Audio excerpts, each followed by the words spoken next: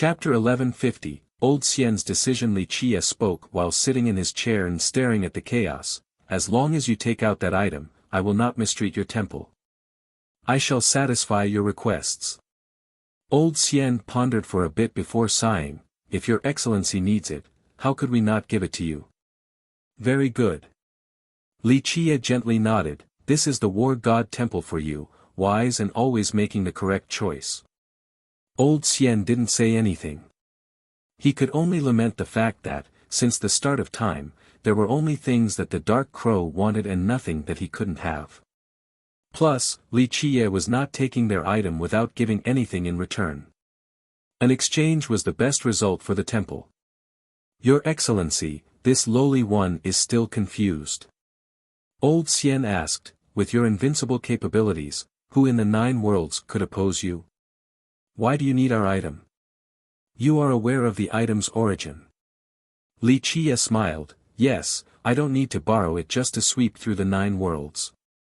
However, if I need to open a path up there, then I must have it.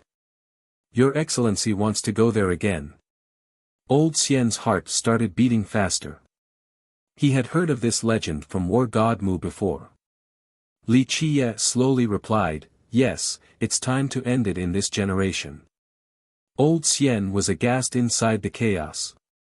He murmured, Your Excellency wants to raise the banner again. This little one knows very little, but I have heard Immortal Emperor Bingyu talk about it before. She said that you staged an expedition once, is that true? It is a path of no return. This applies to everyone, and I wasn't the only one who started one before. Li Qie flatly stated, many have tried to do so across the eons, this path is paved with many bones. Old Xian was quite shaken. Thousands of thoughts ran rampant in his mind in a split second. Old Xian asked, Your Excellency, I have heard a few legends about this matter. Is it true that some people can take advantage of this and go up as well? Can it really be done? Are you talking about the illegal crossing? Li Qie laughed and replied, yes, it is true, but you need an immortal emperor to preside over the whole process. The success rate is not very good even with an emperor. Deaths will surely happen. There is no rebuilding without breaking. Old Xian sighed in the chaos. The war god temple is still immersed in the glory of the previous generations, it is thriving due to the shelter of old prestige. If our old selves are still here, the temple won't be able to truly prosper. As long as we are still alive, the younger disciples will live comfortably with no sense of crisis. At the same time, we are wasting a lot of the temple's resources. This is robbing the youths. He lamented with regret. Though the temple rarely involved itself with the world, it was indeed very powerful, not weaker than any other imperial lineage. Otherwise, it wouldn't have stood strong for so many millions of years. However, its power was not built on the foundation of a rising younger generation. Unlike other imperial lineages, it didn't have new immortal emperors that would bring fresh blood for the sect. The main reason for its strength was due to its establishment in a brilliant era.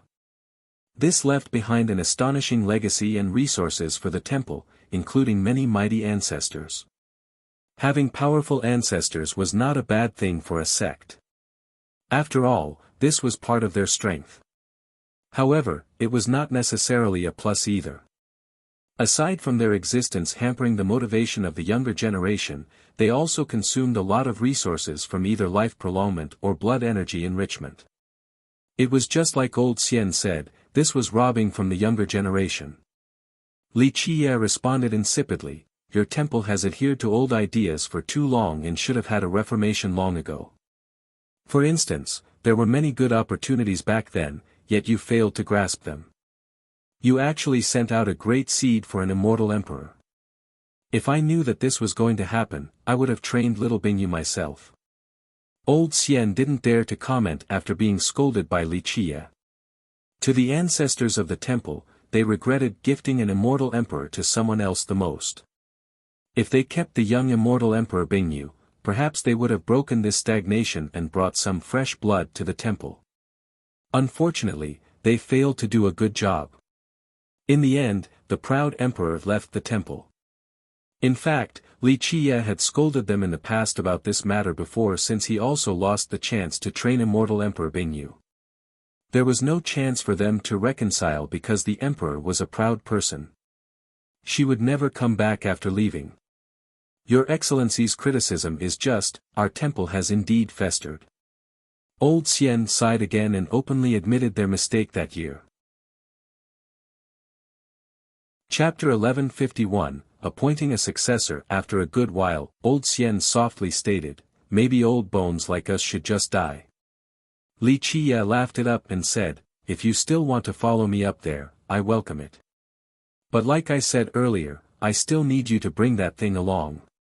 Here, he became serious, this is the only thing from your temple that can exert any pressure. Otherwise, you alone are not enough up there. If you have it with you, it would be a different story. Since you have been guarding and polishing it for so many years, I trust that you can use it at will.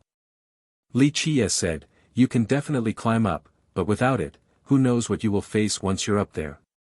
If you are lucky, then you will meet a weak link, but if not, then even an immortal emperor must pay a heavy price. Things like this have happened before. Old Xian pondered again after hearing this.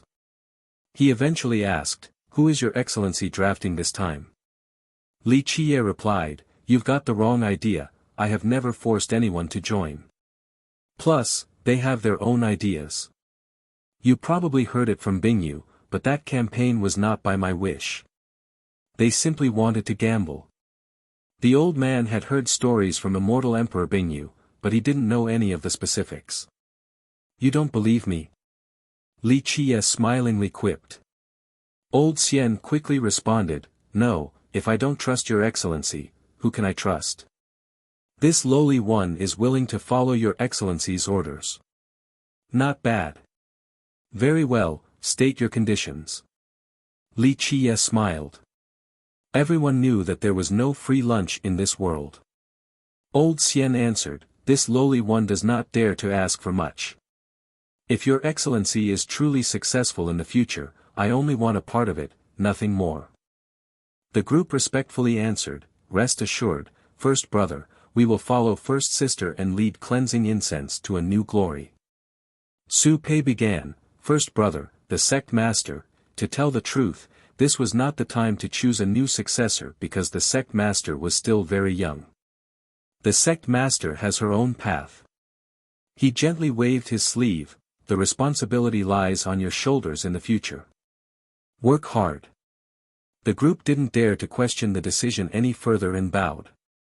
Li Qiye's eyes then shifted towards Tu Buyu, brother Tu, they are still young and the path is very long. They will need your guidance and support in the future, so I promote you to being the sect guardian. I dare not decline first brother's request. I will definitely do everything possible to contribute to cleansing incense. Tu Buyu prostrated on the ground and responded resoundingly. He was much more experienced than Su Pei's group. In fact, if it wasn't for his age, he would have been suitable for the position of sect master. However, taking into account his personality as well, a role behind the scenes was more fitting. Eventually, Li Qiye nodded his head and said, okay, all of you can go now. I need to talk to the elders. The majority of the group left, the only one to linger behind was Nan Huiran. He deliberately stayed a few steps behind. Li Qiye glanced at him and asked, Huiran, do you have something to say? In the past, Nan Huiran was the first to follow him, so today, Nan Huiran was still the one closest to him among the group. First brother, do you want to leave? He stared at Li Qiye with a sad gaze. Chapter 1152, Setting Out. Li Qiye smiled after hearing Nan Huiran, that day will come eventually. When it is time to leave, I'll have to leave. Nan Huiran looked at him and asked, will you return? His heart was full of gratitude. Everything he had today was thanks to Li Qiye. Without Li Qiye, there would be no him of today, and the same could be said for the current cleansing incense ancient sect. The path towards the Grand Tao is endless. If fate allows, we will meet again. Li Qiye gently patted his shoulder and said, Huiran, one cannot deny your cleverness and good nature, but you are very noncommittal and prone to giving up. Cultivation requires perseverance. It is a very lonely path, so if you can work on your Tao heart, you will be able to show your worth in the future and go even further. Li Qiye did not pass anything down to him. Huiran had already cultivated merit laws from cleansing incense, so Li Qiye only wanted to point out the failings in his character. With regards to talents, he was worse than Luo Fenghua and Su Pei. Although his quick mind made him good at reading people, it was not something that could help his cultivation. I will remember First Brother's words very well and will certainly re-evaluate myself. Nan Huiran bowed. If other people told him this, he wouldn't have listened due to his personality, but he would firmly memorize Li Qiye's words. Li Qiye smilingly said, Go. Men are ambitious and their hearts will always drift to faraway realms. There will be goodbyes, so there's no need to be sad. First Brother, take care. Nan Huiran fixed his robes and bowed respectfully once more. Even though he knew that his first brother might not be leaving right away, his departure was inevitable. Perhaps on that day, he wouldn't have the chance to say goodbye. Li Qiye sighed after the boy left. Through the long years, this type of farewell had happened so many times that he had grown used to it. There was nothing he could do. Like Bu Lianxiang had said previously, nothing in this world could bar his path. No one would be able to slow him down. He would always walk forward with courage. Even Qian Suyun couldn't stop him from going on this path of no return, no regrets and no faltering. The only thing he needed to do was reach the end of the world. Very soon afterward, he publicly announced his will to designate Su Pei as the next successor to the rest of the sect. All echelons of the sect were surprised by this declaration. They all had the same thoughts, the sect master was still young and Li Qiye was the current successor. Thus, they didn't understand why he suddenly made this decision. Many disciples were lost and didn't know what was going on. However, at cleansing incense, Li Qiye's will was absolute. Among both young and old, no one's words carried more weight than his right now. He had absolute authority and absolute status in the minds of the disciples, so his will would be carried out. If, say, Su Yonghuang was the one appointing the next successor, many disciples would be convinced of her choice, but not all of them. This was not the case for Li Qiye. No one would feel that something was wrong or voice their objection to his decision. They would only show obedience and thoroughly execute his orders. Although the younger disciples were still fairly confused, some older people like Gu Taizhou, who had always been supportive of Li Qiye, realized something. A true dragon will eventually take off one day. Gu Taizhou sighed, it will soar to the 9 heavens and leave its home. He understood that cleansing incense was too small a pond for Li Qiye. There was no way he would stay here forever. In fact, he knew that it was not just Li Qiye. Su Yonghuang, Li Shuangyan, and Chen Baojiao couldn't possibly stay here for the rest of their lives either. They were destined to loom over the 9 worlds, for this was their real pursuit. After making proper arrangements, Li Qiye was ready to leave for the heaven spirit world, but before it was time for his departure, he met up with Bu Lianxiang. I should get going. He looked at her and said, outside of finding the sect master, I also have to conclude a few things during this trip to the heaven spirit world. She held his hand and said in a serious manner, everything needs an end. I hope that you can walk without any burdens or worries in the future. Li Qiye smiled and stared at the beauty before him. When I come back, it'll be just the right time to marry you. This is what I wanted to hear the most in this life. I'm already satisfied just hearing you say it. She caressed his cheeks and softly continued, but I can't marry you. Even if we were to get married, I can't follow you forever. No matter what world you are staying at in the future, or if you have opened up an entirely new world, I don't want to see the position behind you being empty. She continued, someone will take up the position of Imperial Queen. A person full of life and intelligence who can accompany you to the very end. She will always support you unconditionally. Because of you, she can tolerate and pardon the entire world, she shall plan everything for you as well. At the same time, she is also the person who will trust you the most regardless of the circumstances. She will always be your uncompromising cornerstone. But most importantly, she must be capable, with enough strength and experience to suppress your followers and command respect out of them. Bu Lianxiang concluded with this phrase, only such a woman can be your wife and assume the position of imperial queen. Her eyes were resolute after making her statement. Li Qiye hugged her tightly and softly said, I understand.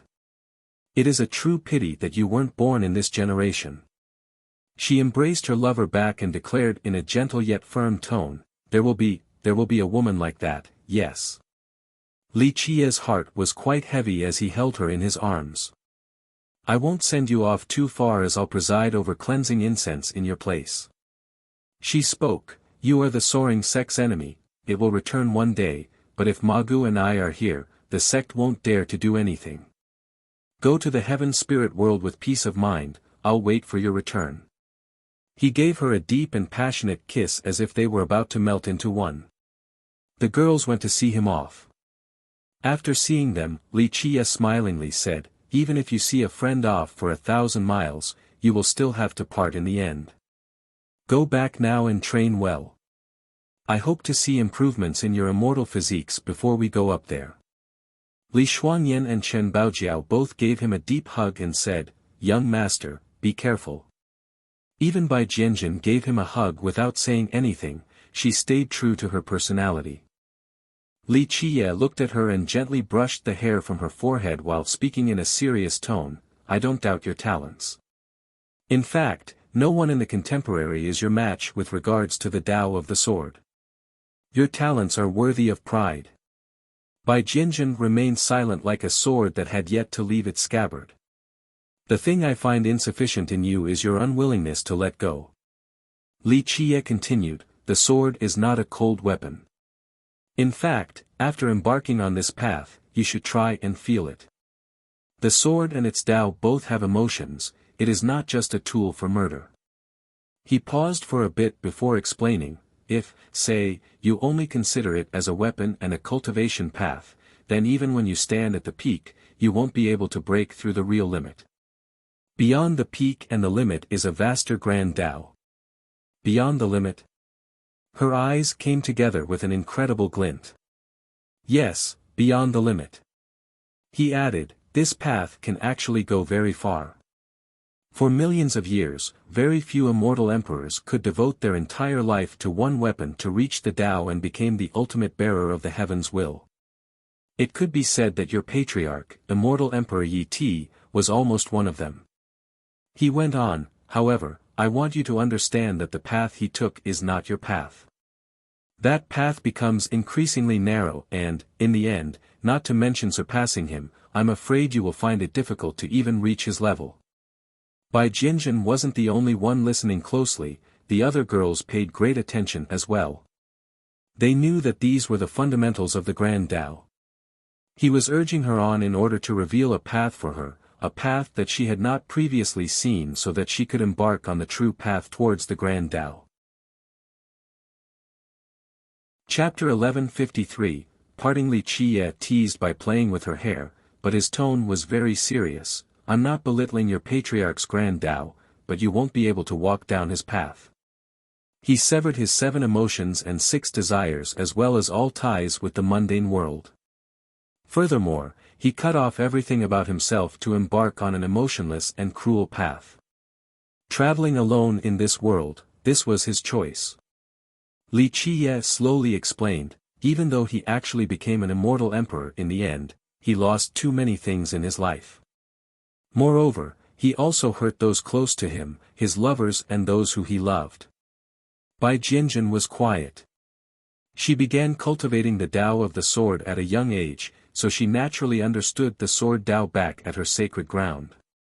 He patiently went on, your mad sword has broken through and stems from your sacred ground's Tao. As for your Buddhist sword, it is slowly melting the negative emotions from your Tao while shaping it into a righteous path of kings. He gave her a serious glance at this point and solemnly spoke, "But you still haven't done enough. Your heart and sword still haven't opened. They cannot accept something even greater. Only when you open your heart will you understand that there are things other than the sword. It doesn't stop at coldness and violence." He reminded her one last time, "Remember that the sword is more than a weapon or a tool for killing. It has emotions, so you have to feel it with your own emotions in order to truly sense its existence." Bai Jianzhen took a deep breath and bowed respectfully, "I will engrave your advice into my mind and carefully comprehend them. I know you can do it or I wouldn't have picked you." Li Qiye chuckled and nodded his head. She had one more thing to say, but she was hesitant. Li Qiye noticed this and told her, "Go ahead, say what you want. Since you are staying with me, it means that you are one of us, so there's no need to be so reserved." She eventually asked, "What happened to our patriarch?" Li Qiye had brought up this topic before and revealed that immortal Emperor Yi Ti's end was not very good. This problem had been weighing on her mind. After all, he was the sword god Sacred Ground's patriarch and also their immortal emperor. He smiled while looking at her, "It is not that I don't want to tell you, but the time isn't right. Once you step onto a righteous path befitting a sword king with a Tao that belongs to you, I will tell you then. After all, I don't know what kind of effect it will have on your Tao heart. Don't worry, when that day comes, I'll tell you even if you don't ask me." After hearing this, she gently nodded without pursuing the matter any further. Going on the wrong path can devastate others, but it will also hurt the user. Li Qiye explained, "You need the Tao alone, search with passion and comprehend the sword. With this, you will be able to break through the limit of the sword Tao and open an unprecedented path meant for you alone." She took meticulous care to savor each of his words. Meanwhile, gazing at her demeanor, Li Qiye was also secretly approving after knowing that she wouldn't follow the footsteps of her patriarch. As an emperor, immortal Emperor Yi Ti was a hot topic for debate, but at the same time, no one really wanted to talk about his ultimate fate. "Boss, wait a bit, this lowly one is here to see you off." At the time of parting, a loud body shouted out and rushed over with extreme speed. It was Little Autumn. While glittering with a golden light, it rushed through the sky like a golden ray. In the blink of an eye, it arrived in front of Li Qiye and unhappily shouted, "Boss, you don't care for my feelings at all. If you were going to leave, you should have told me. This really hurts my cute little heart." Little Autumn's frolicking appearance made the girls laugh. They knew that nothing good would come from its antics. Li Qiye gave it a quick glance and said, "Don't waste my time, fart if you have to." Little Autumn laughed happily and said, "Boss, I heard you want to go to the heaven spirit world. It is a vast watery world with the sky vault bone sea. Then there is the lost god Halt continent as well as many gentle and tender beauties. Okay, there's no need to be so poetic. Play nice and stay here, don't even think about going to the heaven spirit world." Li Qiye interrupted it before it could continue. Its expression immediately turned bitter and it spoke as if it had been wronged, "Boss, you can't treat me like this. This lowly one is your loyal dog. I have to follow you wherever you go in order to serve you to the best of my abilities." Li Qiye glared at it instead, "Stop your blabbering. How is your cultivation of the space scripture going?" Little Autumn abruptly choked and coughed awkwardly. A little bit of harvest, not bad at all. Of course, it is nothing compared to Boss. You are the most brilliant genius. In the 9 heavens and 10 earths across all the seasons of the eons, no one can." The girls chuckled amusingly while watching Little Autumn. The truth was that with regards to space, the worm had an unparalleled advantage. However, this fellow was not trustworthy at all. It treated cultivation like playing. If it actually practiced hard, it probably would have evolved already. "You're thinking about going to that distant place in the future with your meager cultivation?" Li Qiye gave off a glare. "Well, yes," it smiled awkwardly. Li Qiye flatly said, "Then train hard or you won't be qualified to go since you are so weak." What is the space scripture? One of the 9 grand heavenly scriptures. Others dream of having just one word or one phrase from the scripture, but now, you have the entire book yet you are not treating it seriously. You are wasting a God-sent opportunity. Little Autumn obediently lowered its head after being scolded like this. Buzz, Li Qiye pierced one arm into the void. With a buzz, the space in front of him seemed to melt away. A lake-like mirror emerged before him. With the channeling of his law, the mirror slowly unraveled and revealed a bottomless dimensional space. No way, deep dimensional space. Little Autumn was horrified and took several steps back. It was a spatial master, so it naturally understood the significance of a deep dimensional space. This belonged to the level of eternal banishment. Once exiled into this type of space, it would be extremely difficult to return. Although there were many emperor laws with the power of banishment, they were only capable of exiling someone to a shallow dimensional space. Even a god king could easily make their way back. However, the deeper dimensions were different. Once banished to these deeper levels, very few could come back alive. They needed to be unimaginably powerful or extremely adept at spatial construction. Otherwise, it would be impossible to find their way back. The worm knew that it wasn't looking good at this moment and turned around to flee. However, it was instantly caught by Li Qiye. Little Autumn cried out, "Boss, you can't treat me like this, this is a deep dimensional space. It is a horrific place. You are playing with my life if you throw me in there." It didn't want to face a realm of this level. Li Qiye coldly glanced at it and said, "How can we squeeze out your potential without sufficient pressure? If you can't make your way back, then stay in there forever." With that, he threw Little Autumn inside. "Boss, you are too cruel," it wailed miserably before disappearing into the deep dimensional space. Clang, clang, clank. The sound of laws rang about. Li Qiye didn't only banish him into deep space, he also sealed this dimension. In this way, it would be even more difficult for Little Autumn to come back unless he could comprehend the mysteries of the space scripture. The girls actually laughed again after seeing the fate of Little Autumn. This guy was done for sure this time. Being trapped in a deep dimensional space was absolutely maddening. However, they also understood that it would not make any progress without motivation, thus wasting its race's great potential.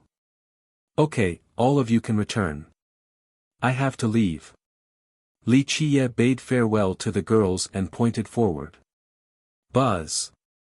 A formation appeared while the spatial coordinates began to shift. Next, a huge celestial array emerged. Li Qiye pointed at a particular coordinate. The formation activated and turned into a door with starry lights pulsing everywhere. He entered the door and immediately crossed through space and time. This was one of the mysticisms of the space scripture. It could allow one to teleport across any space and time without needing any refined jades. In other words, as long as the user was strong enough, they could go to any location by virtue of their abilities.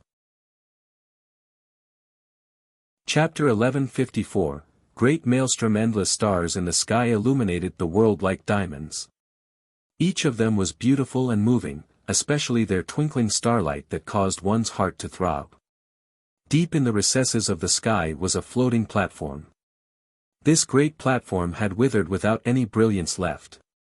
There were no boundaries or visual coordinates. This was the door of the mortal emperor world that led to the paths towards the other worlds. This place used to be quite prosperous with many cultivators coming and going. Back then, intercommunication between the 9 worlds was a normal occurrence. Unfortunately, the battle between the Emperor and the Dragon King tore the heavens will apart. This closed off the world boundaries and severed the connections of the 9 worlds. From then on, this pathway was abandoned until no one in the mortal Emperor world came here anymore. Only God Kings would come here to recklessly try to open the pathway. Li Qiye crossed through space and appeared on top of the platform before the desolate door. His eyes peered at the yellow stains. In order to reach the heaven spirit world, he still needed to borrow this door because the current boundaries had all been sealed. He was not strong to the point where he could stabilize a portal and forcefully cross the world boundaries by himself. Thus, this door was the stabilizing factor he needed before crossing the world boundary to his destination. He placed his palm on the door. With a buzz, the Tao portal emerged with the image of the world boundary. Inside were many different coordinates. He locked onto one of these coordinates and, with a loud blast, he crazily released all of his energy into the sky like a flood breaking through a dam or an awakened monstrosity. Whoosh! The Tao portal trembled under his power. He melted the boundary that resembled the surface of a lake and opened another portal. This was a method of forcefully passing through the wall. It would take him into a chaotic space-time. One misstep in such a situation would leave him stranded forever. Li Qiye's current strength did not necessarily allow him to travel worlds. However, his cultivation of the space scripture changed the story. He had absolute confidence in space right now. If he couldn't do it, no one else could. No person or thing in this world had more knowledge of space than this scripture. It contained all the mysteries of space. Even though he did not reach the apex in its study, he had grasped enough of the fundamentals regarding spatial travel. He wanted to do this by himself instead of getting help from Magu, Bu Lianxiang, or the realm god. The reason was very simple. His destination was a place full of mysteries and danger. The truth was that he had one speculation about that place, but he was not completely sure since there was an item there that he had never managed to obtain before. This was a very bold decision that stemmed from a completely new conjecture that he came up with after finding the ancient void rune and heavenly Tao's primal chapter. It was a completely new idea. No one could help him in this matter because no one had ever obtained both of these items at one time. But now, Li Qiye had both of them. At this moment, the boundary wall melted and seemingly pierced through the mortal emperor world. The coordinates on the other side slowly emerged. In a split second, he locked onto one of the coordinates. It was so convoluted that no one could figure out its location. Buzz, he didn't hesitate after successfully determining the destination. The two coordinates immediately connected to each other to link the mortal emperor and heaven's spirit worlds. He stepped into the Tao portal to instantly cross the boundary wall for the heaven spirit world. He found himself in a realm where different dimensions were intertwining with continually shifting images. They changed far too quickly, so quickly that it would make others think that this was either a dream or an illusion. These images varied by quite a bit. Some were shattered palaces and citadels while others were of gigantic floating bodies and mountains made out of bones. Sometimes, a peaceful world was found as well. They were quite bizarre and frightening. In fact, for millions of years, the many powerful existences forcing their way through these boundaries would all see similar images. Different explanations were given for these scenes, but no one was truly certain which was correct. Some assumed that they were only illusions and not real. Li Qiye saw several images and gently sighed. Who actually knows how long time has been flowing? Countless ages turned into smoke with nothing left before being destroyed only to be rebuilt again. He didn't stop at all after his comment and continued to cross the spatial field. Rumble. Deafening blasts echoed. The entire world seemed incredibly insignificant before the magnitude of these blasts. Everything was tiny in front of the giant maelstrom in the heaven spirit world. Nothing could reach the apex. Even gods would have to stop and God King's expressions would change in here. The maelstrom resembled an ancient beast opening its jaws, a beast capable of devouring the sky and all other existences. Even time and space would be victims. This maelstrom was the largest one in the heaven spirit world. Its size was beyond imagination, endless miles of oceans were orbiting it. Regardless of how vast this world was, it couldn't escape this maelstrom. A continent would instantly be ripped into pieces the moment it made contact with this vortex. Only powdery specks would be left behind. If one could fly to the highest part of the maelstrom, they would find an incredible scene, a power of suction that devoured everything. If the sky wasn't high enough, it would be dragged down and swallowed as well. People would feel their legs give in if they could see the full picture of this maelstrom. None outside of immortal emperors, even the most invincible of god-kings, would dare to venture deeper. Endless seas surged wildly in this region. The waters churned at crazy speeds before eventually entering the bottomless black hole. The entire process was astonishing. Nothing could stop more seawater from pouring into the whirlpool. This was a taboo location in the heaven spirit world. Very few people knew what was at the bottom. It could even be an entirely new world. At the same time, a figure appeared on the distant horizon, falling with great speed. The mighty suction of the maelstrom frantically pulled him down towards the terrifying whirlpool. Even a god-king wouldn't be able to withstand this force, let alone other people. It was Wuxia that was falling down. With a casual point of his finger, a door appeared below him with a buzz. In a split second, he crossed through space to avoid the absorption force of the maelstrom. He re-emerged on the left only to be met with the same force, but this gave him ample time to prepare. Boom! A resplendent break interrupted the power of the maelstrom. It was a blow that could surprise even immortal emperors and suppress this world. Its name was the Pentadeo Timeless Seal. It became the most powerful defensive barrier for Wuxia. He was no longer affected by the suction force. He reached out with one hand again, a new door emerged. He stomped on it and emerged on the opposite side. He repeated this process to appear to his upper right. Opening new doors and changing his position, just like this, he continued to escape the suction of the maelstrom. His shifting was completely different from just jumping from one location to another. To be exact, he was shifting from one space to another. He used the mysteries of the space scripture to make tiny changes to his own spatial location. Each step was extremely accurate without the slightest mistake, everything was under his control. Chapter 1155, Secret of the Maelstrom's Depths. After reaching a certain depth inside the maelstrom, everything here was torn apart. Even time and space became fragmented into small parts. Any intruder would find themselves being bitten by this terrifying force. They wouldn't come out even if they wanted to due to the disorderly nature of the fabric of realities in this place. For example, taking one step forward should be a frontal movement. However, in this place, it could shift their position backward instead because the space ahead would be ripped into a different location. Even if a god-king could withstand the power of the maelstrom, they wouldn't be able to break through to the center due to the distorted space. Wuxia relied on the space scripture's property of controlling space to amend his next step to cross through a tiny space with pinpoint accuracy. Teleportation, shifting, dimensional control, and banishment were all parts of the scripture. After many corrections, Wuxia finally found the most precise space and used the Pentadeo Timeless Seal to escape the maelstrom's power. He then opened his fate palaces.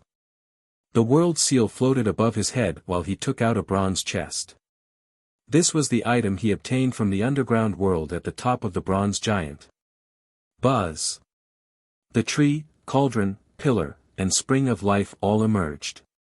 Rumble! Under his channeling, the heavenly Tao's primal chapter inside the cauldron of life as well as the ancient void rune on top of the pillar of life appeared. Wuxia cried out, "Open!" All four essential symbols erupted. The pillar turned humongous and opened up a new world, the cauldron flew into the sky and poured down endless flames, the spring emerged from the ground and spewed out a majestic life force. As for the tree of life, it kept on shaking while emitting a boundless life power to stop the power of the maelstrom. A pure power of life engulfed him in the sky. With incessant explosions, the ancient void rune turned into a massive sea of lightning under the empowerment of the life force. This sea of lightning could destroy everything in this world. Monstrous lightning bolts pulsed in the vicinity while thunder crazily struck from above. These were bolts capable of blowing up everything in this world. At the same time, the heavenly Tao's primal chapter also turned into a majestic pond of the Tao. Everything became meaningless and inadequate before it. This was the beginning of all grand Tao and mysticisms.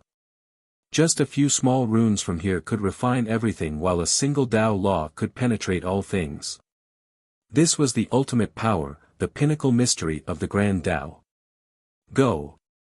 He roared and used his willpower to maintain the lightning pond and Tao pond.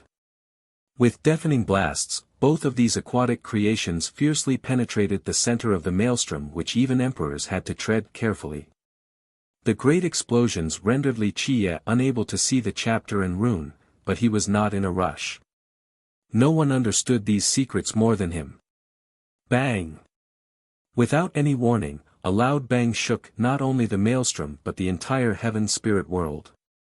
In the blink of an eye, it seemed that something at the depths of the maelstrom was being ruthlessly pulled out, perhaps it was even the heart of the heaven spirit world.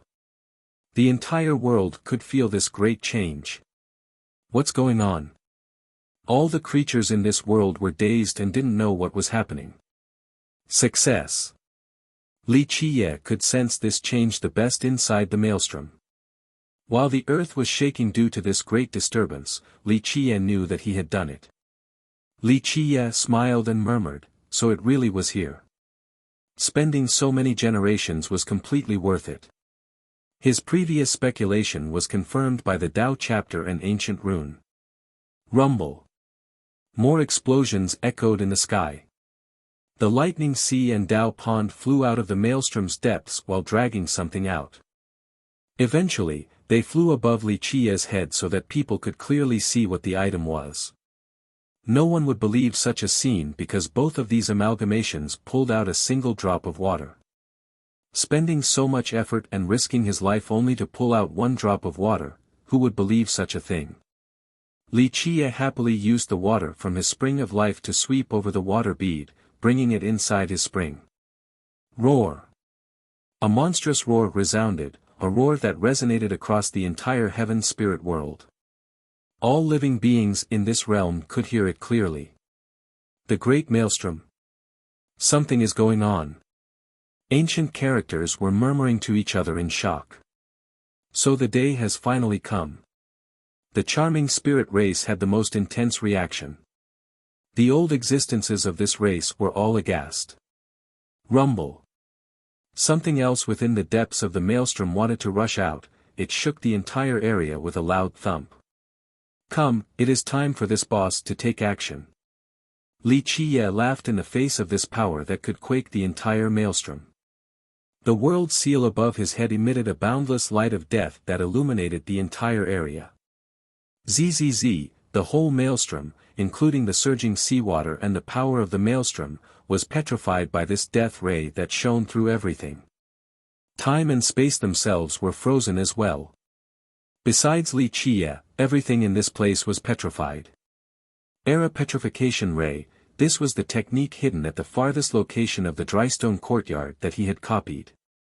He paid a huge price, but this era petrification ray was enough to show that his harvest was simply incredible. Nothing could escape the shine of this ray.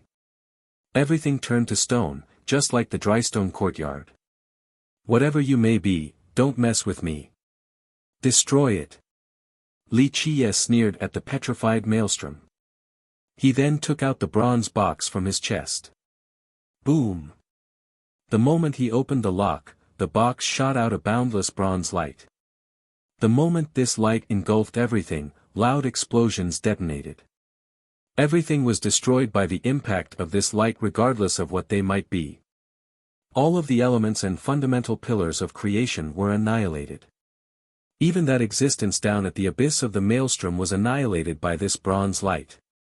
Eventually, the light reached the ultimate depth and unleashed a terrifying destructive force. At this moment, everything went back to normal. The seawater ran continuously and the power of the maelstrom returned to tear this area apart once more. It was as if nothing had happened just now. Bang! Right when Li Qie was heaving a sigh of relief, a pillar of water from the abyss of the maelstrom shot into the sky. It might just be a water beam, but it carried unlimited power. It rushed forward with the greatest speed and power this world had ever seen. Oh mommy, I was asking for it. Li Qie was shaken by this water pillar rising to the sky. He knew that he overdid his attack from before since it reached all the way to the deepest location. This was the backlash for his actions. This water pillar seemed to have been compressed by the maelstrom for billions of years. No one could stop its impact, it was too mighty. Bang! Even under the effect of the Pentadeo timeless seal, both Li Qie and the Pentagate were immediately blown away flying. The ultimate form of the Pentagate couldn't withstand the power of this water pillar, so Li Qie, inside its defensive barrier, wasn't feeling any better. His body was seemingly falling apart from the impact. Without the protection of the timeless seal, Li Qie would have turned into ashes before the water pillar even struck him. Even a more powerful body wouldn't be able to withstand this kind of attack. In the blink of an eye, he was blown into the horizon. His body turned into a meteor that streaked across the sky and disappeared. Chapter 1156, The Beginning at the Heaven Spirit World. The Heaven Spirit World was an aquatic realm. Magnificent oceans spanned as far as the eye could see. In distant years, there was a popular phrase, "Come to the Heaven Spirit World if you want to see the ocean." This phrase accurately summed up the Heaven Spirit World. No other oceans in the 9 worlds were as grand as those found here. One couldn't escape water in this world. Tidal waves surged to the sky while undersea craters spanning endless miles existed as well. Plenty of spirit stones refined by the oceans were scattered about. Come to the Heaven Spirit World and one would be able to see scenes that they had never seen before. For example, one part of the ocean was split in the middle, leaving water pouring down from both sides. Another site was where the ocean's water was refined into huge pillars. They propped islands up to the sky so the islands looked like they were hovering in the air. One more common sight was the ocean being split into different roads. These aquatic roads were refined into stones, allowing people to travel in any direction. It was a world of unimaginable scenes. Very few continents could be found here, but there were many mountain ranges. Most of the land was created by the refinement of water, turning liquid into solid forms. Great coral reefs were around as well, with great trees sticking out from the water. These reefs and plants grew at the bottom of the sea. They formed many forests, the habitat for countless creatures. There were 3 main oceans and 1 continent in this world. The 3 oceans were the Abyss Sea, the Jade Sea, and the Dragon Demon Sea. The continent was named Godhalt, the only one in this world. Even though there were other land masses, they were not continents. Godhalt was the only true continent and was great in size. However, not too many living beings were willing to live on the Godhalt continent as there weren't many sects and nations established there. Just the name alone was enough for people to understand, this was a place where even gods had to slow their pace. How suitable could a place with a name like this be for building a happy home? In this world, if the Abyss Sea was the most majestic and bizarre, then the Jade Sea was the most charming and magnificent with its blue sky and water. Many people liked such an enchanting location. As for this world's inhabitants, there were 3 main races, the charming spirit race, Tyrants, and the sea demon race. The Tyrants and sea demon race were existences only found in the Heaven Spirit World, and they would only live here as well. In the present times, the stronger the lineage was, the better the method they had to measure one's bloodline. This was true for both charming spirit and Tyrant lineages. The test took place on a high platform with a powerful array surrounding it. The surfaces were created from refined jades. Only people with powerful bloodlines would be able to pass through these jade surfaces. The number of surfaces passed was the measurement of one's bloodline. Today, the final result of the examination was determined. A very stout young man had crossed through more than 30 surfaces of refined jades to become the winner. He stood on the platform and raised his arms while shouting in excitement, "Who else wants to take on this challenge?" This muscular young man had golden hair just like a lion while his blood energy was quite pure. This meant that his bloodline was both powerful and pure, a truly incomparable human bloodline. The elders from Golden Isle nodded in satisfaction after seeing this. The bloodline examination in this place had a total of 108 surfaces and could be said to be the most complete testing ground in the world. Until now, no one had ever been able to pass through all of these surfaces, but if someone could, then it meant that their bloodline was absolutely matchless. In this day and age, a human bloodline that could penetrate through 30 surfaces was already quite exceptional. After all, the 9 worlds had been closed off from each other for a good 30,000 years. No new blood had been added to the heaven spirit world, so the human race's bloodline was on a decline. Anyone dares to take on this challenge? The youth stood there and flexed to show off his muscles while shouting. In his eyes, becoming the groom of Golden Isle was the same as a carp turning into a dragon. He would become a big shot overnight. Swoosh! At this time, a figure suddenly flashed through the sky from the distant horizon. Before anyone knew what was going on, this figure slammed into the youth on the platform with a loud bang and made his blood jet out. After crashing into the youth, this figure kept on going. Boom! Boom! Boom! The figure instantly smashed through the 108 jade surfaces on the platform. Boom! When this figure went through all the surfaces, the entire array activated and a powerful ray suddenly enveloped them. The formation here was stimulated by this powerful bloodline and began to emit endless Tao runes. The Tao runes surrounded this figure as if they wanted to analyze their bloodline and origin. Chapter 1157, Golden Isle. This sudden development stunned everyone in the crowd, including the elders from Golden Isle. They didn't dare to believe their eyes while looking at the formations that were completely activated. This has to be impossible, right? These elders were slack-jawed, but this was definitely the reality of the matter. They had full confidence in their arrays. Only a few lineages in the heaven spirit world would have comparable formations. Such a powerful and complete platform was the work of their tree father, so there was no chance of this being an error. Damn, don't tell me, a bloodline examination platform? Li Qie noticed the refined jades all around him and immediately cursed. He was currently seeing stars while his blood energy was churning like crazy, his body felt like it was splitting apart. He was shot by the powerful water beam into the sky. Without the protection of the pentagate, he would have already been lacerated to little pieces by that terrifying beam. Who would have thought that an even more outrageous circumstance would happen after landing? Li Qie naturally knew what this platform was used for. He smiled while seeing the platform's Tao power enveloping him with runes in order to analyze his bloodline and said, "Not bad, only an emperor-level character would be able to create a platform like this." He then wanted to leave, but he started to stumble. His body felt especially heavy, it was as if something was pouring into his body. "That's good stuff," he murmured after realizing what was happening. Outside of being wounded by the water beam, the bead of water he obtained from the maelstrom was also affecting him. He took a deep breath to adjust his body while channeling his blood energy. However, he found that something had gone awry. "Check it out." The elders calmed down and immediately checked the formations on the platform. They found that there were no problems at all. In fact, they also believed that there was nothing wrong at all with the array created by their tree father.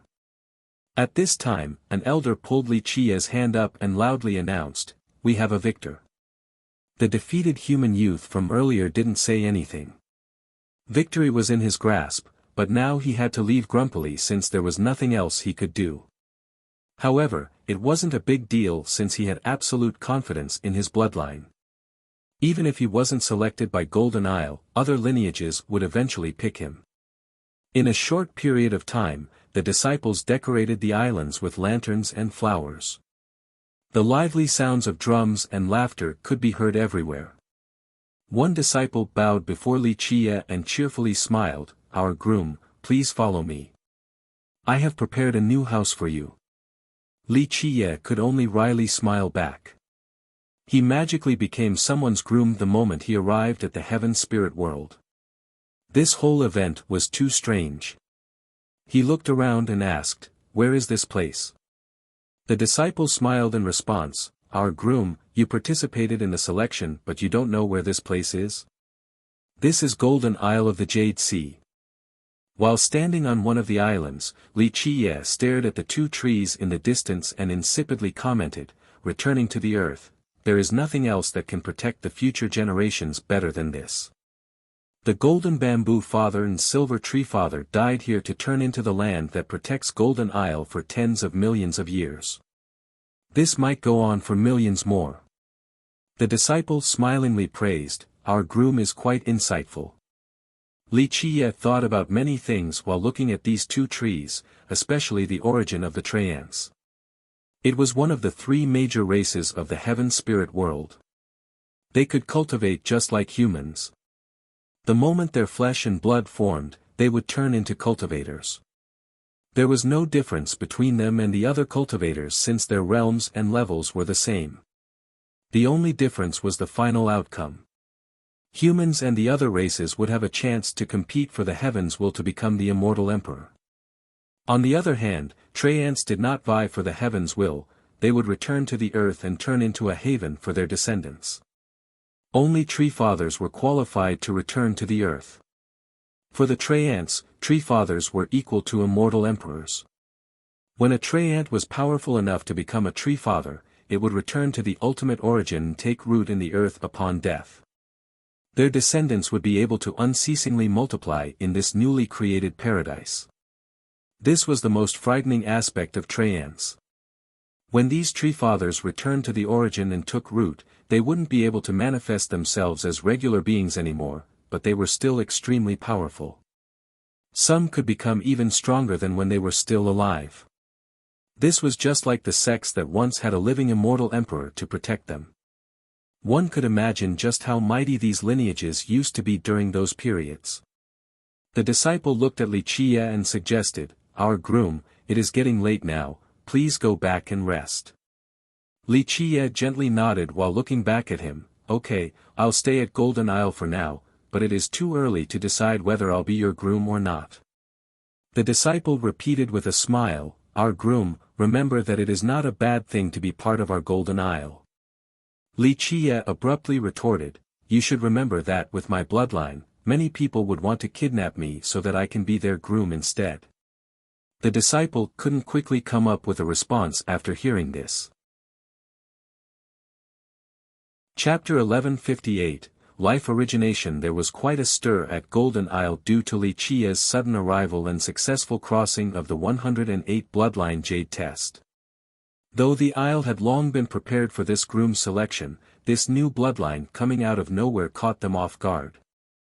Thus, while the disciple arranged the living quarters for Li Qiye, several ancestors gathered to discuss this matter. Even the Isle Lord showed up. After all, the main protagonist this time was his daughter, so he was more attentive to this than anyone else.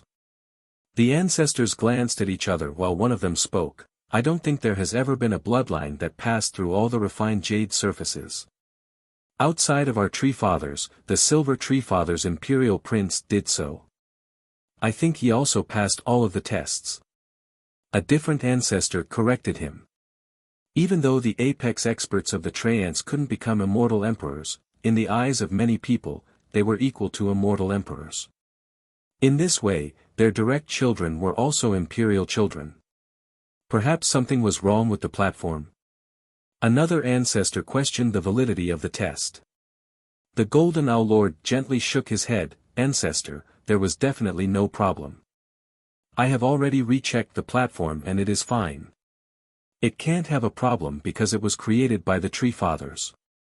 It isn't something so easily broken." One of the ancestors was very confident with his sect's platform. Another added, "A bloodline of the Imperial Prince level. This has not appeared in the heaven spirit world for a long time." The third ancestor elaborated, "At the very least, not for the human race." The Isle Lord mused for a second before stating, "I'm afraid it is not an imperial bloodline of the contemporary generation. It has to be an even older one if our platform cannot analyze his lineage and origin."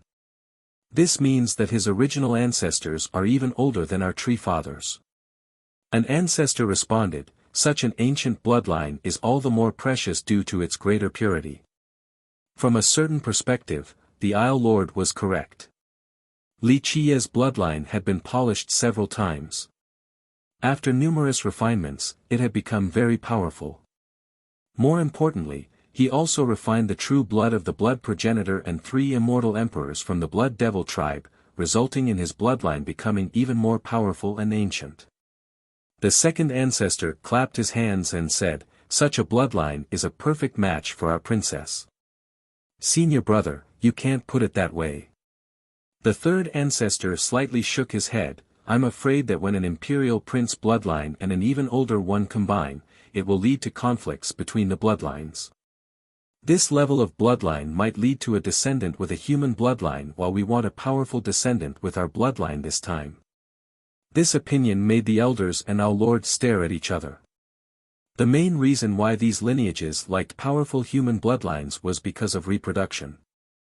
As long as their race's bloodline was strong enough, the offspring would surely inherit their side. However, if the groom's lineage was of an ancient imperial line, then it became a different story. Perhaps the human bloodline would overcome the tree father's bloodline and the child would be more human instead. The Isle Lord asked the ancestor standing in front of him, "What should we do now? Shall we cancel the marriage and give him some compensation then let him leave?" The first ancestor pondered for a bit before replying, "Nothing is impossible. In principle, we Traiants don't need to preserve our blood's purity. Otherwise, we wouldn't be marrying humans.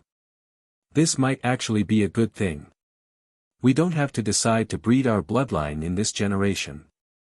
With that, he surveyed the rest of the group and continued, "So what if the offspring will have an imperial prince bloodline? This also means that we can multiply this particular bloodline. At the same time, it leaves us with a better bloodline. And it's not like we can't have human descendants in our line." The other ancestors wondered for a bit before agreeing, "This is indeed understandable.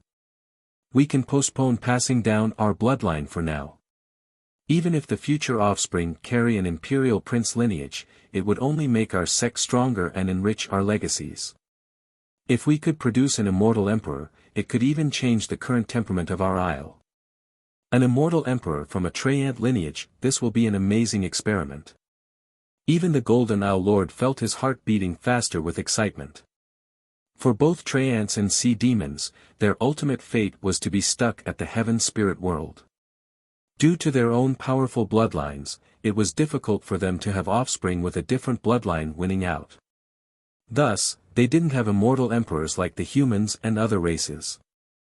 However, if the lineage itself could produce a human immortal emperor, then it would be a new pattern for the Traiant race. Li Qiye was staying on one of the islands with verdant and thick foliage. There was only one building. Living alone on this islet while gazing at the beautiful sceneries was indeed a very pleasant lifestyle. As the future groom, Golden Elf treated him very well, so he was particularly comfortable here. In fact, the stallions at the big lineages had always enjoyed superb treatment. After all, they needed these powerful bloodlines to produce more offspring. The loss of these stallions was the lineage's loss. After the disciple from the isle left, Li Qiye sealed the space around him and began to channel his blood energy while examining his internal condition. After doing so, he gained a better understanding of his internal injuries thanks to the water beam. With his mastery of alchemy and methods of treatment, these injuries weren't much and could be healed very quickly. He understood now that the internal injuries weren't the problem, the main culprit was the drop of water that he obtained from the maelstrom. He opened his fate palace and the spring of life emerged. A casual glance wouldn't yield any results, but with a careful observation, he noticed that the drop of water was still floating in the spring. There was nothing strange about it since it looked quite similar to the water of life, it was all melting into life. However, with a meticulous gaze, one would find that the majority of the spring water here couldn't melt this particular drop. Eventually, through sheer effort and repetition, a tiny strand of this drop was finally removed. Just like that, tiny threads of the bead were melting into the spring. This made the water of life suddenly become heavy and full of vitality. The process of diluting these little threads of essences required a monstrous amount of life water. It was precisely this incredible drop of water that was making Li Qia's spring of life feel unbearable. Due to the shortage of life water, Li Qia's vitality and strength were suppressed. Thus, it appeared as if he was a mortal rather than a cultivator. Even a stronger cultivator wouldn't be able to tell that something special was happening to his blood energy. So amazing, this thing combined with the maelstrom created a unique condition. No wonder why all kind of unbelievable events occurred in the past. Li Qia exclaimed in admiration after seeing the essences within a single drop of water, since he was aware of its true mysteries. The great maelstrom was a dreadful place and even more ominous for the charming spirits. Not too many people knew about the secret hidden within. Life origination, I have finally found it. Li Qia watched his own life water trying to analyze this bead and murmured, just missing one more part. If I can get all four, then the four cores of the fate palaces will open and a profundity understood by no one throughout this entire world will appear. He couldn't help but smile at this point. No one had been able to collect all four parts. In fact, Li Qia had never seen the true appearance of these four parts before. He had only heard a few legends about them. Of course, only characters like him were eligible to even know about these rumors. He even questioned their existence in the beginning. It wasn't until he obtained the ancient void rune that he confirmed that all of them truly existed.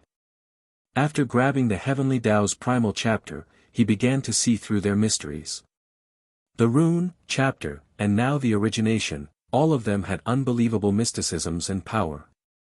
There was no need to talk about other things, focusing purely on the blood progenitor. He had truly grasped the mysteries of the Heavenly Tao's primal chapter and even thoroughly maximized its effects. Because of this, the progenitor was able to establish the matchless blood race. After obtaining the chapter, Li Qia gained a new idea. He wanted to gather all four items. Only by doing so would he be able to truly grasp their ultimate mysticism. The truth was that in the last millions of years, he had spent painstaking efforts to learn more about these legends. Alas, it was all for naught, which made him quite suspicious about the claims. But now, he was more determined than ever to collect all four. At the same time, he understood where to go to find the last piece. The ultimate mysticism of the fate palaces. Li Qia glanced over all three items and murmured, or rather, the mysteries behind the power of this world are hidden within. Chapter 1163, Yi Xiaoxiao's mysterious bloodline. She was furious from being looked down upon like this by Li Qia and shouted, "Bah, you're the one with the little body.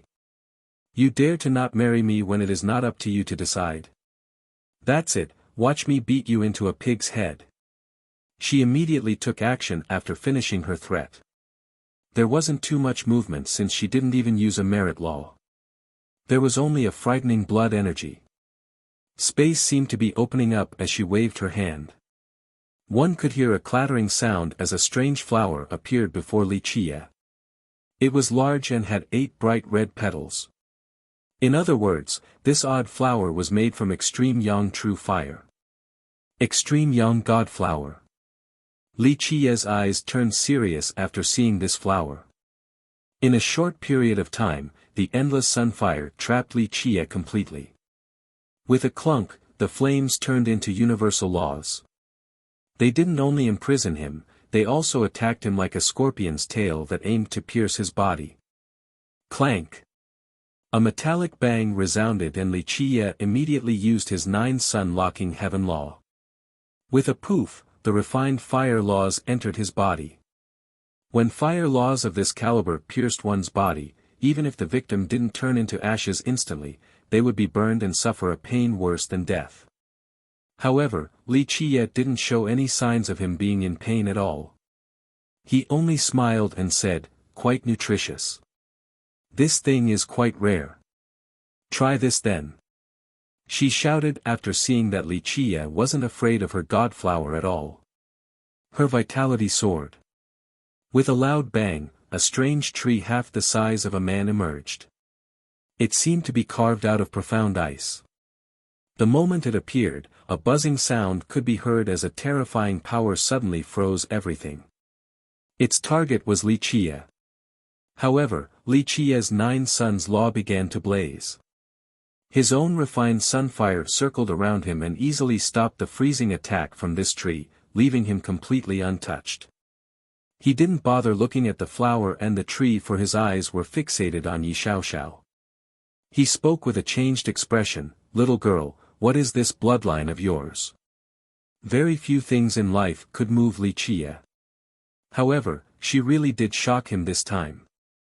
She didn't use any merit laws, but the god flower and strange tree came out.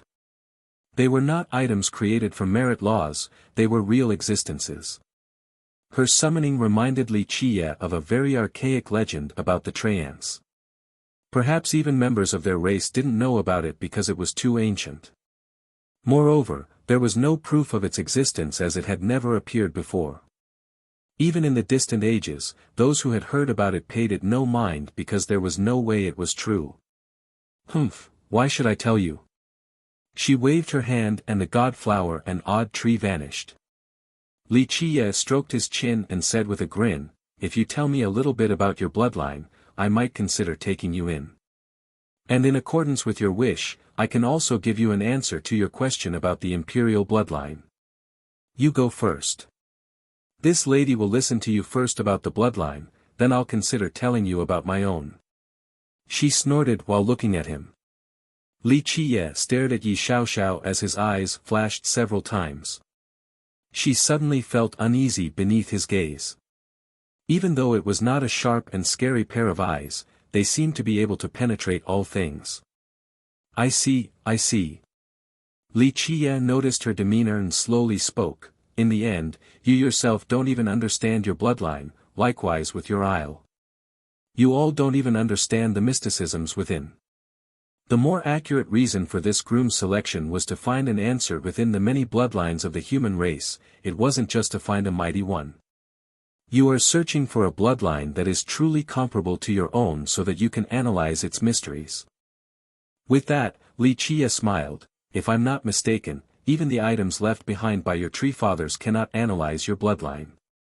"Humph, what a bunch of nonsense, this is only your one-sided speculation." She scowled, "What is this about not knowing my own bloodline? I naturally know everything about it. I just don't want to tell you so that you'll get mad." Despite her strong retort, it was evident that it was all for show. He gently shook his head, "Girl, there's no need to be stubborn, you can't hide it from my eyes. If you tell me the truth about your bloodline, maybe I can even help you." Yi Xiaoxiao wanted to speak, but she immediately closed her mouth while turning cautious. Clang, clank, at this moment, the alarm suddenly sounded at Golden Isle. A disciple shouted, "We're under attack." Yi Xiaoxiao's expression sank after hearing this.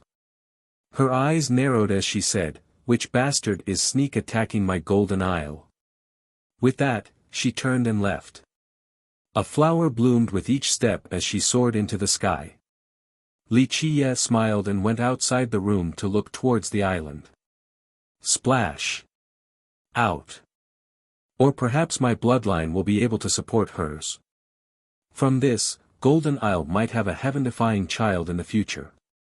He stared directly at the Isle Lord at this point. The Lord only laughed out loud in response, "Nephew is overthinking things. We're only making a minor change, it is no secret at all." "Fine, if Isle Lord does not wish to say it, I won't push the issue." Li Chia smiled back, "However, I'm really not interested in this marriage at all, if we can call it that. I'm not willing to be your breeding stallion." The Lord glanced at him quickly and said, "Our Golden Isle will not force such a thing onto nephew, but you should know that forming a strong alliance rings true no matter the occasion. If you are willing to stay, there's no need for me to explain all the benefits. As for other things, we can talk about it in detail." The Lord was indeed showing enough sincerity and goodwill. It was a clear indication of how important he deemed Li Chia's bloodline to be. Li Qiye was quite amused by this treatment as he chortled, even before taking my opinion into account, don't you think this type of groom selection is too hasty? Will your daughter agree to having a random husband that appeared out of nowhere? I trust that no girl wouldn't oppose this. Our Lord is a smart person. I'm sure you know that in order to have a successful marriage with the aim of reproduction and strengthening your bloodline, the parties involved still need to like each other. This would be the best case scenario. There is no force greater than the word love, it is both a poison and panacea. Stallions, incubators, and bloodlines were extremely precious. If there was a loss to either of the parties, then it would be a loss to the entire sect. It was best that the man and woman liked each other so that they could reproduce and strengthen a bloodline. Because of this, the two would normally meet each other at a very young age. Their relationship would then develop to become a pillar for their emotional attachment in the future. The powerful lineages usually wouldn't suddenly pick a stallion or incubator. Most would be groomed from a young age. Thus, Golden Isle's action this time contained a mystery that no one else knew about. Chapter 1160, Yi Xiao Xiao. The Lord smiled and sincerely replied, it's just as you say, love requires time. You haven't met my daughter, so how do you know that she won't agree? You are indeed worthy of being the Lord of the Isle, you're already laying a trap with just a few words. Li Qiye couldn't help but laugh. Without a doubt, this lord was a smart one. The Isle Lord smiled in response, we'll decide it like this. Nephew can keep on thinking about it carefully. If you haven't made up your mind, then it is fine to stay here for a bit. Our doors will always be open for you, just treat our isle as your own home. Thank you for showing such love. Li Qiye smiled and nodded his head. This lord was an open-minded person. There was no conflict of interest between the two of them right now, so Li Qiye accepted the lord's attempt at winning him over. As the lord made it to the door, he suddenly turned back and asked, I almost forgot to ask, may I know who your master is? Li Qiye freely replied, I am only a vagrant cultivator and the oceans are my home, it's not worth mentioning. The lord didn't inquire further. He only laughed and said, then I hope you can get used to this place. If you need anything, just let my disciples know. He left after saying this. He wouldn't be too inquisitive after Li Qiye showed his unwillingness to speak about his origin. For Golden Isle, if this person came from a lineage in the heaven spirit world, it was definitely within their abilities to find out. Li Qiye sealed his surrounding space once more after the Lord left.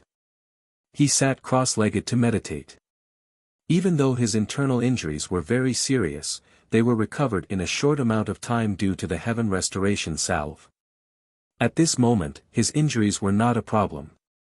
The only issue was the unsolved life origination that was severely suppressing his blood energy.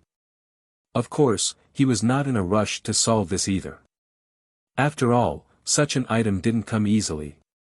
The process required time and the water of life to slowly dilute the drop of water. He instead focused on the space scripture and its fundamentals. Although he had grasped its mysteries quite well at this moment, there was still a long way to go before he could use it at will. To do so, he would need to master its profundities. There were 4 parts to the scripture, or 4 major chapters: world creation, space control, parallelism, and cryptic space. Among these 4 chapters, world creation was the most important and incredible. It was the most essential part of the scripture. World creation was not referring to creating new worlds and existences, the space scripture had not reached that level. After all, that was beyond the boundary of cultivation. Life creation was something left to the heavens alone. To be precise, world creation was about opening up space. The truth was that after reaching a particular realm, all cultivators could do such a thing. God kings and immortal emperors were able to open larger spaces. However, the world creation from the space scripture was different from these other methods. A space opened by an immortal emperor was different as well. Once a user of world creation reached the peak, even spaces opened by immortal emperors would seem much lesser in comparison. World creation was an arduous process, but if cultivated fully, then a new world would appear, a spatial realm on the same level as an entire world. This level of space could accept everything, including any existence, item, and force. It was similar to creation, like the start of the heaven and earth, the 9 worlds. Because it had a spatial structure, the 9 worlds were able to have sentient beings. Thus, this was almost the opening of a world. With a successful opening, new life would one day be born. From then on, it would no longer be the 9 worlds but 10. At that time, Li Qiye would become its supreme ruler. Of course, it was not something that could be done in a day or two. The other 3 major chapters of the space scripture had their own characteristics and usages as well.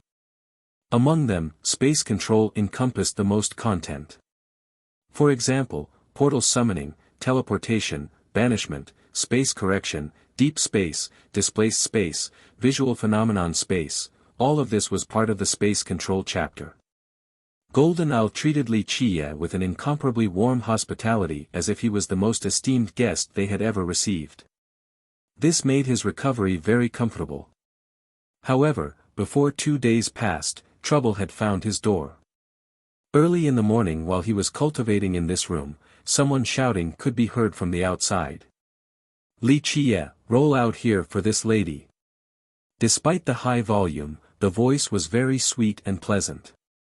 There was an indescribable charm and youthfulness to it. Li Qiye stood up and left his room to find a girl standing in the living room, a very young girl to be exact. The lass looked to be around 13 years old. She grew up quite well and had a complexion as white as jade. Her spirited eyes were round and big in a fulfilling manner. Her small nose was sculpted without fault, while her cherry mouth was as red as fire. She stood with both hands on her waist while proudly arching her chest forward. This posture slightly revealed the valley and figure beneath the embroidered dress. This little lass was truly lovely and cute, others couldn't help but like her. Of course, her demeanor and posturing showed off her hot and strong personality. Moreover, she was barefoot. The moment her small and exquisite feet fell into sight, everyone would be in awe, for it was a perfect masterpiece made by the heavens. The crystal white feet had perfect proportions, a bit more would be too fat while a bit less would be too thin. Flowers blossomed and fresh grass would spring up wherever she walked. It was as if she was walking on a field of flowers. Her blood energy was still hidden, and the same could be said for her Tao. It showed that she was not using any merit laws or techniques, yet lush vegetation was still appearing. This meant that she had an innate ability not found in others. This was a type of special constitution or unique bloodline. Li Qiye glanced at her and the field below her. His eyes slightly narrowed before he revealed a smile. I am Li Qiye, who might you be? Yi Xiao Xiao. She maintained her aggressive appearance while glaring at him. I don't know you. Li Qiye smiled and gently shook his head. The lass was unhappy with this response. She replied in a fiery manner, this lady is the princess of Golden Isle, the woman that you will marry. Li Qiye smiled wryly. Other girls would be too bashful to say such words, but this Yi Xiao Xiao blurted them out without a problem. He cupped his fists and said, oh, so it is Princess Yi. Long time no see, I didn't expect Princess to come. Long time no see my ass. Yi Xiao Xiao stated with disdain, you didn't even know who I was earlier. Stop your act right now. Li Qiye laughed amusingly after seeing her fiery attitude. This little girl was very interesting. He readily accepted being exposed and leisurely replied with a grin, okay, I was messing about saying long time no see. After all, I've never even heard of your name prior to this. She was stumped for a moment and couldn't come up with a response. She came with an imposing attitude to yell at him, so she expected him to arrogantly yell back at her so that she could kick him out of Golden Isle. Either that or he would be suppressed by her aggression and become submissive. Thus, she would also kick such a submissive nobody out of Golden Isle. She didn't expect him to not act arrogantly or submissively. Chapter 1161, You Have to Marry Me. Li Chia crossed his arms in front of his chest and leisurely smiled. May I ask what you are here for, my young miss? She immediately became spirited after hearing his question and glared at him with her big and round eyes. Why don't you want to marry me? Li Chia was caught off guard. Luckily, she spoke in an aggressive manner. If she spoke to him with a tone full of resentment and indignation like an abandoned lover, others would actually mistake him for an unloyal and fickle man. He smiled and said while looking straight at her, Why should I marry you? Because this lady is the Golden Owl Princess, the #1 beauty of the Jade Sea with a supreme and peerless bloodline. She confidently stated while still posing with her hands on her waist. There was no trace of bashfulness to be found. Li Chia wondered whether he should laugh or cry. He shook his head in response, and I should marry just because of that. What if a demon dragon comes out of nowhere one day and claims to be the #1 beauty, do I have to marry her too? Bah, who would dare to take my man? The unashamed lady claimed while glaring at him, If you didn't want to marry me, why did you run here and ruin my business by passing the others on the stage? He shook his head once more, I can't be blamed for that, I only fell down from the sky by accident and coincidentally struck your formation. What's wrong with that? She scowled while staring at him with a burning gaze, It's the providence of the heavens, yet you still dare not to marry me? To the amusement of Li Chia, she looked as if she wanted him to take responsibility, prompting him to reply, So you are saying you are anxious to get married already? She wanted to erupt but stopped in time, Bah, don't think so highly of yourself. Who says I am in a rush to get married? She simply wanted to kick him out of Golden Isle. Who would want to marry a stranger? Moreover, she was still a little girl, but the moment she returned, she heard some disciples say that someone named Li Chia might not want to marry her. This rubbed her the wrong way. A man actually didn't want to marry her. Thus, she wanted to come and see just what kind of person would do so. He replied, Then perfect, you don't want to get married and I don't want to either. Isn't this the end of it? Plus, you are still a little girl. Time is still plentiful on this endless road. One day, you will find a suitable man. Bah, who says that I am still young? I'm an adult already. The moment she heard the word little, she was immediately enraged. She hated being called little the most by others, so she grunted unhappily while exaggerating her posture even more by raising her barely gropable breasts. Her appearance aimed to tell Li Chia that she was not little anymore, for she was already a grown lady. He couldn't really do anything against this bold girl. He only smiled, Right, you are a grown-up already. Are you a little puppy or something? You are just going along with whatever I say, don't you have your own thoughts? She glared at him with disdain. With popping sounds, the vines surrounding his body were immediately split. At this time, Yi Xiao had escaped Li Chia's clutch and spoke, Looks like you have some skill. He resumed his gaze that was quite unpleasant to her.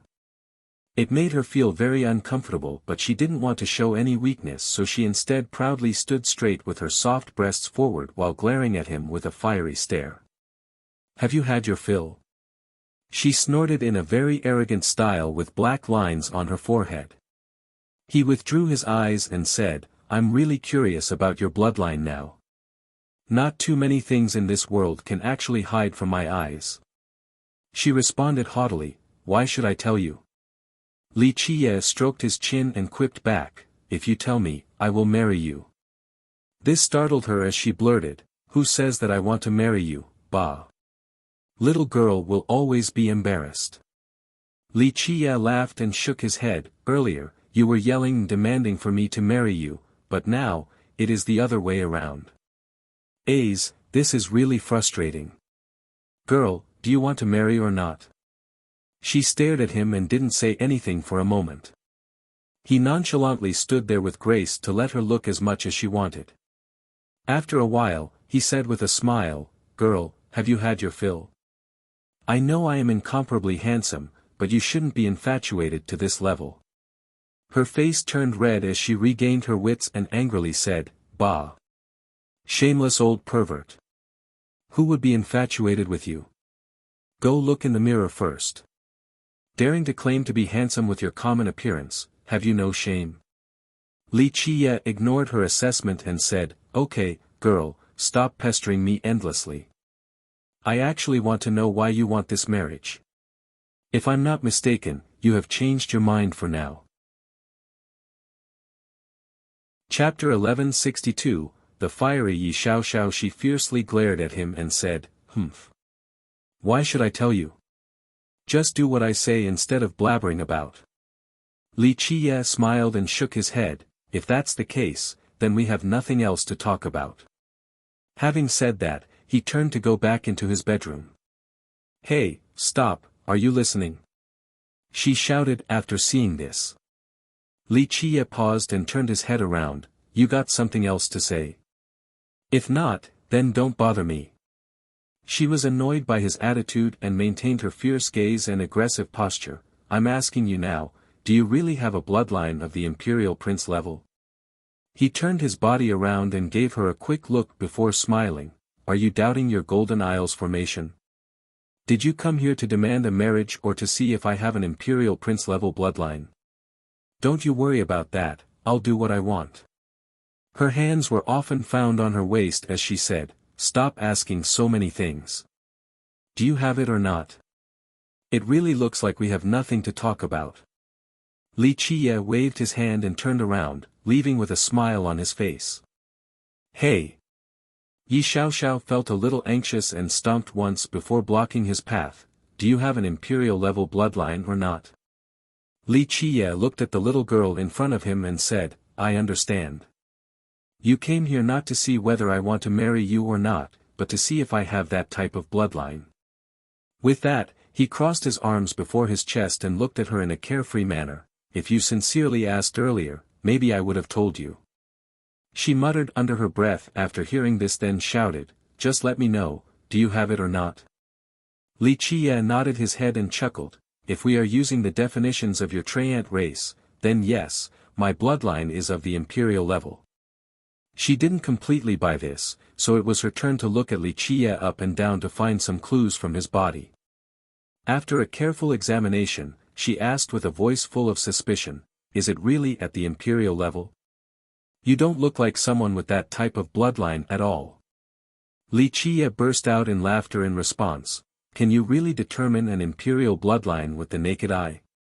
Don't you have a very powerful bloodline as well? Can we tell its strength just by looking at you?" "Humph. What do you know? My bloodline is supreme and unique in all the eons." She was unhappy with his answer and spoke with confidence. "How can your commoner's eyes see through my bloodline?" Li Qiye replied in the same fashion, "Then the same goes for me. My bloodline is supreme and unique in all the eons, how can a little girl like you see through it with the naked eye?"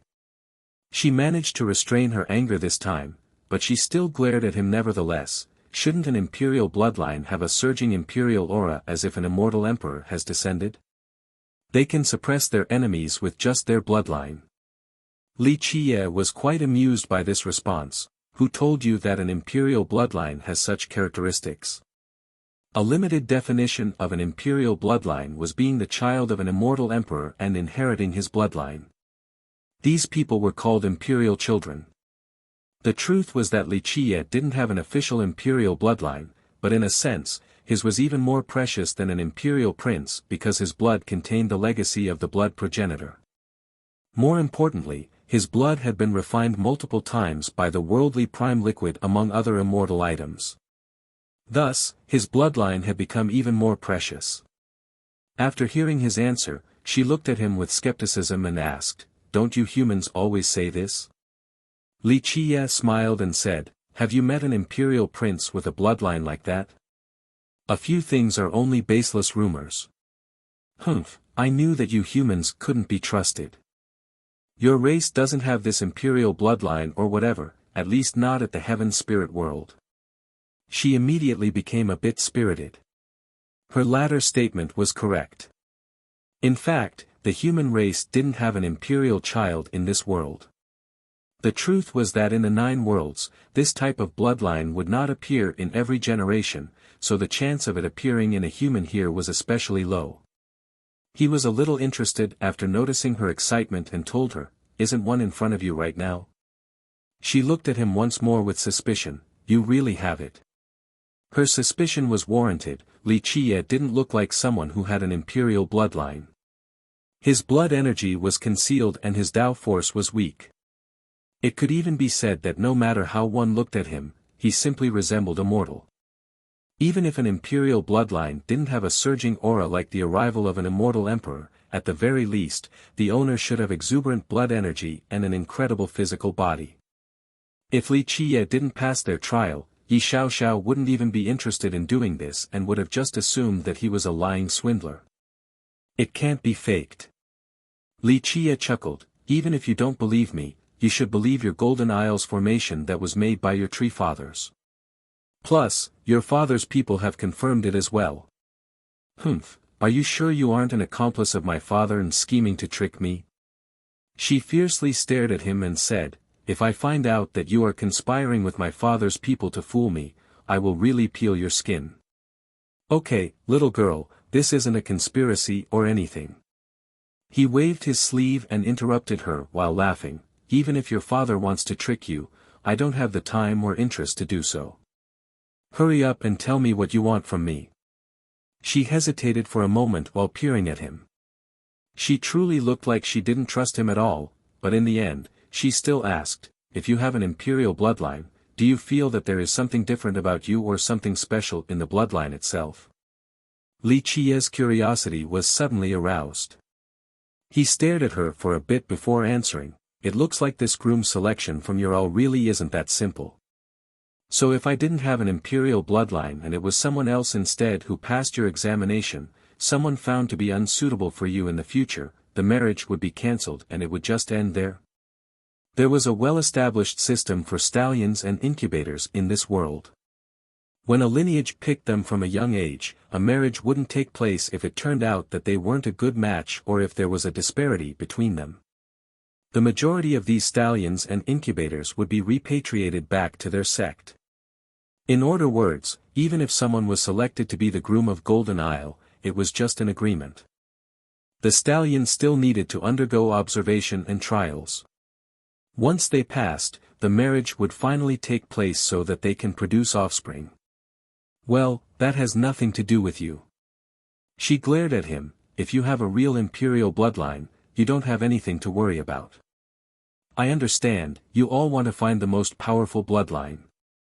Your first choice was not an imperial bloodline, maybe it was a search for an ancient bloodline."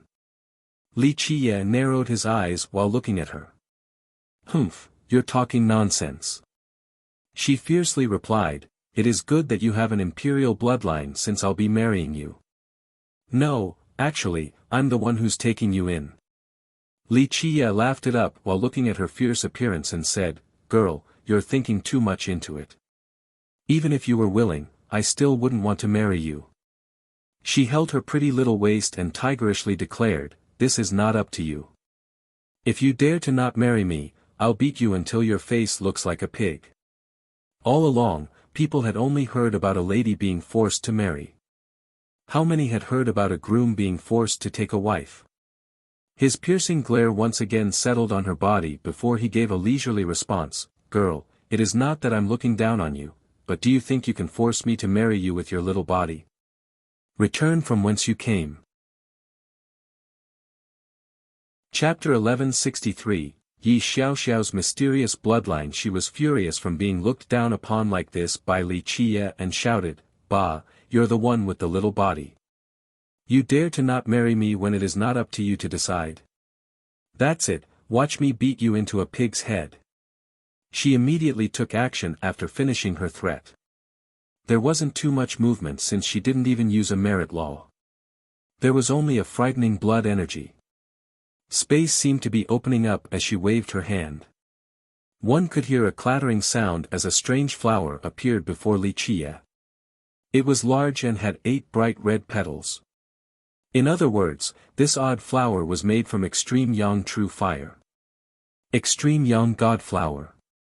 Li Qiye's eyes turned serious after seeing this flower. In a short period of time, the endless sunfire trapped Li Qiye completely.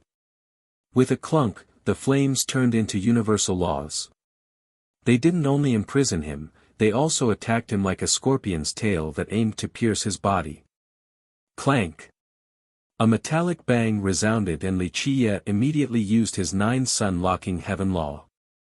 With a poof, the refined fire laws entered his body. When fire laws of this caliber pierced one's body, even if the victim didn't turn into ashes instantly, they would be burned and suffer a pain worse than death. However, Li Qiye didn't show any signs of him being in pain at all. He only smiled and said, "Quite nutritious. This thing is quite rare. Try this then." She shouted after seeing that Li Qiye wasn't afraid of her god flower at all. Her vitality soared. With a loud bang, a strange tree half the size of a man emerged. It seemed to be carved out of profound ice. The moment it appeared, a buzzing sound could be heard as a terrifying power suddenly froze everything. Its target was Li Qiye. However, Li Qiye's 9 suns law began to blaze. His own refined sunfire circled around him and easily stopped the freezing attack from this tree, leaving him completely untouched. He didn't bother looking at the flower and the tree for his eyes were fixated on Yi Xiaoxiao. He spoke with a changed expression, "Little girl, what is this bloodline of yours?" Very few things in life could move Li Qiye. However, she really did shock him this time.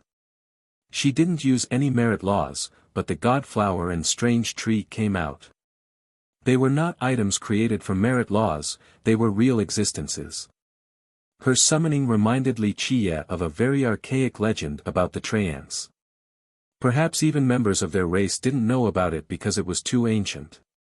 Moreover, there was no proof of its existence as it had never appeared before. Even in the distant ages, those who had heard about it paid it no mind because there was no way it was true. "Humph, why should I tell you?" She waved her hand and the god flower and odd tree vanished.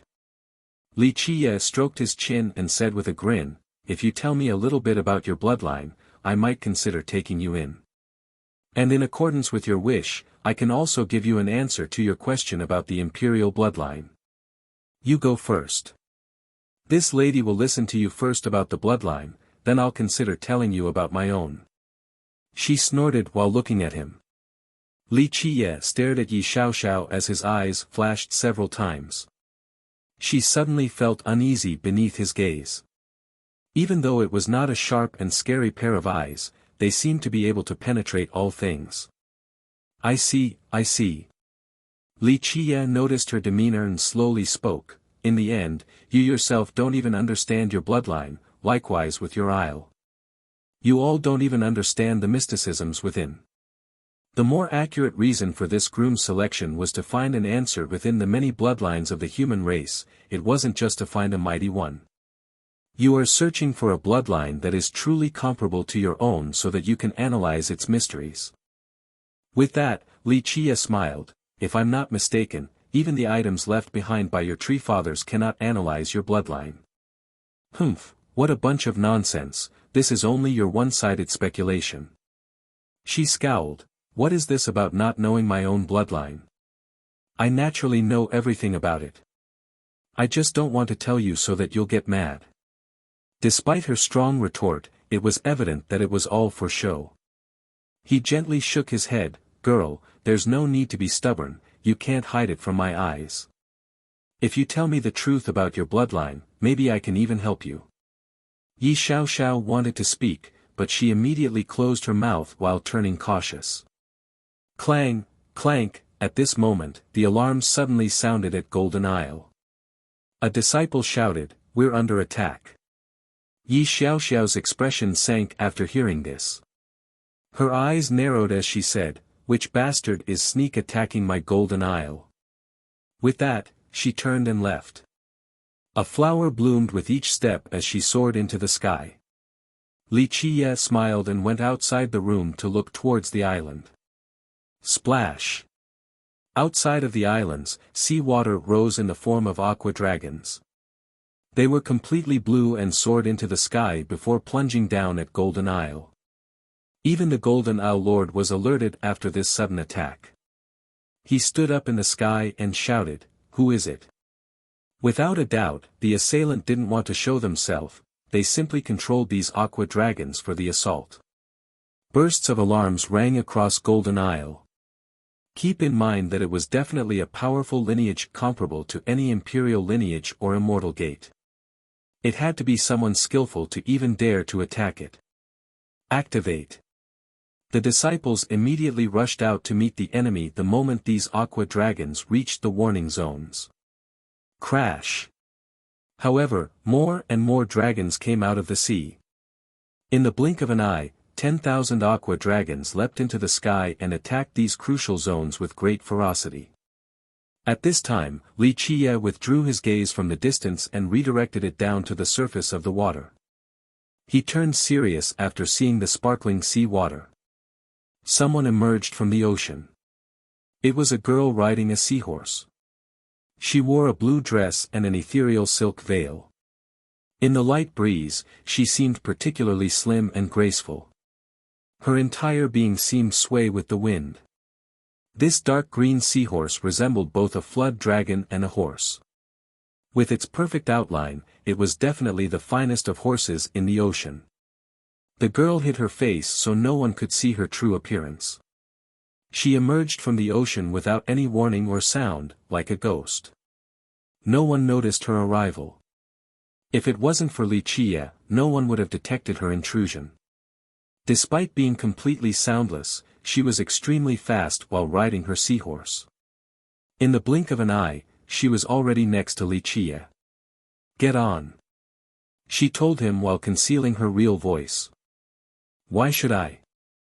Wuxia smiled while looking at the girl, he was relaxed as always. The girl didn't waste words. She immediately grabbed Wuxia and pulled him onto the seahorse so that he was sitting in front of her. A bit interesting. Wuxia didn't bother resisting. He seemed to be entertained by this. The seahorse turned around and snuck out towards the ocean in order to escape. But before the seahorse could reach the sea, a shout came about, "Where do you think you're going?" Yi Xiaoxiao noticed the abduction and immediately attacked with blossoming flowers below her. The odd tree emerged again. With a buzz, she instantly froze the nearby sea with astonishing speed. The other girl noticed the frozen sea water, but she didn't halt. She rode the seahorse into the sky with lightning speed. "Where are you from, Demoness, to dare steal my man? You court death." Yi Xiaoxiao had a scorching personality indeed. She stomped on a vine below her feet. This swift vine instantly caught up to the seahorse. With another cry, she attacked once more. A gigantic willow emerged. Its branches were like immortal ropes that intended to ensnare the other girl. However, this girl was not that easy to mess with. Her delicate and jade-like hand unleashed a palm attack. Boom! Ice dragons instantly rushed out of the frozen water and attacked the willow branches with unparalleled speed. Pop!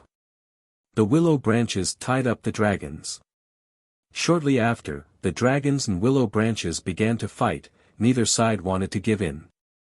In this split second, the seahorse suddenly leaped forward. This one leap alone caused space and time to reverse.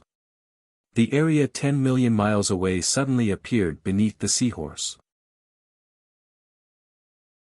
Chapter 1164, Mysterious Girl. This leap from the seahorse crossed space instantaneously. Even Wuxia sitting on it had to praise, "Incredible, this is an exceedingly rare divine horse." A gap was instantly created after this jump. Even though Yi Xiaoxiao's vine used its top speed, it was unable to catch up. The seahorse made it out of the frozen sea. It instantly dove into the vast ocean and submerged itself. The veiled girl then hid their presence and traces. Without a doubt, she came prepared. The seahorse leaped a second time under the surface of the water. This was even faster than the leap in the sky. The ocean was its playground, so it could cross from one sea to another. People would be rendered speechless by its speed. Shameless demoness, you better not let me find you or I'll show you. Stealing my man now, huh? The chasing Yi Xiao had lost her target and angrily stomped her foot. At a certain place in the Jade Sea, there was a towering cliff with large shoal rocks and deep underwater gullies. After water flowed into these gullies, one would hear a loud roar. The water fell straight down like waterfalls. Waves of currents were wrestling with the boulders down here. Of course, there were also circular channels around the cliff in the form of whirlpools. This particular location was quite dangerous. Ordinary cultivators wouldn't want to come here. A loud bang occurred below the steep cliff. The seahorse climbed up from the water to the top of the cliff. There were two people riding it. Of course, it was Li Qie and the mysterious girl. A panoramic view of this sea was available at the top of this cliff. The sea breeze was carrying water vapor everywhere. The waves loudly roared as they galloped in this place. The scene ahead was quite extraordinary and precarious in a supernatural yet marvelous manner. Li Qie was still at home while riding the seahorse and bathing in the sea breeze. His head was resting against a soft and plump chest. This was indeed a time to be cheerful.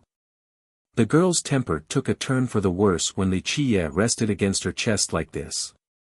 She coldly said, "It is time for you to get off." Li Qie remained unmoved while his head was still in the middle of the valley.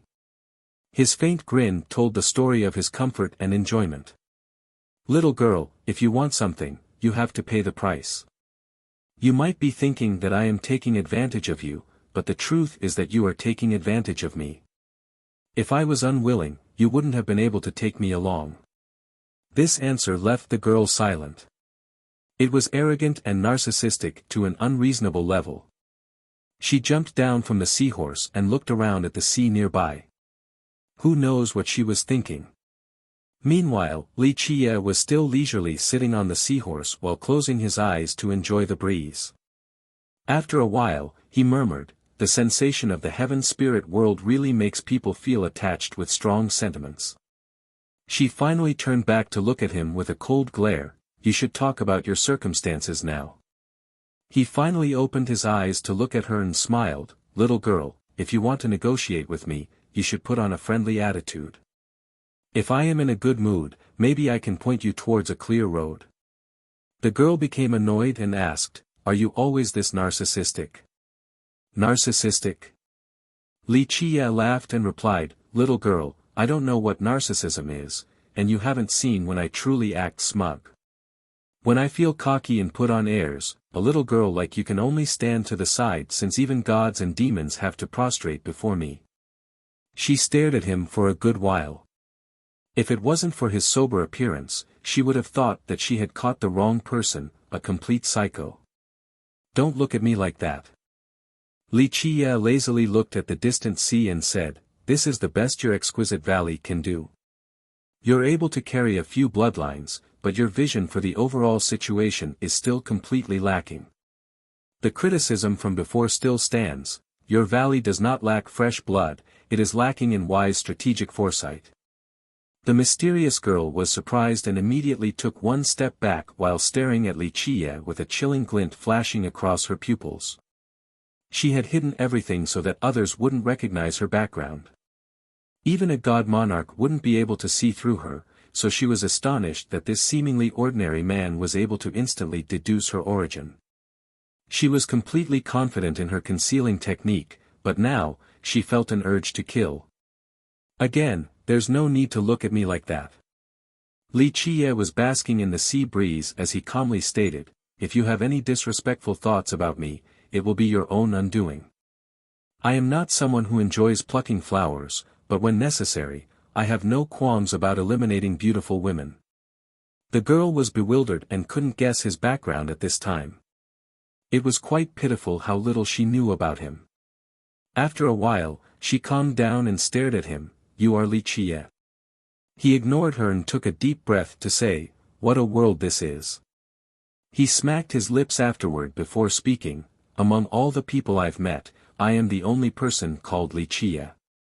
Can't you be any less narcissistic? The annoyed girl found this answer quite exasperating. He raised his brows and said, and then? You mean like this? The girl was a bit speechless. The situation had somehow reversed. The man ahead was the one in charge, so she tried to take back the initiative. Do you have an imperial bloodline? Wuxia was bored and reached out to brush her hair that was blowing wildly in the wind. However, she immediately made some distance between them and coldly said, you better act properly.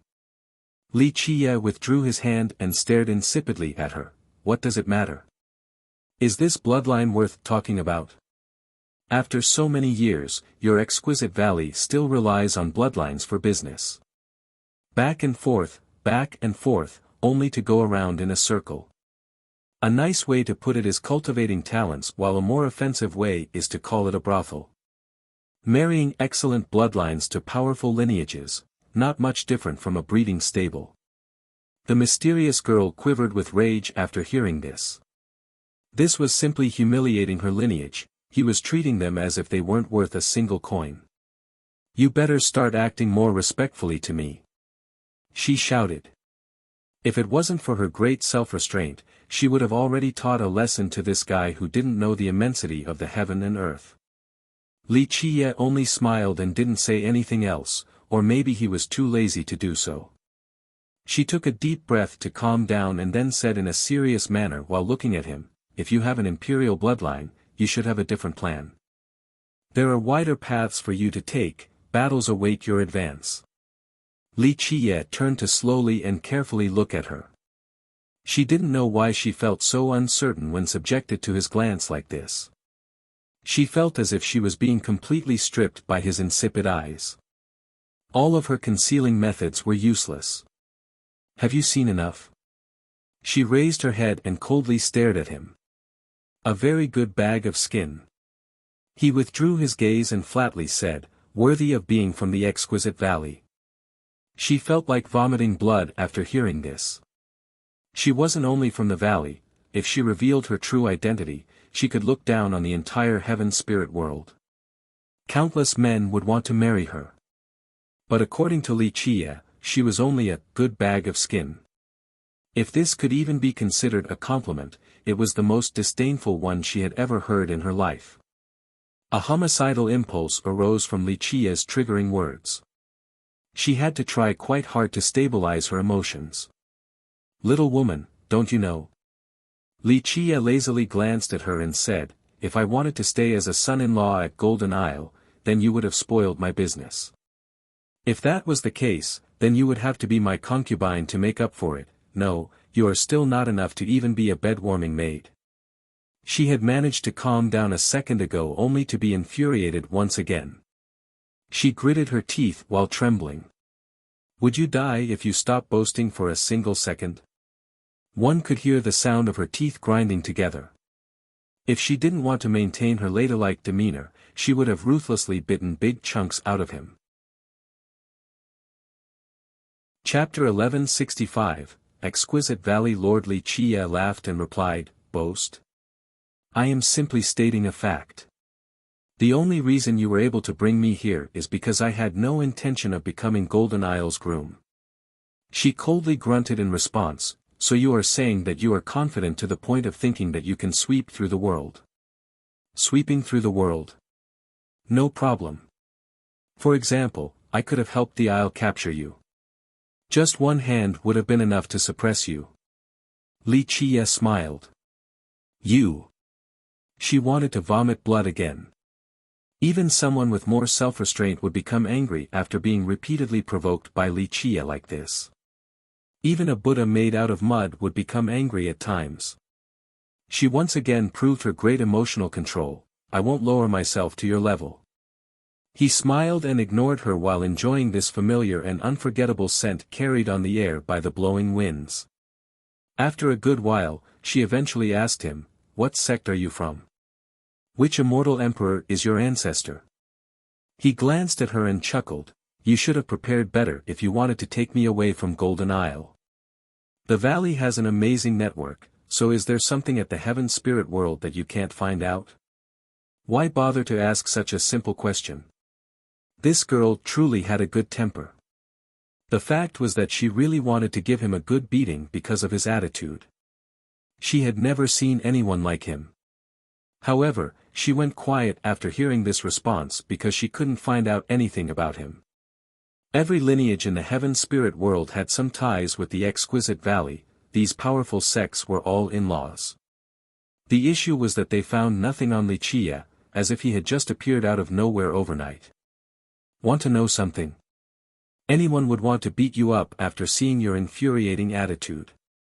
She coldly said, "Has no one told you this before?" "I know that very well." He chuckled, "Many people in this world want to beat me up. If you want to as well, then you will have to join the line. It might take another 100,000 years though. Plus, I'm afraid someone who can take me down has yet to appear in this world." The girl realized that this man couldn't deviate from his narcissistic tendencies for even a sentence. Each one was arrogant and crazy. She didn't know what kind of person actually gave birth to this man. She changed her posture and went straight back to business. The imperial bloodline is incredible. If utilized correctly, you could rekindle your ancestors' glory and rule the 9 worlds. However, you should also know that this world is vast with hidden dragons and crouching tigers everywhere. You are not the only one with an imperial bloodline. Moreover, even this great bloodline can't look down on other people from humble beginnings. For millions of years, countless ordinary experts have triumphed over imperial bloodlines. Vagabonds and those who come from tiny sects can still accept the heavens' will and become emperors. She spoke earnestly while calmly staring at him. "Brittle is trouble. Your imperial bloodline might be an advantage, but if you are blinded by your own arrogance, you will die one day. At that point it will not only be a personal loss, but also a loss to the entire human race, especially the ones at the heaven spirit world." These were her heartfelt thoughts. She said them for Wuxia's own good. After hearing this, he carefully looked at her again. This time, he finally took her seriously. She met his gaze sincerely and didn't try to hide anything. "Is that what you wanted to say?" He smiled and answered, "Really, don't you think it's funny? Your valley marries off brilliant bloodlines, both males and females, in order to build stability for your sex position as well as strengthening your influence. Your progenitors' thought in the beginning was to spread your bloodlines to the entire heaven spirit world so that all the lineages would have traces of the exquisite valley. From this, the valley would be able to influence this world's overarching direction." He chuckled at this point. "I have to admit, your progenitor was ambitious enough by carrying out this step." He continued on cheerfully, "The original idea was to spread your own valley's bloodlines to the others, but now, you are paying attention to someone else's bloodline and even want to compete for it against Golden Isle. Don't you think this is quite interesting?" She looked him in the eyes and said, "Our valley bears no malice against you. We don't want to take your imperial bloodline for our own or do anything to you."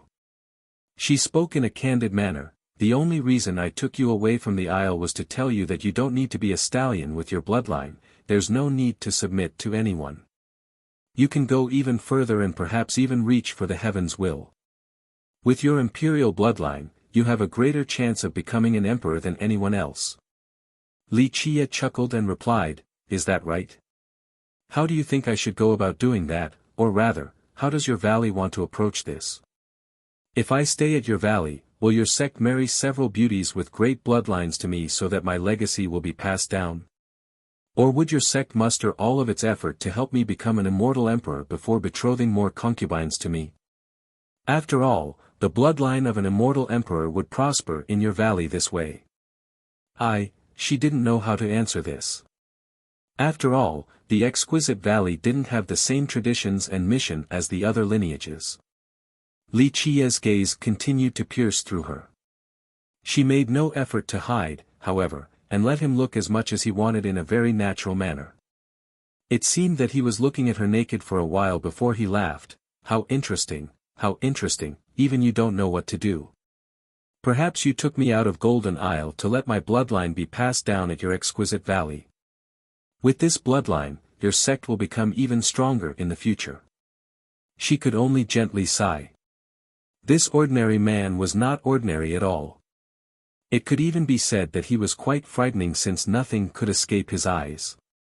Perhaps this was the charm and charisma of an imperial bloodline, its true potential. Li Qiye smirked and revealed, I know full well that you are the current master of the exquisite valley. However, even with your position, you don't have enough authority there. Her expression greatly shifted as she took a step back and stared at Li Qiye in disbelief. How do you know that I am the exquisite valley lord? Have you seen me before? However, she thought about it carefully and was certain that they had never met before. At the very least, she absolutely didn't see him in the past. You are overthinking it. He gently shook his head. I haven't met you before, but after seeing the imprint in your bloodline, I knew right away that you are the current lord. After all, an ancient bloodline is running through your veins. She felt a chill inside. This man was getting scarier and scarier. Li Qiye leaned back with his hands on the seahorse and spoke freely. Despite being the lord, you don't have absolute power there. A few matters are decided by the ancestors. I'm curious about what thoughts you have regarding one particular issue. She had to ask, what issue? He elaborated, if your ancestors don't have the same ideas as you and only want to treat me as a stallion, to pass down my imperial bloodline at your valley, what are your thoughts on this? The girl pondered for a bit. Li Qiye's line of thought was not unreasonable. Their valley collected the best bloodlines in this world and wouldn't give up on an imperial bloodline from the human race. Or one day, if your ancestors want to betroth you to me or have you be my bed warmer, in short, a breeding tool, what do you think about this? Will you agree to be my woman too? He said with a grin. Chapter 1166, Kong Qinru. She could find a response at this moment. It was just like he said, she couldn't decide certain things by herself. Even though she wanted to make a change, she would ultimately need the support of the entire sect. And in his example, if the exquisite valley wanted to multiply Li Qiye's bloodline, perhaps they would even pick her as an incubator. As the lord of the valley, what could she do about it? Li Qiye smiled at the mysterious girl and said, what do you want from me? An imperial bloodline, or an immortal emperor as well as an imperial bloodline? She took a deep breath and replied, you're thinking too much. As someone with an imperial bloodline from the human race, I only want you to go on an even wider path. I got it now. Li Qiye's eyes slightly flashed as he answered leisurely, you taking me away from Golden Isle was not the intent of the exquisite valley but rather your own. It seems like you want to make a change, a reformation of the valley, or rather. You hope that the valley itself could use these bloodlines to strengthen itself, unlike the current valley that relies on the bloodlines to affect the overall situation of the heaven spirit world. He laughed out loud at this point, little girl, this is not just a change. It is a complete revamp that shakes the entire foundation of your exquisite valley. How did you know? She was frightened at this point with a hint of killing intent in her eyes. She had never revealed this to anyone. She was determined to change the valley's ways, but it was a secret decision that only she knew about. Li Qiye smiled, little girl, it seems like you want to kill me to keep this a secret. That's not a smart idea. Watch it or I'll end you instead. She took even more steps back. This man was much more terrifying than she imagined. She felt as if she was without a stitch of clothing in the face of his all-seeing gaze. He turned towards the far ocean and flatly said, it is a good intention, but it might not be successful and it isn't necessarily suitable either.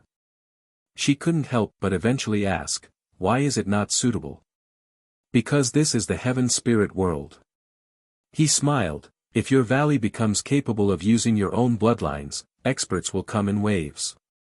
If it can even produce an immortal emperor, what do you think the other races will feel about this? With that, he turned back to her and said, I'm afraid many lineages would be more than willing to destroy your exquisite valley and divide your bloodlines. She contemplated for a moment before asking once more, are there no other ways? She didn't know why, but she started asking for his opinions. That would depend on your own thoughts. He slowly elaborated, the best way is to move away from the heaven spirit world when the time is right. Your valley has both bloodlines and resources. It would be much stronger in any other location. After all, this is not a world for humans, the majority of the human race isn't here. She thought about this relocation. It was not like she hadn't thought about it before, but even if she were to make up her mind one day, the ancestors wouldn't agree. After all, the exquisite valley had been here for countless years. It had built a solid foundation and was deeply rooted in the heaven spirit world. If they were to move away, then that was tantamount to giving up on their foundation. All of the efforts from their past wise sages would drift away with the current. He claimed, if you want to reform, then you must have peerless courage and determination. Without this, it is all empty talk. After contemplating for a long time, she finally lifted her head to look at him and earnestly said, are you really from the heaven spirit world? She finally realized the true terror of this man ahead. Even though she couldn't see his cultivation, he was unperturbed in the face of danger. This showed just how powerful he was. This person would be renowned in the world no matter the generation. However, she had never heard of the name Wuxia before. This gave room for a bolder idea. She suspected that this person was not someone from the heaven spirit world but an outsider instead. Wuxia smiled and said, little girl, you are not stupid at all. It seems that you are indeed a bit gifted. That's why you are the Valley Lord. The confirmation from Wuxia shocked her. She wanted to inquire further, but Wuxia gently waved his sleeve, where I'm from doesn't matter. Just heed my words, never hinder my path. Out of consideration for the fact that you are a human, perhaps I will lend you a hand if possible. However, if you hinder my path, I will annihilate you all the same. She slowly spoke, we don't have a conflict of interest. Wuxia only smiled at this response. Eventually, the girl removed her concealment to reveal her true form. She bowed before Wuxia, my name is Kong Chinru. I didn't know that young noble Li was a master, so I have offended you. She sincerely revealed her intention in order to become friends with Wuxia. He slowly walked forward. This girl before him was truly beautiful. She was on the same level as Li Shuangyan and the other girls. Of course, she still had a ways to go compared to Bu Lianxiang or Ming Yeshue. Her hair was like a waterfall, soft and elegant. Her eyes were as bright as pearls. They would shine in the dark and revealed her wisdom. Her figure could be described as perfect due to its slim size and gracefulness. The eyes of all spectators would light up in her presence. Her soft breasts were towering and plump while she herself was tall and slender. It was truly difficult to criticize her figure. Adorning herself with a green garment made her look like a piece of exquisite jade in the blue sea. She was wise and far-sighted with a gentle beauty. Wuxia stopped looking and smiled, descendants from the Kong clan are always decent. It seems like they found a good successor in you. She wanted to say something else, but only a sigh came out. Wuxia looked towards the horizon and said, whether you have something to ask me or not, you need to do something first. She was in a difficult position because she had witnessed this man's overbearing nature. He was not requesting her service but commanding her. It was strange because she was the leader of a great power. Even the Golden Owl Lord wouldn't dare to give her orders. She took a deep breath and said, what does young noble Li need me to do? Find someone for me. He slowly said, this shouldn't be hard given the great network that the exquisite valley has at the heaven spirit world, right? She gently sighed in secrecy. At this moment, she understood that it was not her who captured him. From the very beginning, he had already come up his plan, so he decided to go with her. She trembled a bit. It seemed that everything was within his grasp, even this vast world was no exception. She didn't know why she had this feeling. In short, after their short interaction, she became afraid of this man. She nodded her head. As long as the person you are trying to find is still at the heaven spirit world, we will try our best to uncover some clues. It will only be a matter of time. Li Qiye also nodded in a carefree manner. I'm confident in your valley. If the exquisite valley can't find someone in this world, other lineages would find it even more difficult. After saying this, he stared at her and smiled. What are your plans after capturing me? Where is your path of retreat? She had to answer, my destination is Peacock Land. Li Qiye laughed out loud and said, it seems like you didn't plan to bring me back to the valley and instead wanted to hide me away. She didn't know whether to laugh or cry after hearing this. He was right, she really didn't plan to bring him back to the exquisite valley. The valley was located at the Abyss Sea, so there was no need for them to go to Peacock Land if she wanted to bring him back to the valley. Chapter 1167, Humans are only sojourners. Li Qiye smilingly said, then let's go to the land of the peacocks, it will be our first stop. She didn't say anything else, only pulling the reins of the seahorse to lead the way. Her actions were quite natural without any hint of suddenness. At this moment, she herself was startled at the lack of awkwardness. She was the lord of the exquisite valley, a great figure at the heaven spirit world, but today, she was acting as a mere guide. No one would believe it even if they were to see this scene. Little girl, come on up, stop dawdling around. Li Qiye then patted the seahorse. Kong Qinru took a quick look at him. She didn't say anything before jumping up and gracefully sitting behind him. Li Qiye once again used her chest as a pillow. His head sank into her valley as he spoke, go. She was immediately infuriated. She thought that he was acting like a gentleman and didn't want her to walk on the long journey. However, it turns out that he only wanted to use her as a pillow. She had the impulse to kick this man off the horse, but after what happened earlier, all of her anger went away. This was strange because if it was any other man, she would definitely kick him off to the horizon if they took advantage of her in such a frivolous manner. However, this man ahead looked natural and carefree as if this was no big deal. Nothing could ever faze him and he would just do as he pleased. There were no sexual thoughts or perverted intentions in his actions. Ultimately, resting on a beauty seemed to be a natural course for this man. It didn't matter if the girl was a goddess or a fairy from the heavens. In the end, Kong Qinru could only wryly smile and urge the seahorse forward. This seahorse was superb with incredible speed and few flaws.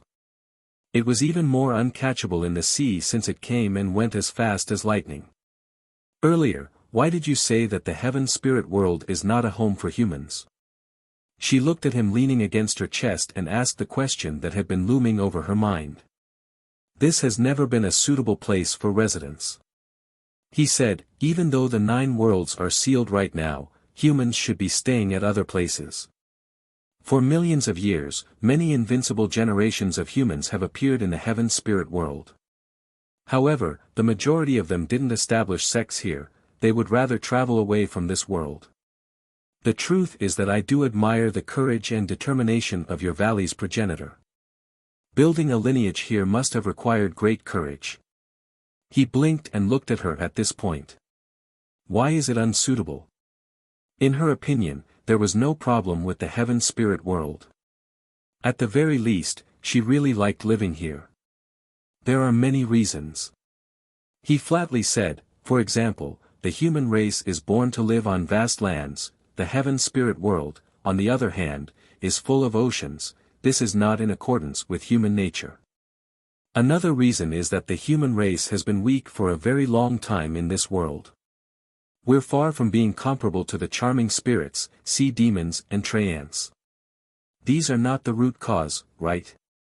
She could pick out a few clues from Li Qiye's words and said, if an immortal emperor really wanted to build a lineage in this world, he could shift the earth and oceans. There would be no need to live at sea. Good observation. He closed his eyes and continued, yes, they are not the main reasons. The point is that this world is not the world of us humans. In the end, we will still have to leave, for this is not where our root is. Why specifically must we leave? She consulted respectfully while feeling that her knowledge was quite shallow compared to this man, despite being the Valley Lord. Because of the root of this world. Li Chia lightly stated, if you wish to understand it, you would have to trace back to very ancient and unrecallable matters. He went on, to keep it simple, why is it that only this world has Tyrants and sea demons? Why can't they leave the heaven spirit world? Even if they did, they would have to return eventually. Let's take Tree Fathers as an example. Once someone is strong enough to be at their level, they would be comparable to immortal emperors, but eventually, they would still come back here to take root to become a tree that shoulders the world and protects their descendants. For what reason? While Li Chia was speaking, Kong Qinru was deep in thought. This had always been a part of life in the heaven spirit world. No one would give it a second thought, but now, it seemed to have some other intriguing implications. In the end, this world is not ours. It is a world for Tyrants and sea demons. He said, humans are only passing travelers in this world. The majority leave, only a few remain.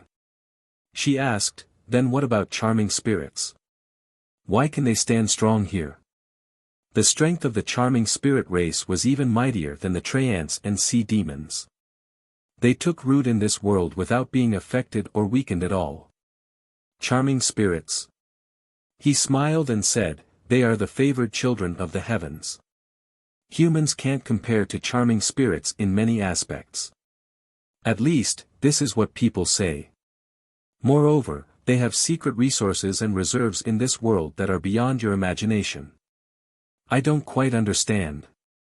She inquired, though I have never left this world, there are records stating that humans can reproduce and take root anywhere.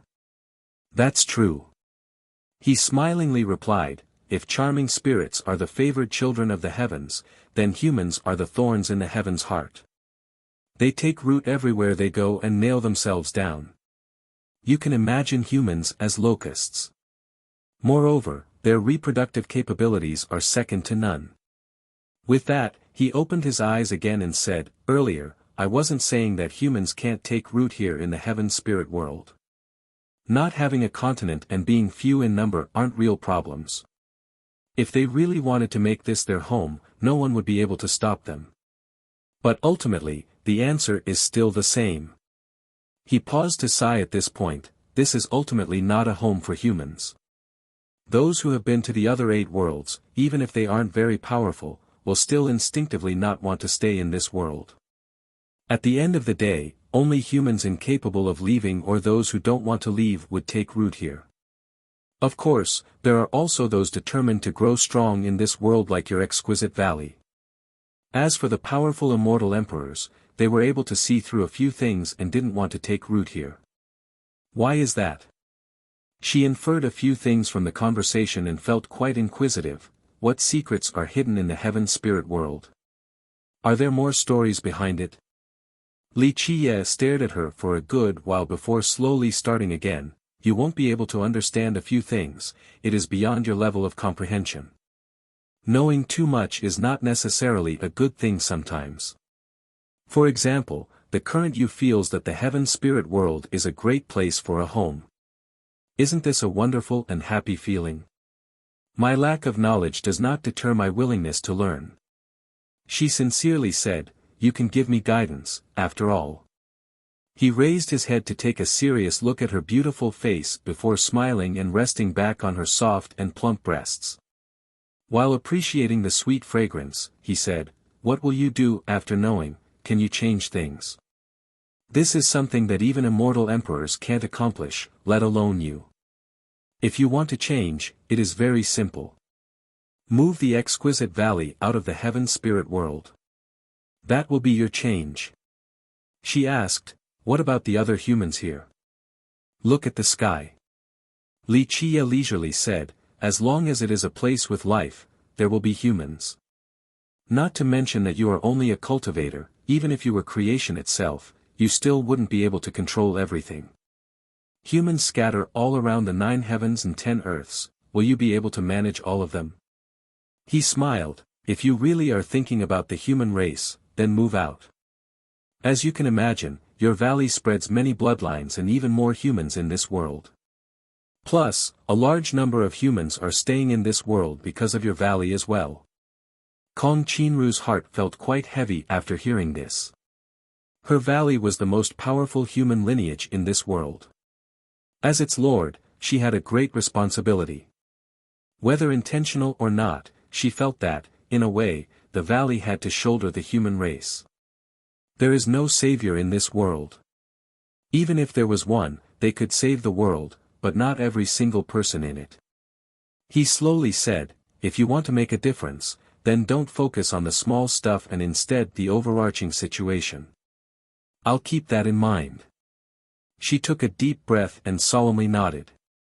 His words made her even more determined to make a change. Li Qiye smiled and rested once more. He had said everything he needed to. As for the future, let it be up to her own fortune.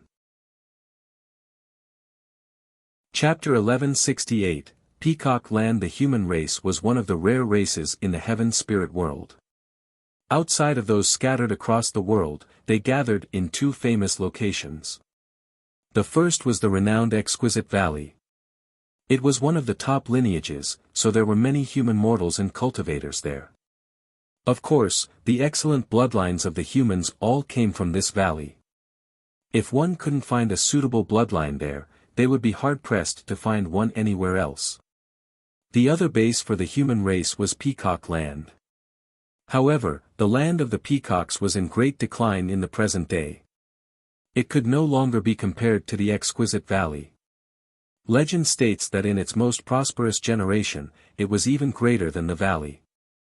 It was a landmass that spanned tens of thousands of miles.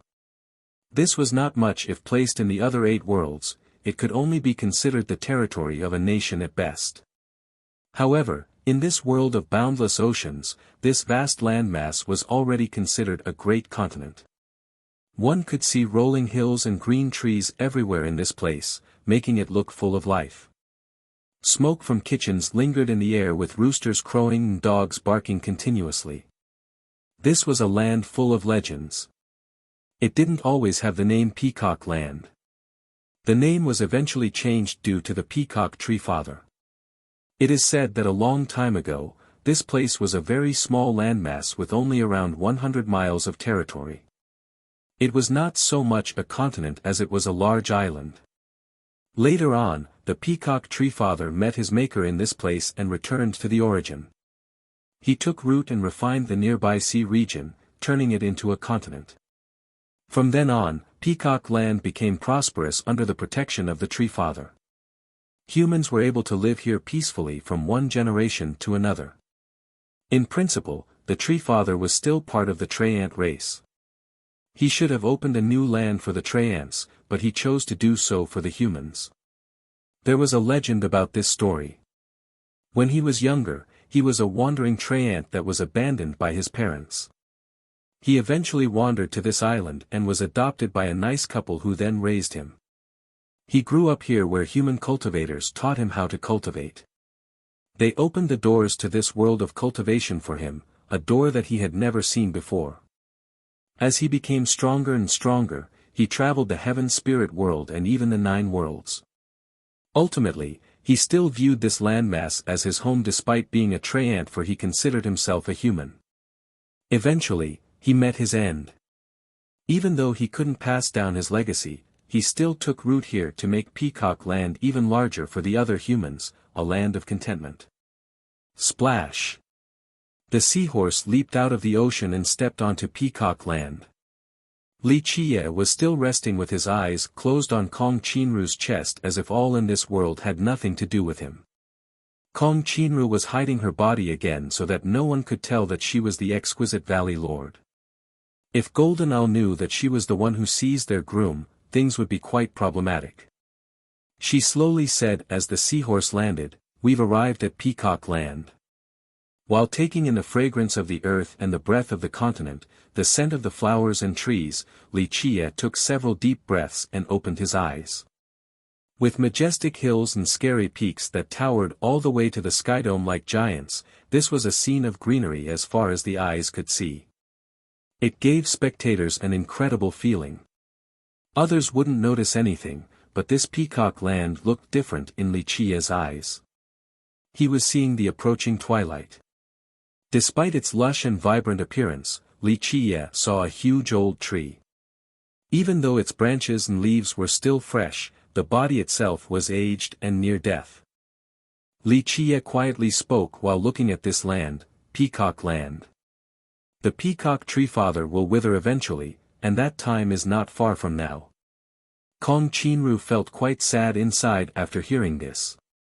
A tree father would take root in the earth to protect their descendants. This was the difference between an immortal emperor and a tree father.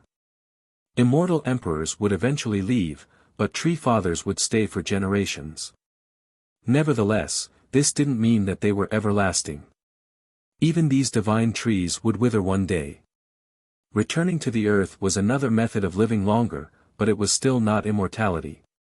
Of course, this period was still extremely long relative to the lifespan of mortals and even cultivators. Li Chia looked at Kong Qinru and said, "In the future, humans at the heaven spirit world will only have one base left." She went quiet for a moment before helplessly speaking, "Maybe in 2 or 3 generations, the tree father will die and Peacock Land will collapse with him." When a tree father died after taking root, a large part of the earth refined by him would also fall. For example, at least Peacock Land would be destroyed after the tree father's death. Moreover, the remaining land would become increasingly barren until it eventually became uninhabitable. Li Chia nonchalantly commented, "When it is time to leave, one has to leave." She could only sigh gently. In fact, this had been the trend for a while now, many cultivators would migrate. Remember that this place used to be extremely prosperous with several powerful human lineages due to the tree father's protection. However, as the tree grew older, these powerful lineages began to decline and moved away from this land. They didn't leave the heaven spirit world, instead moving to other territories. Some even chose to become tributaries to the other 3 great races. In fact, many cultivators here understood that there was not much time left for the peacock tree father. Those who were able to move away had already left. Only mortals or weaker cultivators would stay here, or those who had a deep attachment to this land. The seahorse slowly moved forward. Some villages began to appear among the rolling mountains. The smoke that wafted from them made it seem like this was a land of paradise. However, there was no escaping the signs of withering. It seemed that the young and robust had started moving away. Only orphans, widows, and the old were left in these villages. The truth was not far from this depressing description. The capable have all left, leaving behind the mortals and those who couldn't make it. Even though the exquisite valley also had a branch in this place, Kong Qinru couldn't conveniently come here at this moment. Of course, a cunning rabbit has 3 nests. There was more than just one stopping point belonging to the valley here. She brought Li Chia to a house with a fully enclosed courtyard in a small village. The owner of this house was a disciple of the valley disguising as a vagabond. "Do you have any plans, young noble Li?" she asked after preparing a place for him. "If possible, I will wait for your message." He looked at her and said, "Once you find the whereabouts of the person I'm looking for, I will set off immediately." She wanted to say something but decided to swallow her words. She nodded instead, "Don't worry, young noble. I have sent the order. As long as we find the person you are looking for, we'll receive updates right away." Li Chia nodded back. He was very confident in the valley's ability to find Su Yonghuang. "I will go say goodbye to the peacock tree father tomorrow," he said as she was leaving. She paused and turned around to say, "I'll go with you to the Peacock Peak tomorrow." "Very well," he replied, "prepare some incense for me. There might not be another chance in the future after this offering." Her heart sank again as she gently sighed, "I will." Regardless of whether she was willing to accept this fact or not, the peacock tree father was indeed wilting away. Chapter 1169, Peacock Tree. The Peacock Peak was where the tree father died and turned into a gigantic tree. It was tall enough to pierce into the white clouds and blue sky, a giant standing and protecting everything on this continent. Not just anyone could come here. Only cultivators at a particular level could withstand the power of the peak and climb up. One would see that the top of the peak was completely flat like a small marshal ground. The stone surface seemed to have been polished. In the past, countless Tyrant disciples came here and meditated when the peacock tree was still vibrant with life. They wanted to rely on the tree to understand the grand Tao. Countless people came and went, their footprints wearing away the surface, which was why the stone surface here was so shiny. Li Qiye came very early to perform an offering ceremony for the peacock tree. In fact, this was him sending away one of the great tree fathers to the end of his journey. The withering of the tree was only a matter of time. Everything would turn into ashes afterward. The world would lose the remaining traces of the tree father. When they arrived, some people could be seen already worshipping the tree. The tree itself was not very tall, only around 3 meters tall. The body was old with hardened bark. The cracked bark resembled dragon scales. Although they had lost their luster, one could still feel their toughness. There weren't many branches left, only around 3 or 5 with very few leaves growing on them. Although these leaves were still quite green, they gave off a sense of decay. Plumes of smoke were curling before the tree. People were lighting incense in order to worship him. There was a young man wearing a hemp robe. Even though he didn't emit a powerful aura, a very majestic power emerged when he blinked. His whole body exuded the breath of vegetation, making others want to approach him. He was clearly from the Tyrant race. 3 old men stood behind him, all with vast blood energies. One didn't even need to look at them to know that they were experts. It was easy to infer the young man's status if he had these 3 old men as his company. In fact, apart from Li Qiye and this young man, people came to offer their respects from all over. Everyone knew that in the near future, the peacock tree will die. The human cultivators in this world were grateful for his protection for so many generations. This land gave them a place to live and work. After offering the incense, the young man stood there and watched the smoke drift away without saying anything. Once Li Qiye and Kong Qinru made it to the top, the young man finally said, "Let's go." With that, he and the old men left. As he was walking by, he bowed to greet Li Qiye and Kong Qinru in a very polite manner. Kong Qinru nodded back to reciprocate the gesture while Li Qiye didn't say anything, he only gave him a quick glance. After that group left, Li Qiye flatly said, "A good pair of wood pupils, it has been a while since someone like that showed up from the Tyrants." She was surprised to hear him say this. With a single glance, Li Qiye could discern the person's secret. This was a bit too terrifying. She stated, "He is one of the descendants of the Heavenvine Citadel, Ting Jiwen. He just reached Virtuous Paragon a few years ago, a very promising youth." Because of her concealment, the youth from earlier couldn't recognize her. However, since she was the Valley Lord, she recognized the many famous cultivators in this world. Li Qiye didn't say anything else and stepped before the peacock tree. He placed down his incense sticks and stared at the withering tree in silence for a long time. Eventually, he gently sighed and said, "Eternal life is too far away. Even a tree father cannot escape death and has to return to the origin in the end." With that, he lit the incense and bowed to the peacock tree. In his eyes, the tree father was still an amazing existence. Moreover, he had protected the humans for many generations. Kong Qinru did the same with reverence straight from the heart. After the ceremony, Li Qiye gently touched the tree's hard bark. With a buzz, his hand suddenly disappeared into the tree like passing through a portal of water.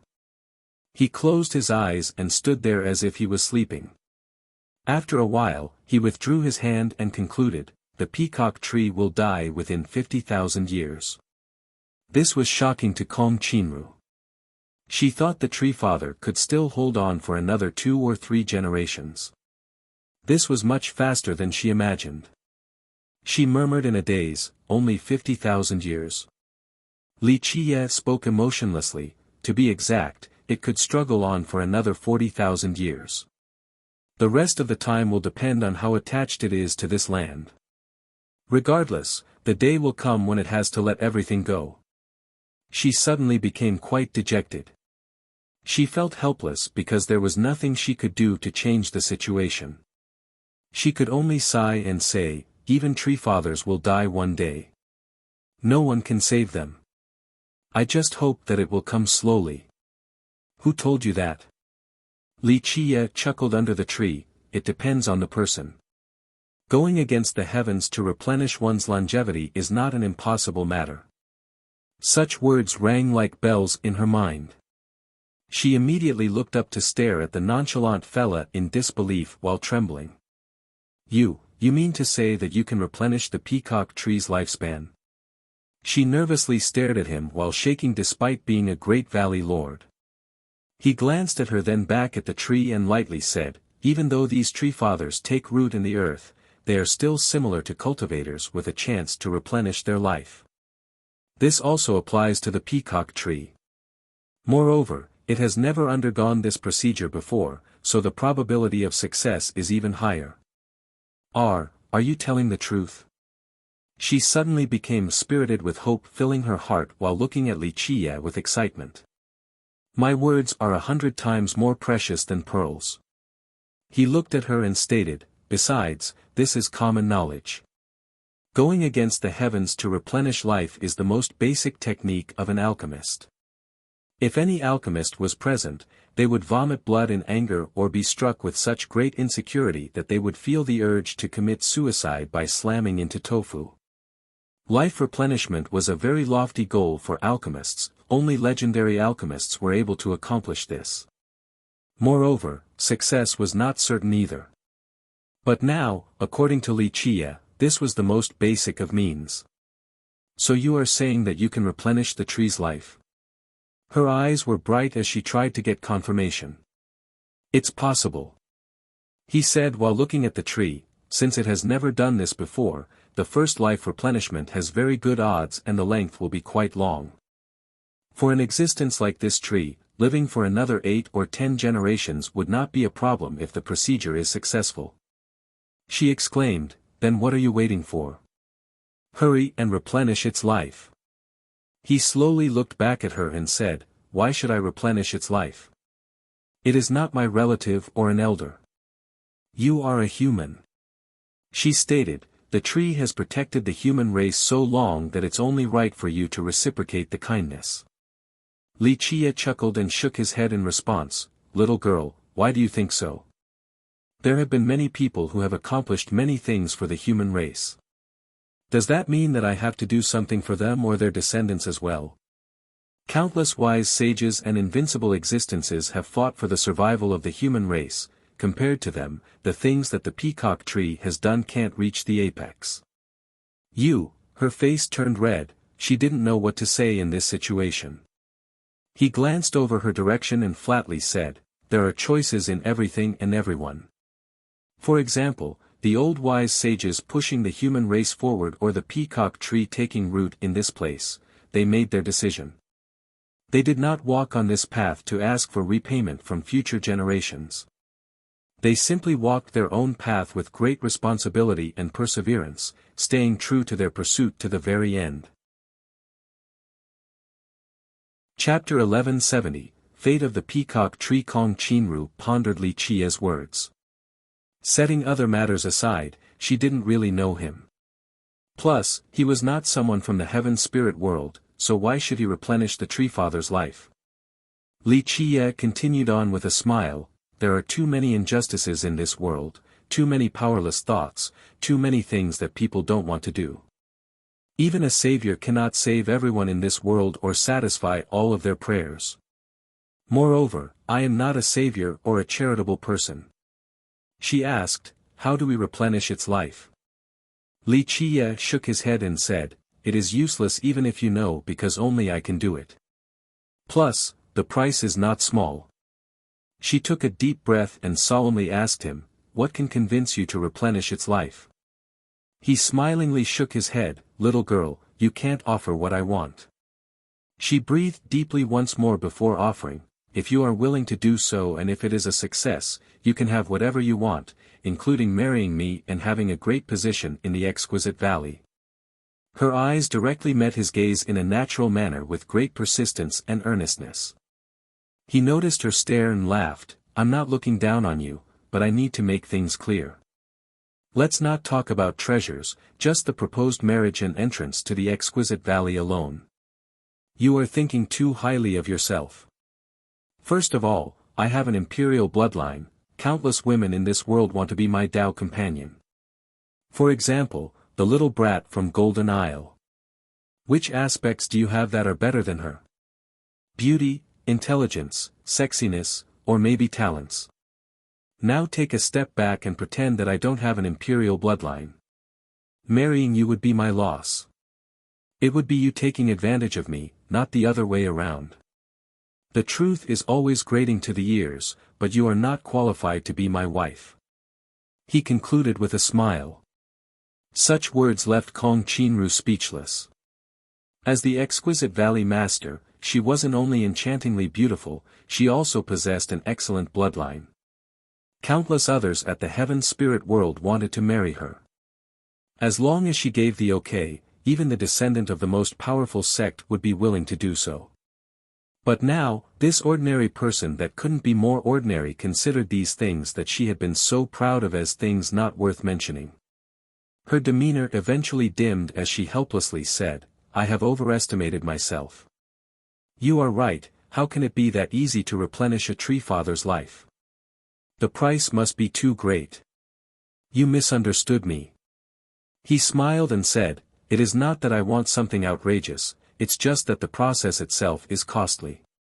She didn't know what to say, for this was beyond the scope of her abilities. It was just that Li Qiye gave her hope just now. Li Qiye continued, why are you so insistent on this? In fact, this doesn't affect you too much and, to be frank, if Peacock Land ceases to exist, it would make the exquisite valley even more precious, don't you think? She looked into his eyes and said, true, this has no effect on the valley, but it is a different story for the inhabitants here. Without their home, they would no longer have a place in this world. For many people, there were only two places at the heaven spirit world, the mainland of the exquisite valley in Peacock Land. Without one of them, it will be one less home for the human race and half of their hope will be extinguished. Moreover, countless creatures would perish with the withering of the Tree Father. She sighed helplessly at this point. This was not to say that she was overly humane and kind or someone who was too weak to accept death. It was because, as the exquisite valley lord, the most influential person of the human race, she wanted to work for the welfare of her race. She wished for peace and hope for the rest of her kin. Life and death are part of nature. Li Qiye faintly smiled, after millions of years, how many people have died in wars? And how many people are currently living in Peacock Land? I'm sure this number is less than 1/10 the number of people who will die in a battle for the heaven's will. Even if this place collapses, it is insignificant for the human race in the grand scheme of things. I know that. She answered, but it is another beacon of hope for the humans here. Hope. He was amused by this notion. This hope is a cause of death, the death of their future, the death of their descendants. Because Peacock Land and Exquisite Valley are there, more humans will decide to stay at the heaven spirit world. Without these two, this amount would be quite negligible. She contemplated for a moment before replying, maybe you are right, my vision is quite short-sighted. I only want to do a few things for the future generations. A little glimmer of hope is the only thing I can offer to our kind here, the hope of a peaceful and happy life. Li Qiye looked at her in silence for a while before gently shaking his head, little girl, this world is not meant for a peaceful and happy life, at least, not for humans. One day, you will understand why it is not their home, but maybe you won't be able to wait until that time. Kong Qinru replied, so what if you are right? For experts and real heaven-defying existences, they can leave the moment the 9 worlds are connected again. But what about the others? What about the mortals? Even if they wanted to leave, there is nothing they can do. Li Qie flatly answered, like I said before, if you're really thinking for the sake of the human race, the wisest thing to do is to prepare to move the exquisite valley out of the heaven spirit world. The 9 worlds are vast, there will be a new foothold for you somewhere. She weakly said, maybe, but even if I wanted to, it won't be that easy. 3-meter deep snow isn't formed overnight. He shook his head, the price I'm referring to isn't treasures or spirit pills or even alchemy ingredients. In short, it isn't something you or your valley can afford. She was at a loss for words. He waved his sleeve dismissively, such an exchange is required at times. There's no need to think about it any further. As for some other items that I require, you will be responsible for them. She nodded with great austerity, rest assured, just let me know whatever you need. I will not let you down. A fire of hope was ignited within her. If the peacock tree could live longer, the other resting place of the human race would continue to exist. With this home, people would continue to have hope. He didn't say anything else and opened his fate palace. An old tree emerged. There were several green branches growing from it with fresh leaves swaying in the breeze.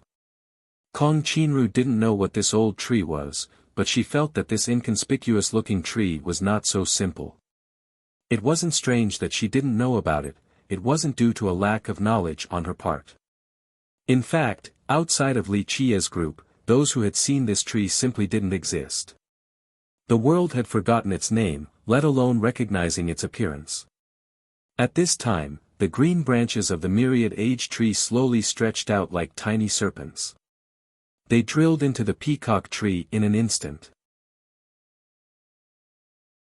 Chapter 1171, Replenishing Life for the Peacock Tree. These slightly green branches continued to stretch even further while inside the tree, as if they were going through the peacock tree's trunk all the way underground to reach every root. Kong Qinru was slightly stunned by this. Although a tree father would die and turn into these trees, no one could violate or shake them. Even an immortal emperor would have trouble doing so. But now, Li Qie could control these branches to drill into the tree father's body before going underground. Any spectator would be dumbfounded by this scene. Li Qie closed his eyes. He wanted to use the myriad-age tree to check the peacock tree. As a tree father, the peacock tree was an untouchable existence. However, the myriad-age tree was different. It was something nearly comparable to the longevity grass. Moreover, Li Qie had no malicious intentions. He was only checking the peacock tree in order to make a comprehensive diagnosis. After a good while, he opened his eyes and told Kong Qinru, "Let's go." With that, he reached out with his finger.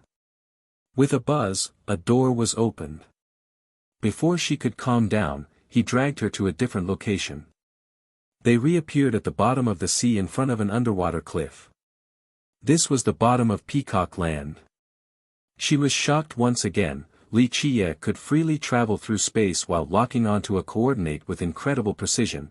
This was the most frightening and heaven-defying method of travel she had seen yet. At this second, she didn't know how powerful Li Qie was, for his techniques had exceeded her comprehension. Li Qie placed his palm on the cliff, allowing Dao lines to emerge to form abstruse runes.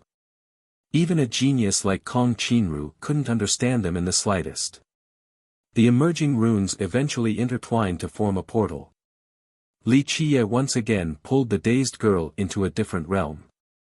She turned a bit silly while standing in this realm. The space inside was vast, as if it was an entirely different world. One wouldn't be able to see the end of this space. Gigantic dragons were dancing in the sky in all kinds of shapes and forms. Some were lying there, others were descending while more were coiling about. However, upon a closer inspection, it turned out that these beings were not dragons but gigantic roots. These were the peacock tree's roots. However, it was much more majestic than how it was described because they were simply too large. A few of them shouldered hills of accumulated mud while other roots even had waterfalls running down from them. When one looked up high, many bright flashing stars could be seen in the sky. These are the peacock tree's roots. She was quite shaken to see this. The tree father had turned into a tree after death, but this world was completely inaccessible to outsiders. It was because these roots were the foundation of the tree father. If they were damaged, the land created by the tree would be damaged as well. Don't be fooled by its magicalness. Li Chia lightly said, this place is at its end and extremely close to exhaustion. Otherwise, it would be even more magnificent. This reminder made her look twice. At this time, she noticed that these thick and huge roots were quite close to death while some had withered already. If all of them did, then the tree itself would die. Li Chia walked around these roots and observed every one of them. If necessary, he would cut off a lot of these roots. She followed right behind him as he was making the assessment. She wasn't an alchemist and didn't understand the tree father's situation after returning to the earth.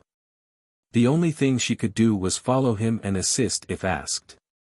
After a careful observation, he finally stood before the main root that was as large as a great mountain. Although it won't be easy for it in the beginning after losing these roots, it will be much easier after this hurdle, and I'll save a huge amount of resources as well. She asked, how much time will this process take? It will take some time. You need to be ready for when I ask for help from your valley about certain things. He answered apathetically. For Li Chia, this was not a challenging matter. After all, he had even revived the myriad-age tree before, let alone a simple life replenishment. However, there were two different methods for this process.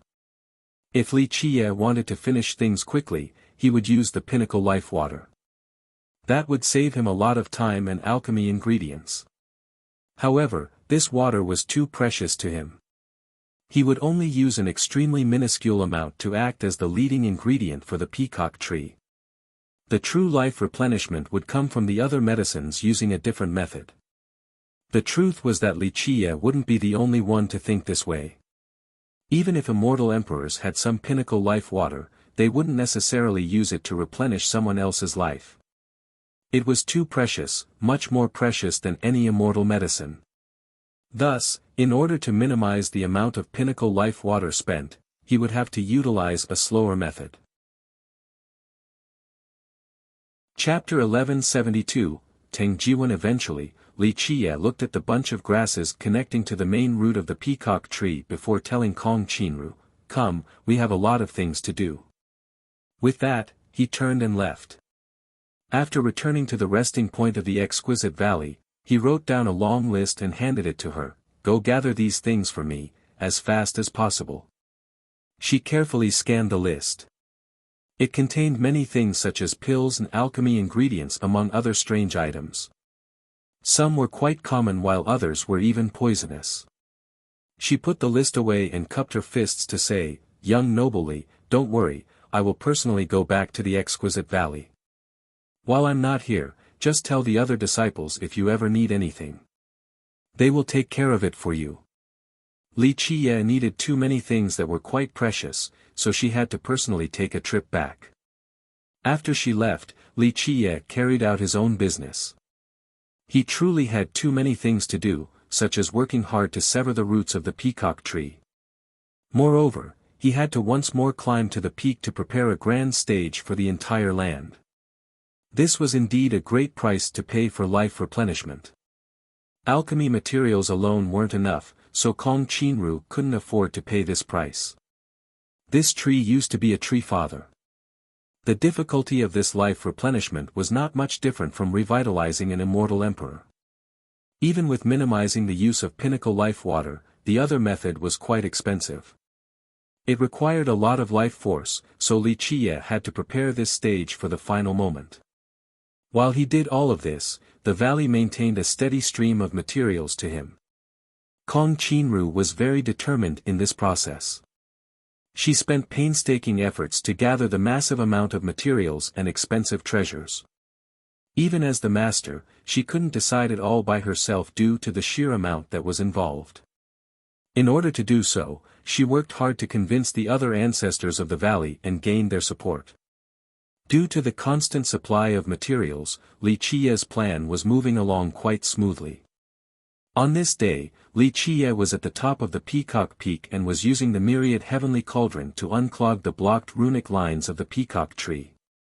He controlled the cauldron with one hand and its fire with the other. This flame poured into the tree like a type of liquid. Because of its age, many of its runic channels were blocked. By doing this, it would buy a lot more time for the tree. However, in order to replenish its life, Li Qiye must get through all the blocked channels. Otherwise, its blood energy and essences would be quite limited, so the entire process would be meaningless. As he was clearing through these impassable channels, someone came to worship the peacock tree once more. It was the descendant of the Heavenvine Citadel that Li Qiye had met before, Ting Jiwen. The same three old men were following behind him. The moment Ting Jiwen reached the top, he saw Li Qiye burning the tree and immediately shouted in shock, "Stop, what are you trying to do?" He was a Tyrant, so as one of its disciples, he was full of admiration for an existence like the peacock tree. So now, after seeing someone actually burning the tree father, he was astounded and wanted to stop the perpetrator. When he rushed over to see Li Qiye's cauldron pouring an endless amount of fire into the tree trunk, he was completely stunned. The elders following him were stunned as well. Their Heavenvine Citadel was also a lineage with a tree father, so they understood these great existences very well. Naturally, this scene was certainly astonishing. Ting Jiwen asked in disbelief, What are you doing?"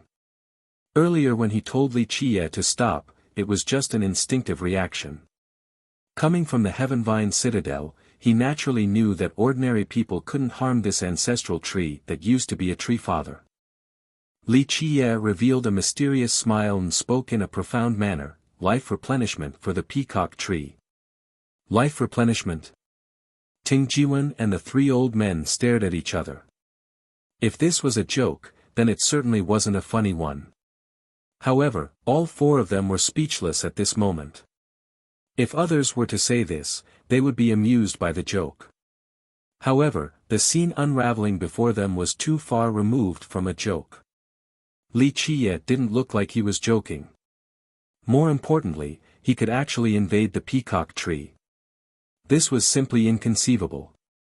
When a tree father turned into an ancestral tree, it wouldn't keep its original sentience, it would become just like other trees.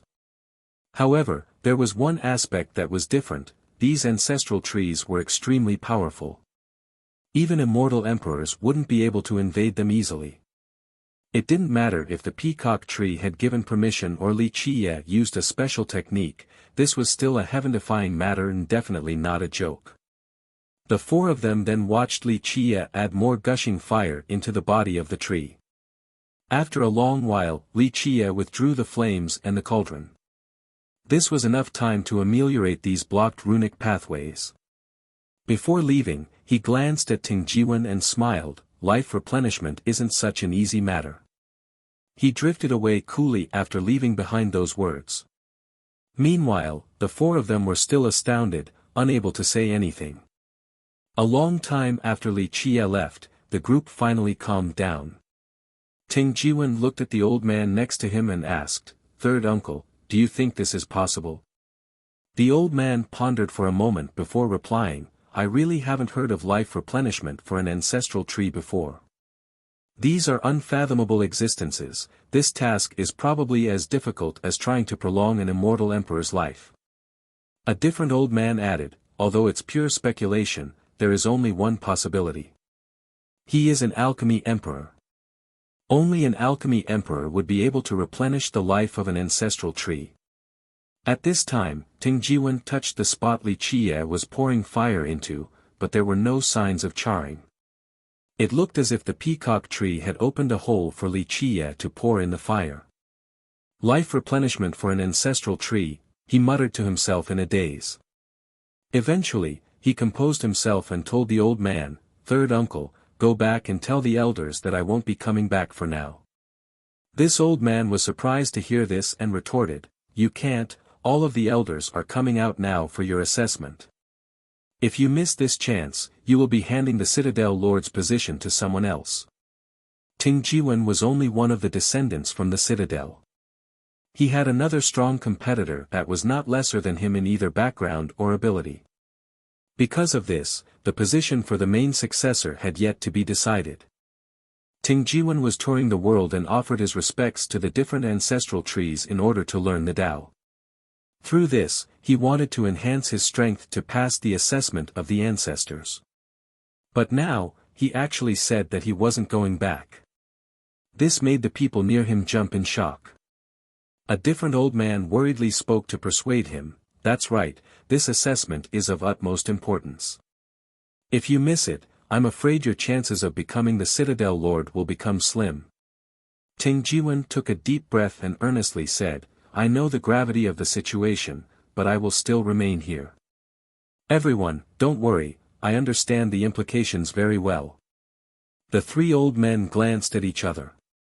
They couldn't do anything if Ting Jiwen had made up his mind. Kong Qinru returned from the exquisite valley. All of the supplies Li Qiye specified had been brought in full. With enough materials, Li Qiye began to perform the finishing touches for the stage he was building at Peacock Land. He had been through all the locations here, including the oceans nearby, and nailed down formation arrays. The center was done as well. After finishing the final preparations, he could breathe easy. He looked down at his work from the mountain before casually entering a tavern in a nearby town. He leisurely ordered some dishes and sat by a window. After being served, he slowly poured wine into his cup as if he was waiting for someone. Chapter 1173, Deal with Ting Jiwen. While leisurely drinking his wine at the tavern, someone finally came. It was Ting Jiwen, followed by the three old men. Li Qiye gave a faint smile after seeing him and said, "You all have been following me for a long time now, so this can't be a coincidence." Ting Jiwen didn't hide anything after hearing this. He came forward and bowed. "This little brother's name is Ting Jiwen of the Heavenvine Citadel. Sir, I admire you, so I have decided to stay here to watch you. Please excuse us." He was quite polite and candid. As someone from a tree father's lineage, he was not arrogant at all. This was quite rare.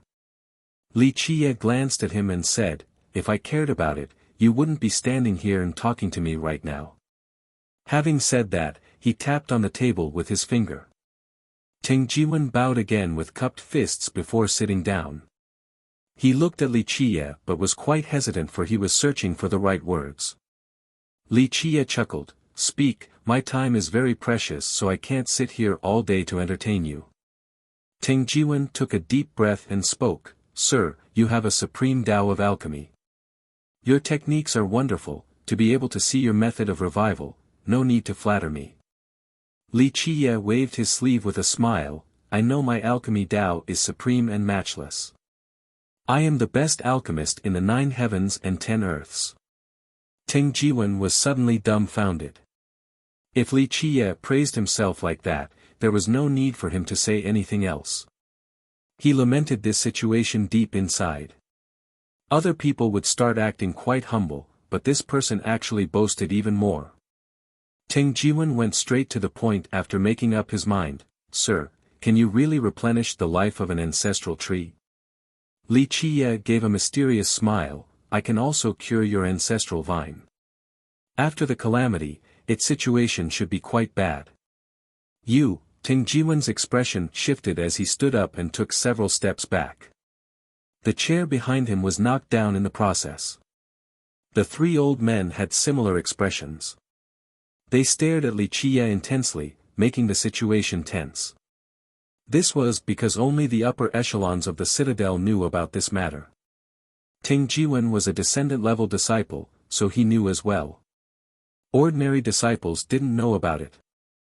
Li Qiye sat there nonchalantly while sipping more wine. Don't have any stupid thoughts such as killing me to keep it a secret, or I'll bury you under the peacock tree as fertilizer. In just a moment, the elders glanced at each other. They didn't know what kind of power this man before them had, but they didn't dare to act carelessly. Ting Jiwen took a deep breath and gently waved his hand towards the three elders. They then converged their auras and slowly retreated to the side. He went back to the table and cupped his fists. Sir, you are quite well informed. May I ask how you found out about this?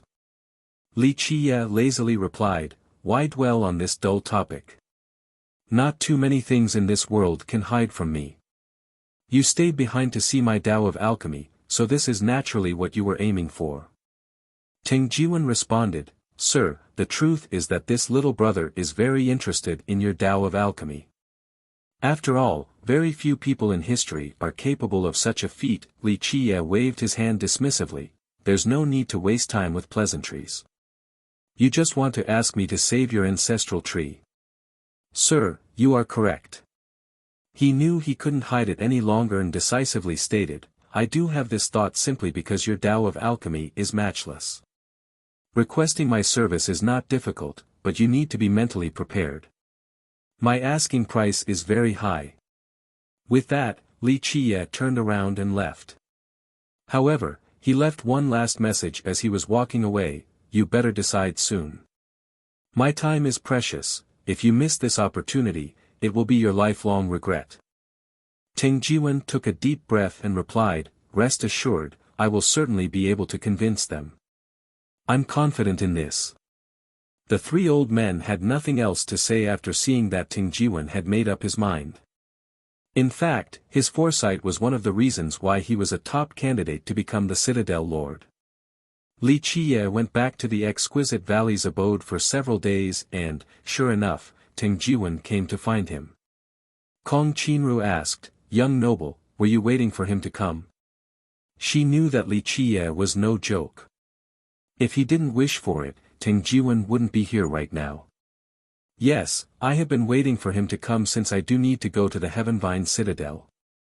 Li Qiye chuckled. The Heavenvine Citadel? She was surprised and asked, what about the peacock tree then? Li Qiye shook his head in response, can't rush this matter. We have done what we need to do for now. Give it time to digest.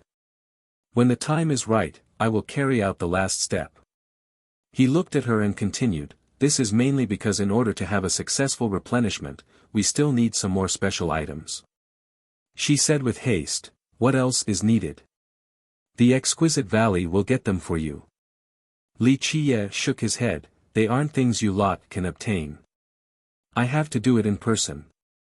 She realized something and asked, does the Heavenvine Citadel have them? Yes, a very important item, the key to replenishing the peacock tree. He replied with a smile. She said, I think the Citadel won't give it up so willingly. How could a tree father's lineage give away their treasure to an outsider, and a human at that? I have always gotten what I wanted. Li Qiye smirked. Such domineering words left her slack-jawed. She eventually said, young noble, you want to rob them? Chapter 1174, Ongoing Plan, Rob. Li Qiye chortled and said, whether by force or as a gift, it is entirely up to them. This is their own good fortune. If they miss the chance, I can only say that they will feel very regretful later on. Kong Qinru lamented the upcoming event. Forcing a tree father's lineage into giving him something. Outside of immortal emperors, no one would dare to carry out this domineering task. The ancestral vine from the citadel is still there. She had to remind him, rumor has it that it is still very young and powerful, plenty capable of fighting an immortal emperor.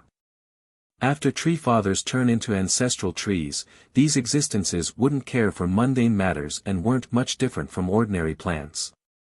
However, when an enemy invades their lineage or when a calamity approaches, these non-sentient beings would still fight to kill the enemies and protect their descendants. The young trees were especially powerful, no less than their peak from when they were still alive. Thus, not even immortal emperors could defeat them with certainty. I know. Li Qie chuckled, it's no big deal if that tree is still there. If I wasn't certain, I wouldn't be going to the citadel in the first place. She heaved a sigh of relief after hearing this. Even though she knew that Li Qie was not a bullyable nice guy, she still didn't know the true source of his power. After all, he would be facing a tree father's lineage, an invincible ancestral tree. Not too many would come out unscathed from a battle against such foes. Neither god kings nor emperor candidates would do so without being at the emperor assailant level. Is there no other way? Maybe we can try negotiating with them. My exquisite valley still has some influence, perhaps we can exchange some treasures with them. No matter from which angle she looked at it, she didn't want him to quarrel with the citadel. In her mind, even if he couldn't replenish the peacock tree's life, he still had an imperial bloodline. She hoped that he would be able to pass down and multiply this legacy. Your valley has a lot of treasures, but even if you take out the best ones hidden in your sect for exchange, they still won't agree. Li Qie smiled and shook his head. Kong Qinru was startled and blurted, Don't tell me that you want that item from the citadel. Yes, precisely. He nodded before she could finish speaking. It won't be easy for the peacock tree to survive for another 8 to 10 generations, so that item will be very useful. She was dumbfounded right away. Initially, she thought that he wanted something else from the citadel, not their mythical item. While looking quite silly, she had to spill her mind, well, it will be impossible. The citadel will definitely not give it to you. Don't worry, they will. He smiled and shook his head after noticing her expression, Don't think of me as an unreasonable brute. Sometimes, I am very reasonable. I might need someone else's stuff, but I will give them something of equivalent value. Look, I'm giving them a huge chance right now, it is up to them to take it. It's still impossible, they will want nothing in exchange for it. She shook her head, it is too precious to them. That's a pity because if that's the case, the Heavenvine Citadel will collapse into ashes. He faintly smiled. What? She was stunned once more. No one would believe the upcoming destruction of the Heavenvine Citadel. Their ancestral vine was in its prime and would live for a long time across the generations. Furthermore, with its protection, who would dare to attack the citadel? Don't let your imagination run wild. It won't be destroyed right away and I won't be the one to do it. Li Qie gently shook his head, I can only say that if they give up this God-sent opportunity, they will cease to exist in 1 or 2 generations. She didn't know what to say, this matter was beyond her comprehension and imagination. He glanced over and said, outside of some other things, there is one more matter that you need to do. Go spread a message that the peacock tree is about to die. Remember, do not leave any traces. That the peacock tree is dying. She tried to confirm, do you want to spread this message right now? No, wait until the time is right. I will let you know when. He insipidly stated, but you must be ready before then. I want this news to spread very quickly across the entire heaven spirit world. I understand, the valley will do our best. She nodded. One more thing. He ordered, make plans to temporarily evacuate everyone from the Peacock Land. I will let you know when the time is right. Evacuate? Despite being a bit startled, she still agreed, leave this to our valley as well. Li Qie asked, and how are you doing on my issue? She quickly replied, I have just received a new message. The person you are looking for has been seen before. She was seen at the Jade Sea, to be exact, at Cavalry Town. Li Qie gently sighed and finished her sentence. Who understood the Su clan's secret channel better than him? He naturally knew where she landed after coming to the heaven spirit world. Yes, her first appearance was at Cavalry Town. She traveled through several places since then, it seems like she was asking about an ancient tribe. She elaborated, but later on, she crossed the sea to the Dragon Demon Sea. It gets more complicated there and we haven't received anything back. It might require more time. Li Qie nodded and said, keep on searching and update me when possible. Let Ting Jiwen in, it is about time for me to leave as well. Kong Qinru acknowledged and followed his instructions.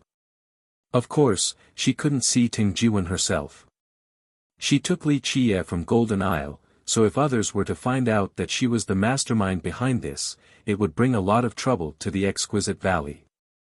A moment later, Ting Jiwen marched inside and bowed the moment he saw Li Qie. Sir, this little brother will be bothering you again.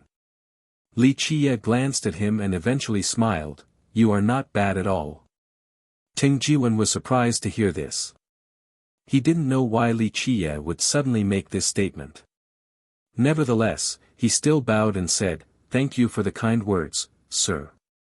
This little brother, no, this student came this time to ask you to come visit my Heaven Vine Citadel. The youth coughed and replied, there is indeed a problem with our ancestral vine, so I'm inviting you to personally come and perform your skillful healing art, sir. Li Qie nonchalantly responded, if I can't cure your ancestral vine, no one else in the world can. However, you, or rather, your citadel should be ready.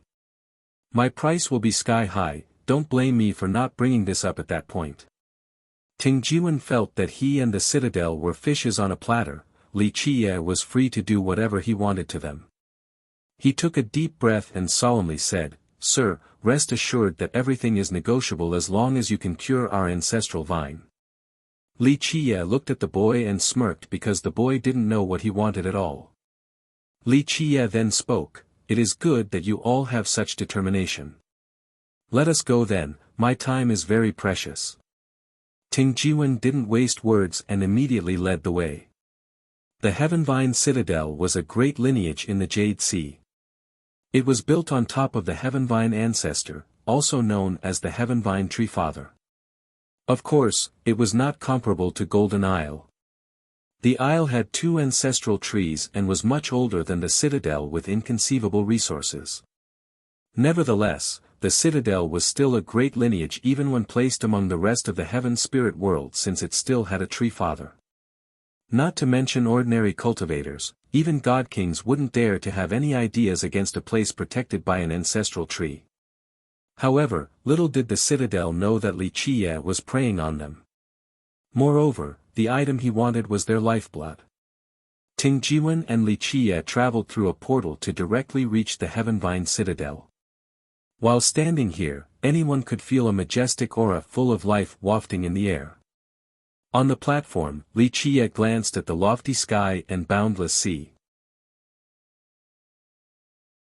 Chapter 1175, Heaven Vine Citadel. It was more apt to describe the Heaven Vine Citadel as a world suspended in the sky rather than a city. If one were sailing on the Grand Sea and looking forward, this would seem like a gigantic monster, an unimaginably large tree growing on the water. In fact, this was not a tree but a gigantic vine of an unreal magnitude since it reached even the sky canopy. One could see islands scattered about right below this great vine. Outside of little islets that were actually made from soil, there were also islands made out of the intertwining of vines. When squatting down for a different perspective, people could actually see more astonishing islands. They were being held up by the roots and even the leaves of the vine tree. Such islands were mountains taken from under the sea and placed on top of the vine tree. While standing below the vine and looking up, the entire sky would be blotted out by its branches and leaves. In fact, in this sea region, countless vine roots were crisscrossing each other. Some surfaced on the sea and looked like mountain ranges. At the same time, the sheer size of the vine tree gave the feeling that the sky above was an entirely separate world. Its parts intertwined to form a new world. Palaces were built on them and even smaller cities could be found. The old ancestors worked hard to bring many mountains up the vine tree to form landmasses and cities. In the deepest recesses of the vine tree were numerous peaks brought together into a huge continent. It was refined into a forbidden location.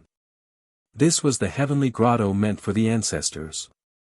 Such a magical scene appeared before everyone, causing them to be overwhelmed with awe. An entire world was held up by this vine tree. Prosperity and downfall both brought about by the heavenly vine. Li Qie commented as he gazed at the scenery.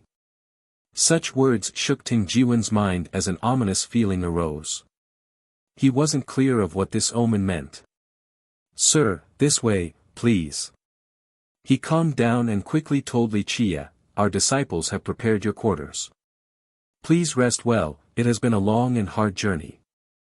At the heaven spirit world, many ancestral trees have already fallen with their lineages following them soon afterward. Ting Jiwen couldn't come up with a retort right away, for his mind was quite confused. These ancestors would scold him if they were to hear such words. Even though he was unwilling to think about it, Li Qie was right about this fact. That day would come. However, it was very far away to him. He would definitely not live to see it. Li Qie turned and walked inside at this time. Ting Jiwen regained his composure and quickly followed behind him. There was already an old man waiting in the room. He was a little bit different. Although his body was made from flesh and blood, his right arm still carried the characteristics of a Tyrant, for it seemed to be carved out of wood. Profound tree hand. Li Qie took a glimpse at the man's right hand and smiled. To have such a level of atavism, you must be the Heavenvine Citadel Lord. The old man was surprised to see Li Qie blurt out his background so quickly. Anyone could see that his right hand was atavistic.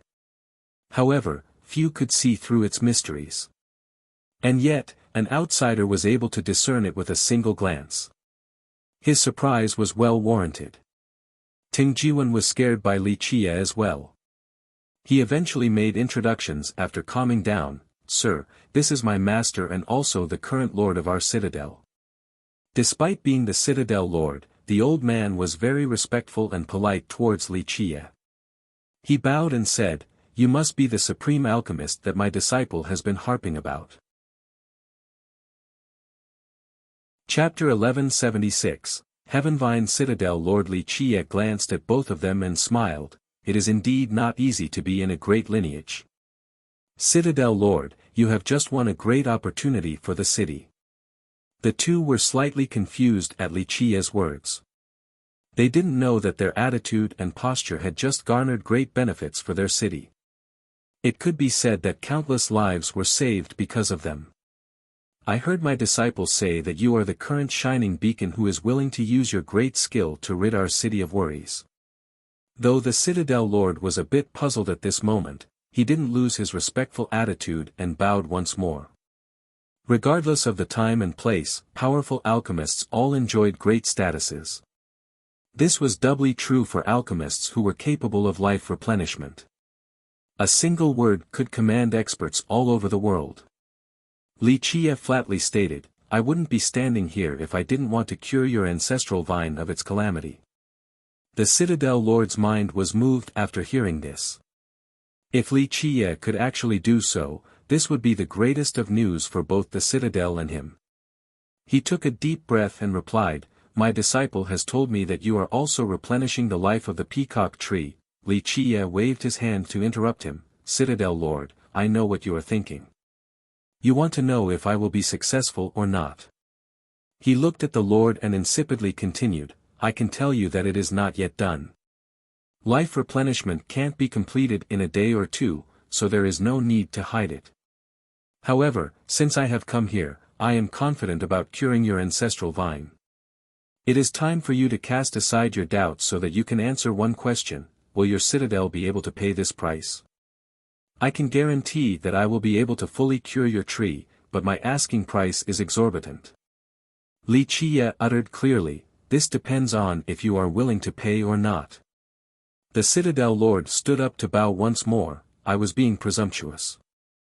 Sir, if you have such capabilities, then nothing could be better. Just name the price, our citadel will not disappoint you." Li Qie interrupted him once more while shaking his head. "Citadel Lord, do not be so quick to accept, give it a moment. Should you still decline when the time comes, don't blame me for not giving you an easy way out." The Lord's heart trembled a bit, but he was already prepared. He solemnly replied, "Sir, just tell us what you want. In fact, before meeting Li Chia, the Citadel Lord had already arranged for everything. When Ting Jiwen reported this to the ancestors, they had discussed this matter in detail. If someone could actually cure the ancestral vine, the Citadel would do its best to accommodate that person. The truth was that the upper echelons were prepared for this as well. After all, they had assessed the potential cost earlier. An item desired by a supreme alchemist would, of course, be invaluable. Naturally, they were also quite confident. After several generations of accumulating wealth, they could take out any treasure or great medicine.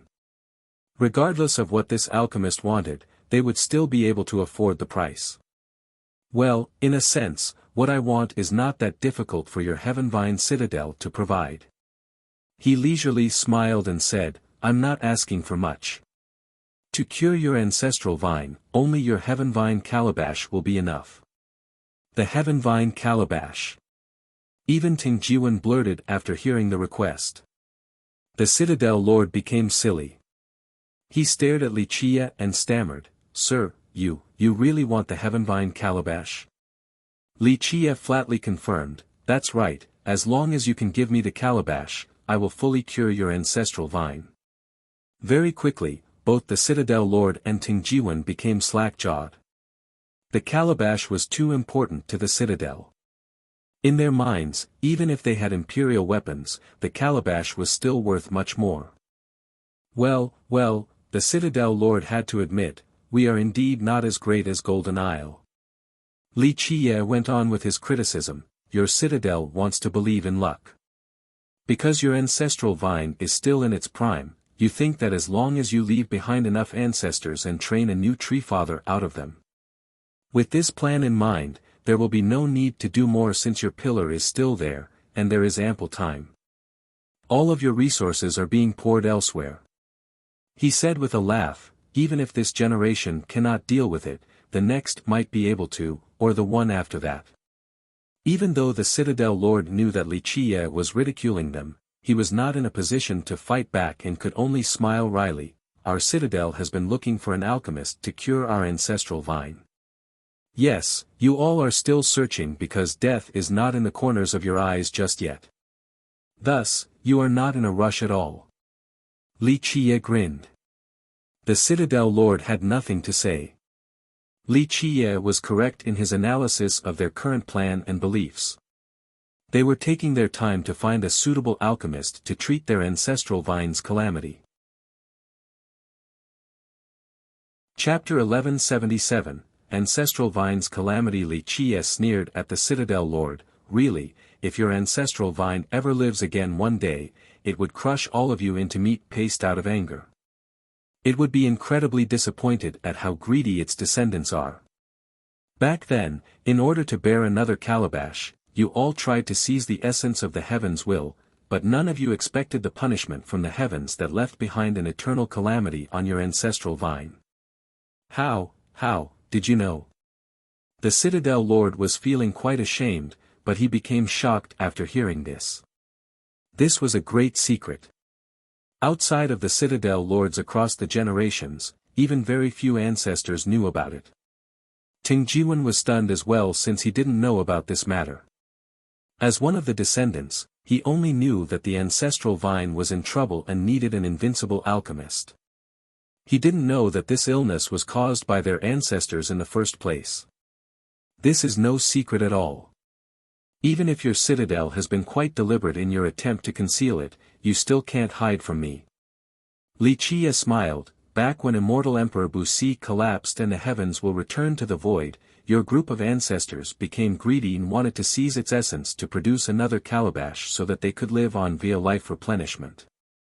Alas, it was a complete disaster and the heavens answered with a punishment.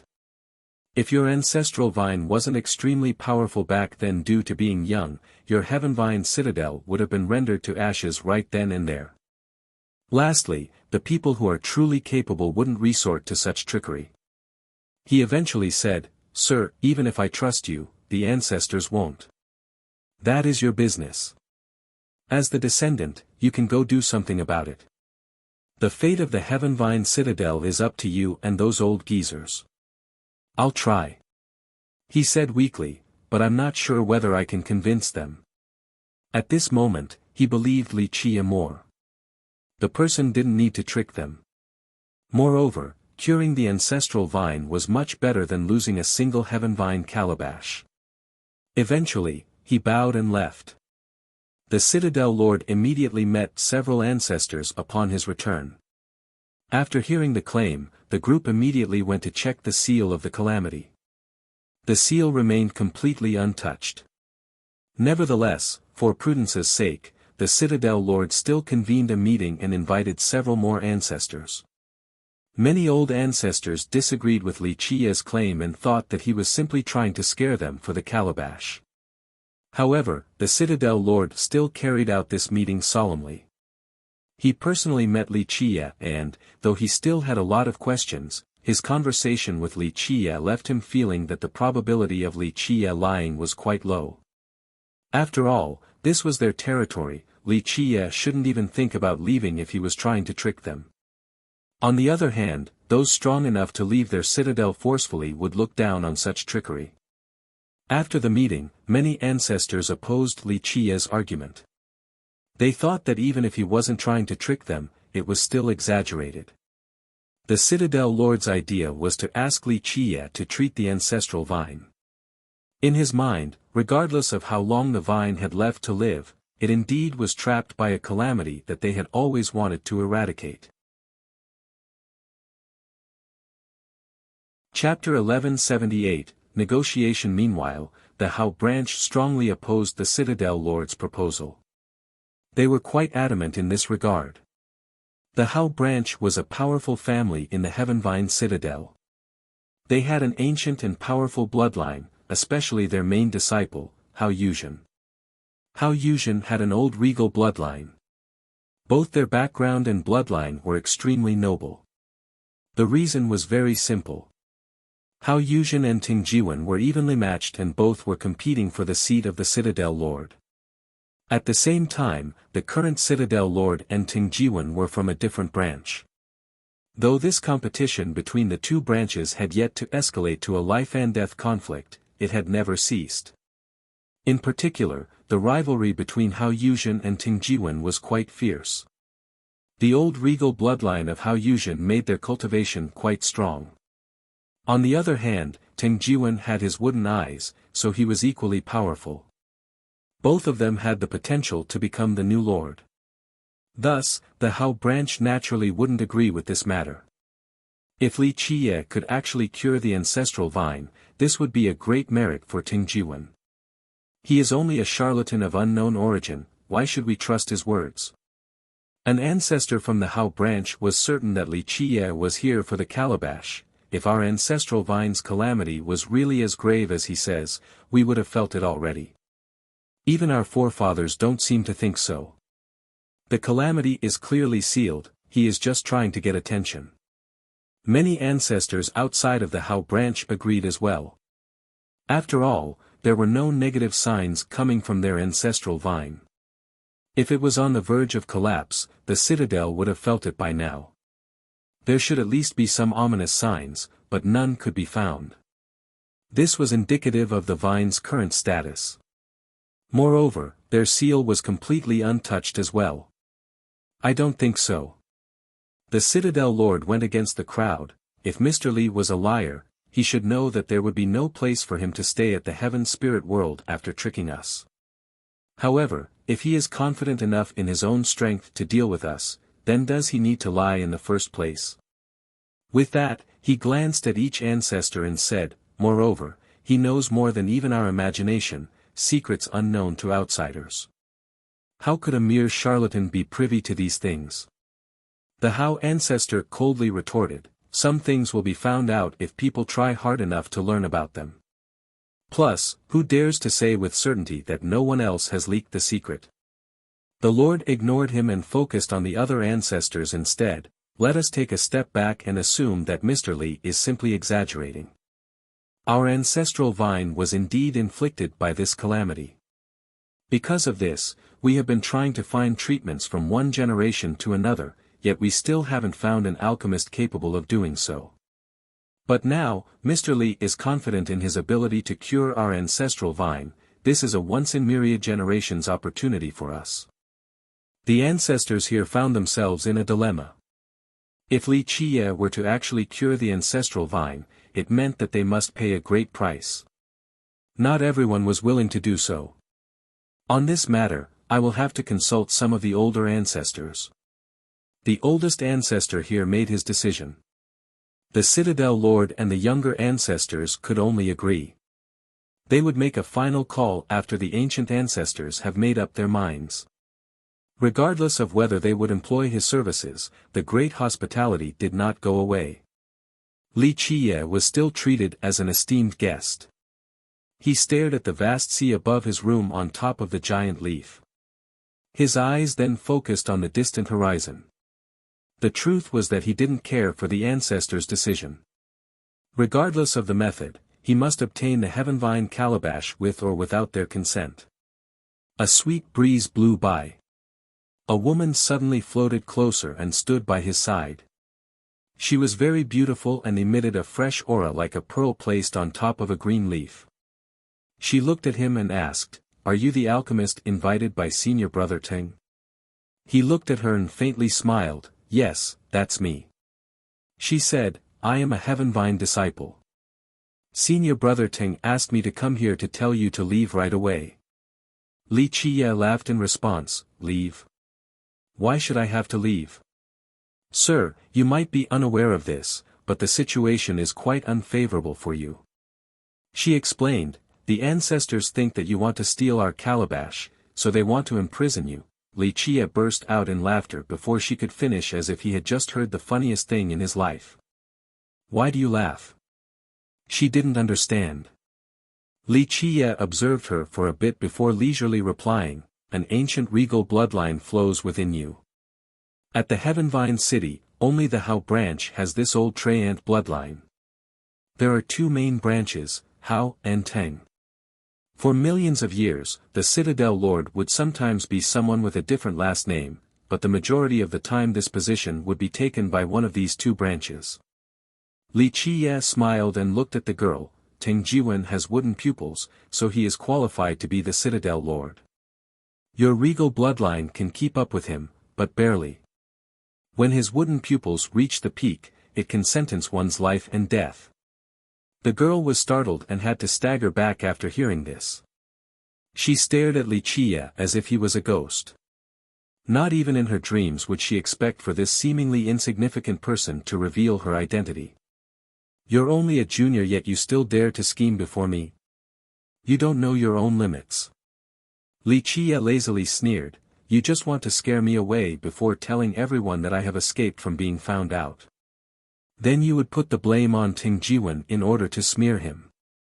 This little trick is not enough to get into my sight." The girl's complexion turned white then green in a short period of time. Her tricks were exposed in such a humiliating manner.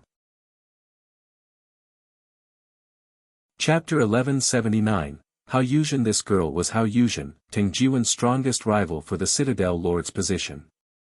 She had an ancient regal bloodline that qualified her for the position. She coldly sneered, "It seems like Senior Brother Teng is quite close to you to actually tell you so many things. You better be careful, revealing the secret of the Citadel is a capital offense." At this time, she had other plans to splash some dirty water on Teng Jiwen. Although many geniuses put on an air of humility, they are still very arrogant inside. This makes you better than many people. "Sir, I suppose I should be honored by your praise." At this time, the youth was clearly showing his hostility. Li Qiye smiled, "I can understand your emotions right now. You're right, I simply wanted the calabash from the beginning. It is very important in the process of life replenishment for the peacock tree. Very few things can replace it." The boy murmured, "I knew it." He had his suspicions earlier, but now, Li Qiye had confirmed it with his own mouth. "You can think of it as you having led a wolf into your home." Li Qiye said, "But I don't agree with that notion."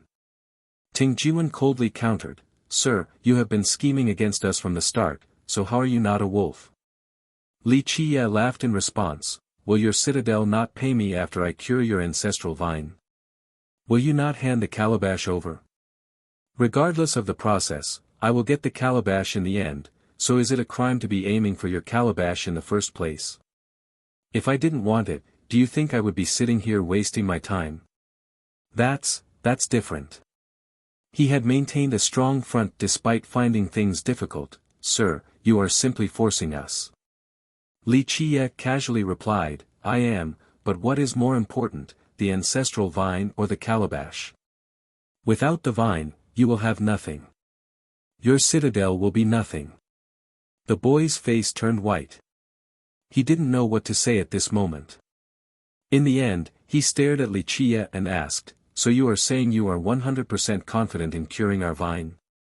Li Qie lazily answered, do you think the peacock tree's condition is more serious, or your ancestral vines? If I can renew that tree's life, how can I not be capable of curing your ancestral vine? Chapter 1180, Fairness. After internally deliberating his next question, Ting Jiwen asked Li Qie, if the citadel doesn't hand the calabash over in 2 days, will you take it by force? Correct. Li Qie chuckled, 2 days is all you have before you must hand it over. He didn't know whether to be scared or angry. Li Qie was being quite blunt with his intentions. Li Qie raised his teacup again and took an elegant sip. There's no need to be angry. Trust me, even though I am a fierce person that is unreasonable at times, I won't take your calabash for free. I will cure your ancestral tree, a quid pro quo. Ting Jiwen had been finding it difficult to choose his words when talking to Li Qie. It was just as the man said, even if he took the calabash by force, as long as he were to cure the ancestral vine, the ultimate outcome would still be the same. The only thing different would be the process. But you should ready yourself. Li Qie drank another mouthful and smiled, I am not a nice guy. I won't show any mercy to those who try to stop me, and you are no exception. A light flashed across his eyes as he uttered these words. Ting Jiwen felt a cold chill after seeing the glint, as if something sharp had pricked his heart. At the same time, he felt death looming over him. He took a deep breath and said, the Heavenvine Citadel isn't a place where people can come and go as they please. Not even a god king could tread freely within our walls, let alone become our enemy. His statement was not a threat, he was simply telling the truth. The citadel was powerful enough to the point where no one could look down on it. Moreover, who would dare to do anything foolish while the ancestral vine was protecting it? You underestimate me too much. Li Qie laughed and shook his head, you still don't know who you are facing or the gravity behind your citadel's choice. Do you think I am scared of the citadel after choosing to come here all by myself? Do you think I even place it in my sight? Such words left Ting Jiwen breathless. They were arrogant and aggressive to the point of being humiliatingly offensive. Someone was blustering and viewing his citadel with such contempt. As its descendant, even though he was very well-mannered, a blazing fury still burned in his heart. Even a mud Buddha would become angry at times. Sir, your words are too outrageous. In the entire heaven spirit world, not too many people would dare to say them in front of me. He took a deep breath and glared at Li Qie while lowering his voice. Look me in the eye. Li Qie retorted, do you see the Heavenvine Citadel in there? Ting Jiwen shivered and subconsciously stared straight into Li Qie's eyes. He immediately felt something with just a glimpse and took several thumping steps backward with a shocked expression. What he saw was bloodthirst, a bloodthirst that blotted out the sun, one that would slay any god that attempted to block its path. This direct and naked bloodthirst couldn't be faked. A wanton will to murder was the most terrifying emotion. It was a force that instilled an instinctive fear in others, thus it was also the most authentic sensation. Ting Jiwen was frightened by this murderous aura. At this second, he understood that Li Qie truly wasn't lying to him and that he would really kill anyone that stood in his way. Regardless of where his confidence stemmed from, he knew that Li Qie really didn't care for the Heavenvine Citadel. He would truly start a massacre in this place. He stared at Li Qiye with awe and anger. At this time, he was full of regret for bringing a wolf into his own home, an unlucky star to the citadel. Li Qiye withdrew his gaze and blinked before setting the teacup down again. There's no need to feel regret or anger, you did not bring an enemy to the citadel. The dazed youth asked, what do you mean? Li Qiye smiled and said, think about it, even if you didn't bring me here, how would that stop me from wanting the calabash? I need it in order to heal the peacock tree, so whether you led me here or not doesn't matter at all. Nevertheless, Ting Jiwen still felt guilty because it was him who took Li Qiye here. Li Qiye began, instead of standing there hating me or feeling regretful, why not seize the opportunity? He looked at Li Qiye and asked, what opportunity? A chance to maintain the peace of your citadel. Li Qiye lightly said, me telling you to bring me here was to give you and the citadel a chance for peace. Complete the trade willingly and there will be no need for killing, for blood to stain these walls. This is a transaction beneficial to both sides. Take this chance and I won't have to bother cutting people's heads off one by one, and your citadel won't have to lose too many people. Finally, everyone would happily end this deal with a smile on their faces. Li Qiye glanced at the youth after saying this. The boy blurted out, but you are just forcing us. How is this a deal? Do we actually have a say in this matter? Li Qiye interrupted him with a wave of his sleeve. What you are choosing between is the trade or the collapse of the ancestral vine and your citadel turning into ashes. To be frank, right now, your citadel only consists of a bunch of idiots. Having said that, his glare turned cold, a group of greedy fools that only want everything without paying the price. Your ancestral vine's calamity has lasted for how many years? Yet you all have failed to eradicate it. Were you willing to pay a fortune to look for an alchemist in the 9 worlds? The answer is no, the effort has never been there. This so-called search for an alchemist was only a little sham. To be even harsher, the descendants of the Heaven Vine Citadel are a bunch of parasites latching onto the vine itself. You're all only worrying about your own desires instead of thinking about the ancestral vine. Meanwhile, those undying geezers struggling to live till now, are they actually thinking about trading away the calabash? No, they simply don't want to die. In their eyes, their dog lives are more important than the calamity that is tormenting their ancestral vine. He sneered with disdain. If you weren't the Treefather's descendants, I'm sure it would have trampled all of you to death, a bunch of vermins and parasites. He was particularly harsh this time.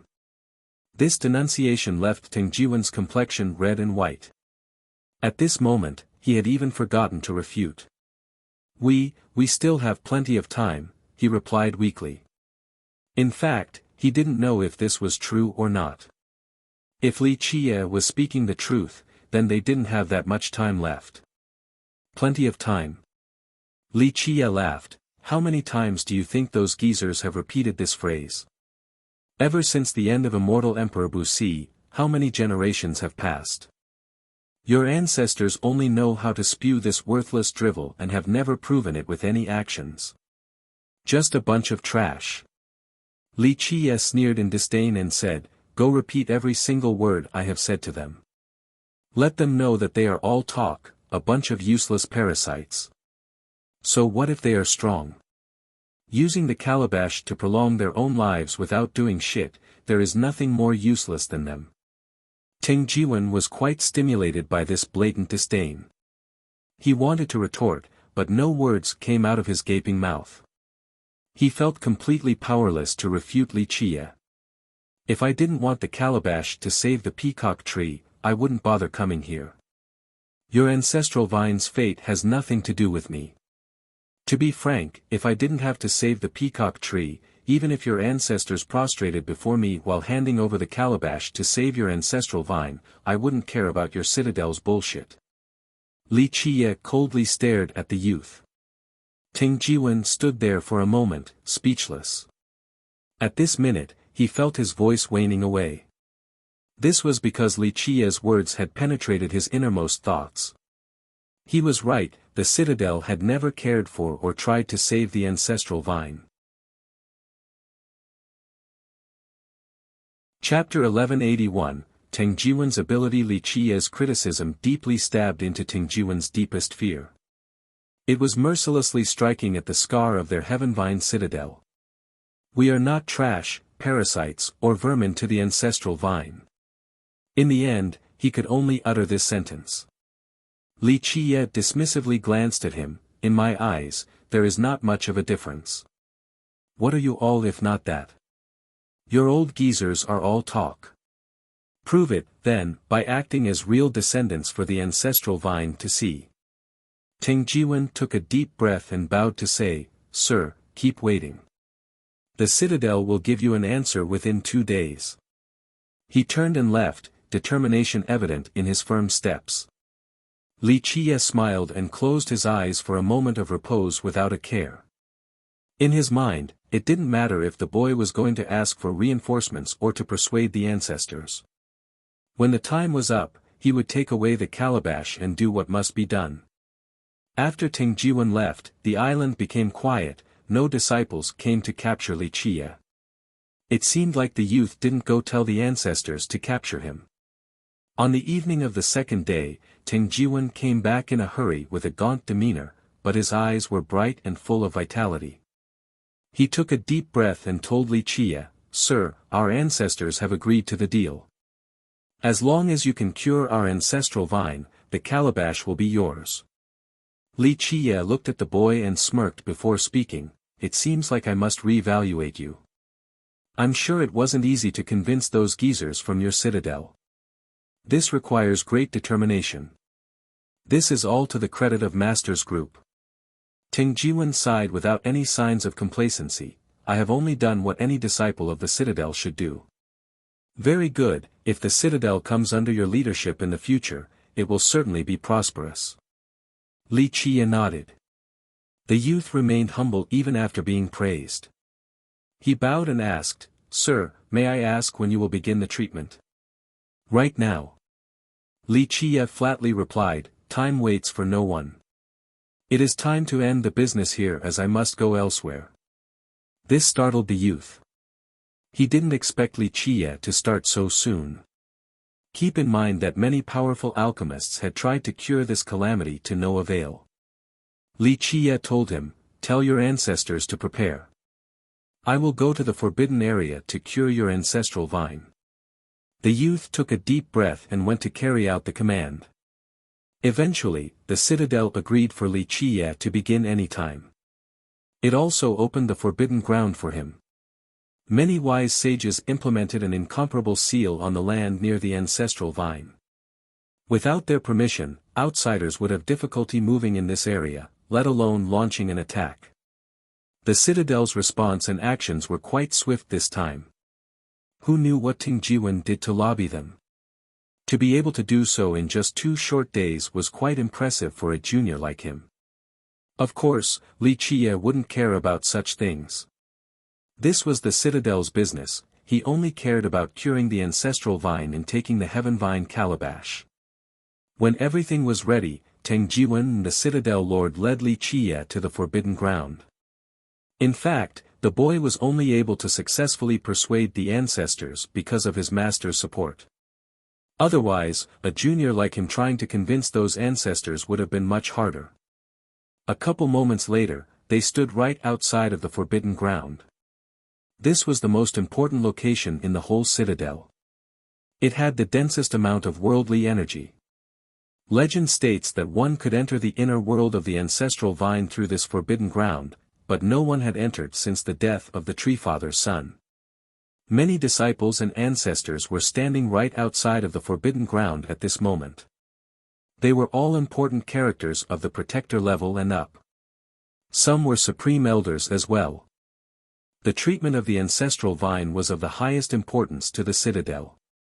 Whether it was to be vigilant against Li Qiye or fear of accidents occurring during the process, in short, the citadel's powerful forces were here to cope with any unexpected circumstances. Li Qiye only gave this crowd a quick glimpse. Regardless of their preparations, he didn't mind killing those who stood in his path. Hold it! As Li Qiye was about to enter the forbidden ground, a shout rang out. Hao Yuzhen stood up. This made Ting Jiwen and the Citadel Lord furrow their brows. They had reached a unanimous agreement regarding this deal. They didn't want any complications that might cause the deal to turn awry, thus they had a bad feeling as she stood up.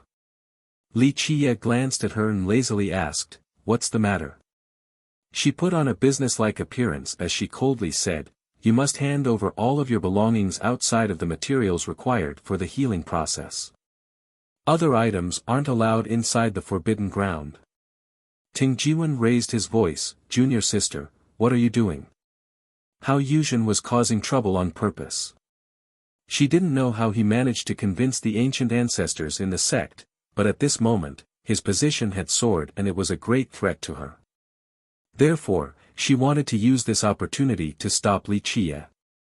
Stopping Li Qiye was the same as stopping Ting Jiwen. "Ancestor, we reached an agreement about this matter, so what are these sudden complications?" The Citadel Lord was unhappy as well and looked over at Ancestor Hao. Ancestor Hao slowly said, "The deal and agreement are still unchanged, but we must be cautious for the safety of the ancestral tree. Your alchemist is here for our treasure, who dares say that he won't do anything shady in secret?" The Citadel Lord glanced over at the other older ancestors here and asked, "Ancestors, what are your thoughts? Alchemist Li can still bring items inside, but as a preventative measure, we must ask to check your items first." An old ancestor spoke with a deep tone. They were still very wary of Li Qiye. After Hao Yuzhen's comment, they were indeed afraid of Li Qiye doing anything to the ancestral vine. Despite being annoyed, the Citadel Lord and Ting Jiwen had no retorts. The reasoning was sound. Even though they weren't necessarily cautious of Li Qiye, they still didn't want to complicate the deal. Otherwise, all of their efforts would have been in vain. "Did you hear that? Let us perform a full-body search, every item of yours must be checked as well." With the approval of the older ancestors, Hao Yuzhen was emboldened. Li Qiye didn't bother looking at her. He glanced over at the old ancestors from the citadel and smiled faintly while shaking his head. "There are a few excellent members in this place, so I thought that there would have been changes. It seems that in the end, it is still just a bunch of inflexible old men. What a disappointment." The older ancestors were not happy to hear this disdainful comment. Meanwhile, the master and disciple pair turned bitter. This matter had taken a sudden turn for the worse. "Naive fool, you dare to shame our citadel? Take this." This was a rare opportunity, so Hao Yuzhen naturally wouldn't let it go. Her palm aimed for his face. However, before this slap could reach Li Qiye, her hand was suddenly gripped by him. He stared directly at her face and smiled, "An idiot like you dares to scream in front of me? You don't know life from death. Crank. Crack." He crushed her slender, jade-white arm before even finishing his sentence. "Help." She screamed for assistance. Her reaction was too slow. Li Qiye's right hand was already clutching her milky pale neck. He was way too fast. Even the ancestors here had a difficult time seeing him move. Before they knew it, he already had her raised into the air by the neck. Chapter 1182, Kill Without Mercy. It only took a single blink for him to crush her wrist and then grab her neck. It was too late for anyone to even try and save her. No, both Ting Jiwen and the Citadel Lord were jolted with shocked expressions. Save me." Her face turned red due to a lack of oxygen from being choked. "Junior, what are you doing?" The Hao ancestor was shocked. Very quickly, the disciples from the citadel completely surrounded Li Qiye. Outside of a few ancestors from the Hao branch, many elders from the citadel itself were present as well. Li Qiye maintained his grip and coldly glared at the group before nonchalantly declaring, "Still want to play? Try and stop me and I'll crush your heads. Wait, let us talk it out first." The Citadel Lord was sweating. He quickly mediated, "Sir, we can slowly discuss this again. Just let go of my niece first." "Sir, we can still talk it out. Ting Jiwen was quite scared as well and hurriedly told Li Qie, there's no need to ruin the friendly atmosphere. It was only a misunderstanding. Li Qie lazily declared, there's nothing to talk about. Either scram to the side and don't bother me or I'll cut all of your heads off. In just a moment, everyone's expressions turned quite ugly. This was no longer about the internal competition. Li Qie's blatant contempt had humiliated and antagonized the entire citadel. There is nothing to discuss now. The Hao ancestor coldly said, let go of Yuzhen right now and surrender before you risk your own life. With just you all. Li Qie dismissively responded, only a bunch of nobodies, not enough to even be an appetizer. The citadel lord was speechless. He couldn't mediate anymore, so he said with a bitter expression, my little ancestor, just let go of her and I can guarantee your safety. Ting Jiwen had no words to say. The deal was supposed to be smooth, but look at things now. Just one word of discord could cause blood to splatter every 3 steps. At this time, all the experts and ancestors of the citadel were glaring at Li Qie. He was completely provoking their city's prestige and authority. If they didn't teach this ignorant person a lesson, people would think that their city was easy to bully. Junior, you are being too arrogant. Let go of Yuzhen or we'll end your dog life. Even those who weren't part of the Hao branch were shouting, unable to contain their anger. If it wasn't for her being a hostage, they would have pounced forward and cut him into countless pieces already. Li, listen. Even a god king would die if they come to our citadel. With so many ancestors backing her up, Hao Yuzhen became more courageous despite being in his clutches. She struggled to breathe before shouting, just let me go. Break your own arms and legs and end your cultivation, then we'll spare your crack. It was a familiar scene. Before she could finish, he had crushed her neck. She didn't even have the chance to scream since death came too quickly. Everyone became dumbfounded. In the middle of the encirclement, he still dared to kill his only hostage. This was the same as cutting off his only path of retreat. No sane person in this predicament would kill their only hostage. This truly stunned all the experts and even the Hao ancestor. No, Ting Jiwen was completely frightened. He spent painstaking efforts to convince the ancestors to agree to this deal. But now, everything had turned into smoke. Incomparably foolish, threatening to break my arms and legs as well as my cultivation under this situation. Li Qie didn't even bat an eye. He threw her body to the side like trash. Little animal, I'm going to grind your bones to dust. The Hao ancestors' roar echoed to the clouds. He unleashed a palm capable of chopping tides and splitting the ocean. Bang! Li Qie remained undaunted. With a tyrannical pose, he unleashed a direct punch, a fist that could shatter the past. It was a quiet fist that didn't create gales or display an overbearing momentum. One could hear something fracturing. The Hao ancestor's arm shattered after receiving this fist. He had to take several steps back while spewing out blood. This shocked everyone present, forcing them to take deep breaths to calm down. The Hao ancestor was still a grand character at the citadel, but he wasn't a match for Li Qie. The ancestors became cautious right away.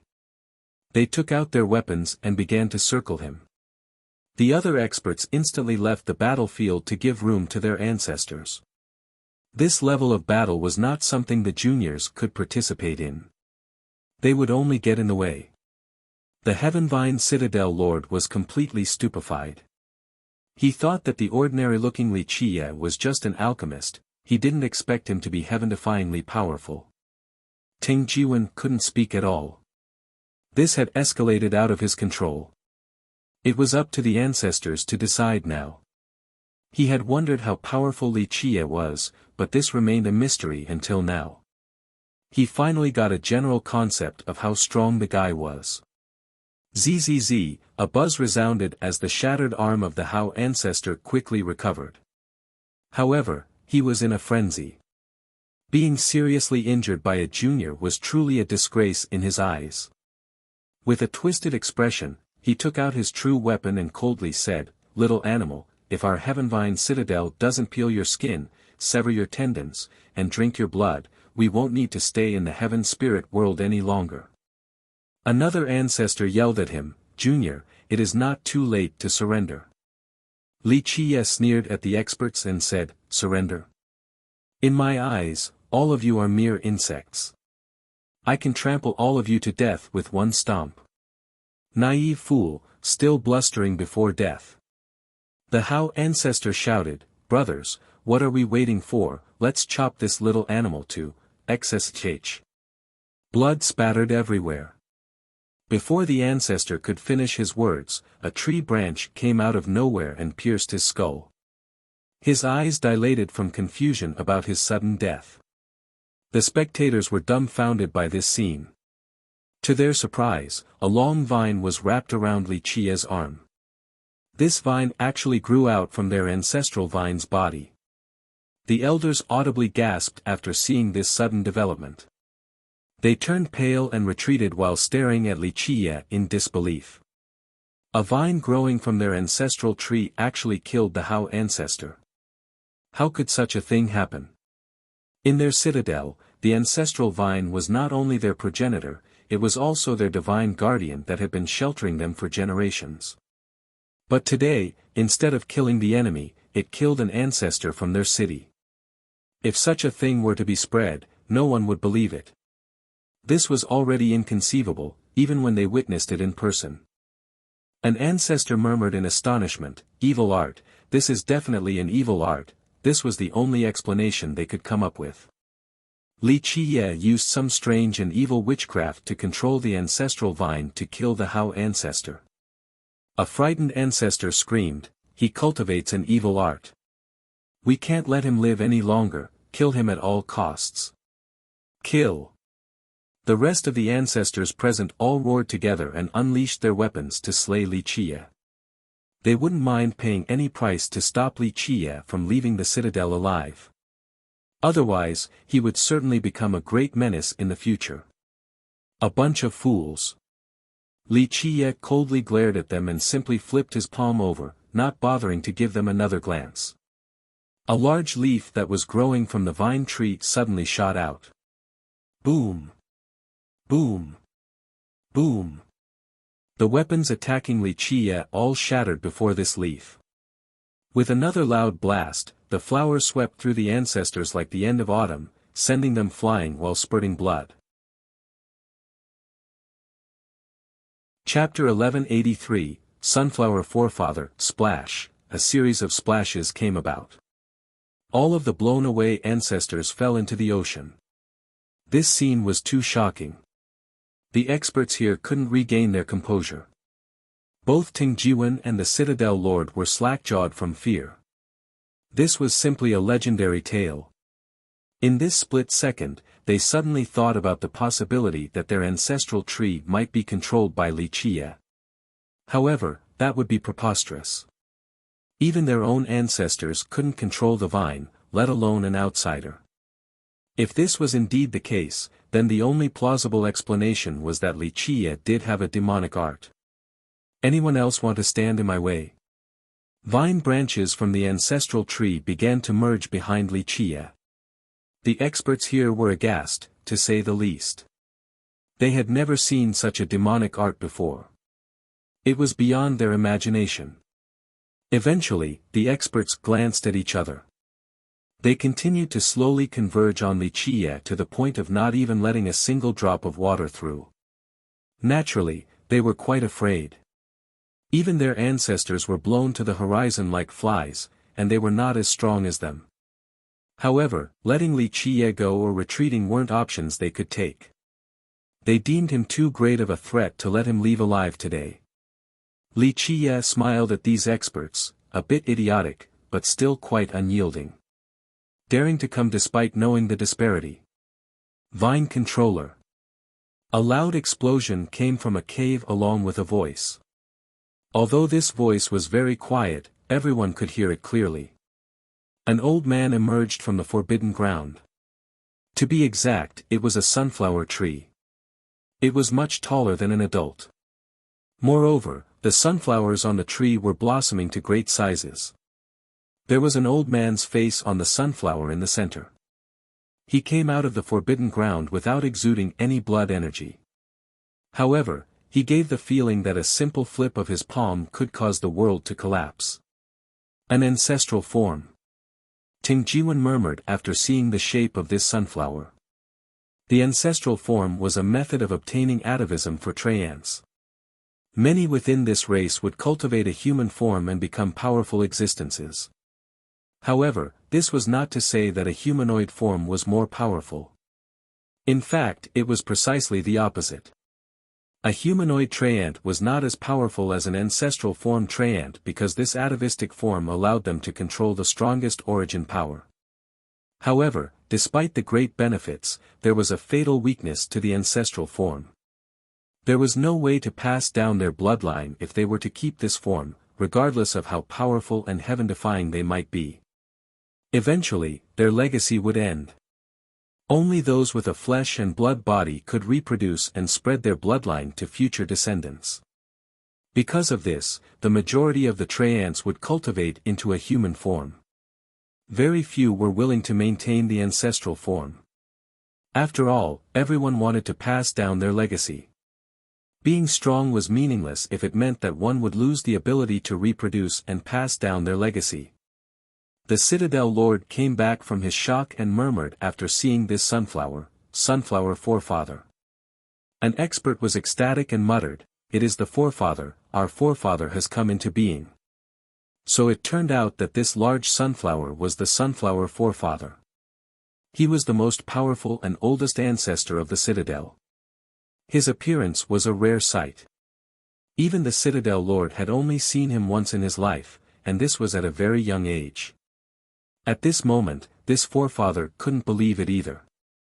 He stared intensely at Li Qie and the vine branches behind him while feeling that this was a dream.